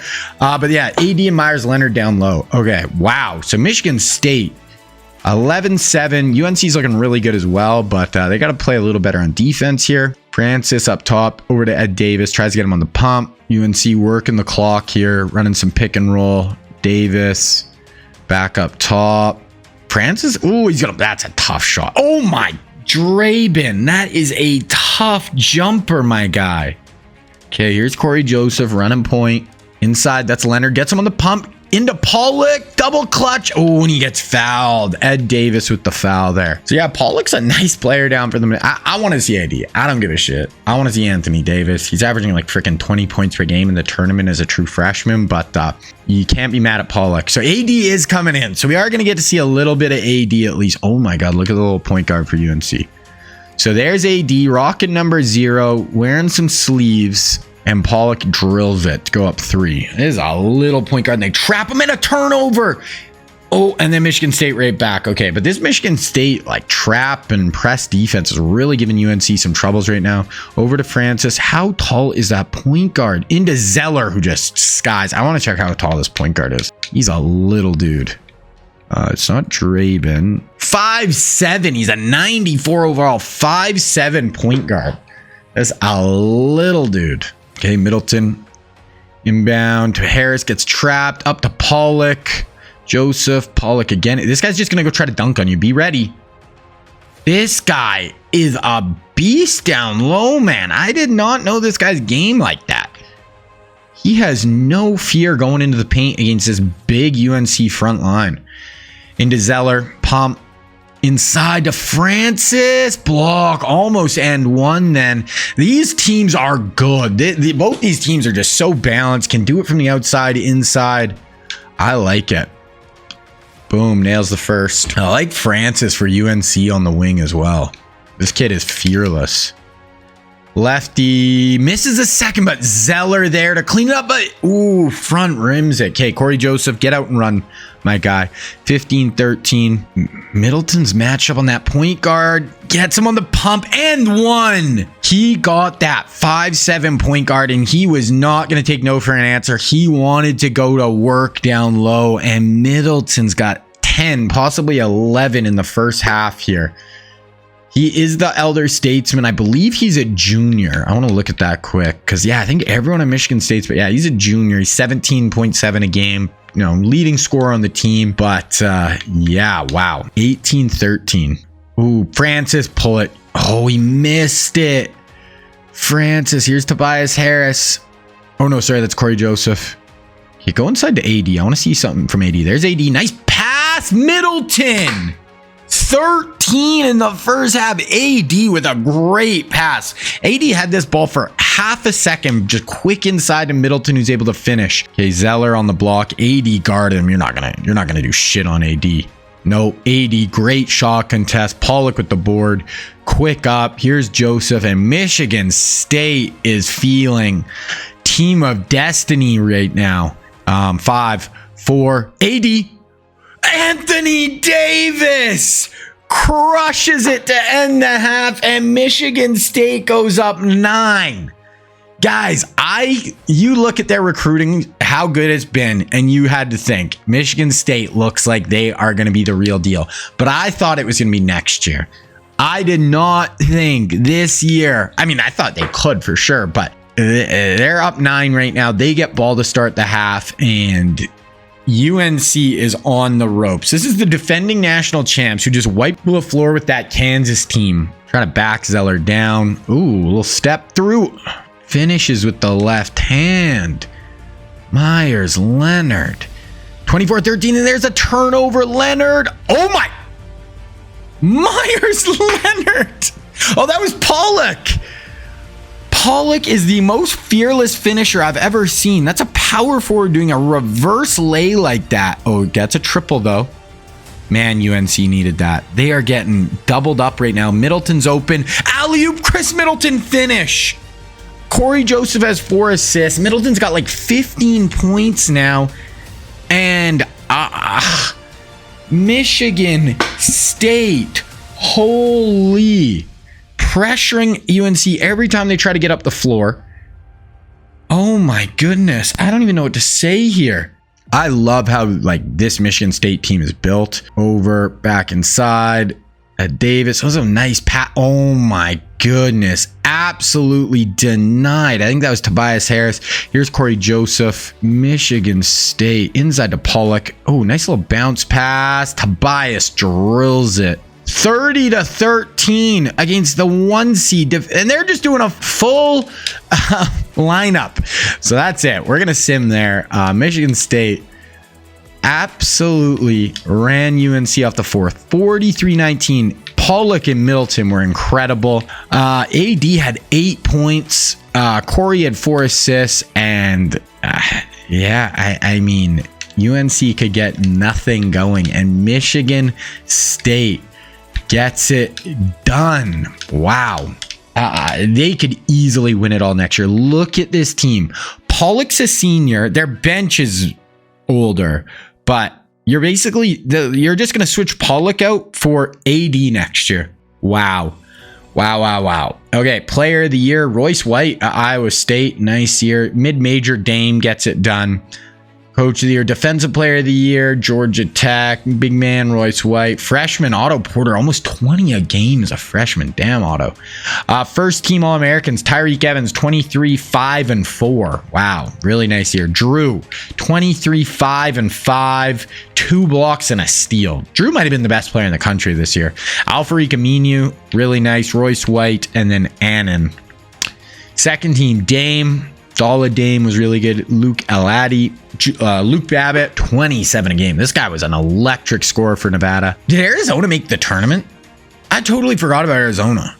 I don't know if they made the tournament because freaking Derek Williams was great this year. Holy. Freshman Oladipo was at 14.5. Porter, AD 12 off the bench. Almost 2 blocks off the bench.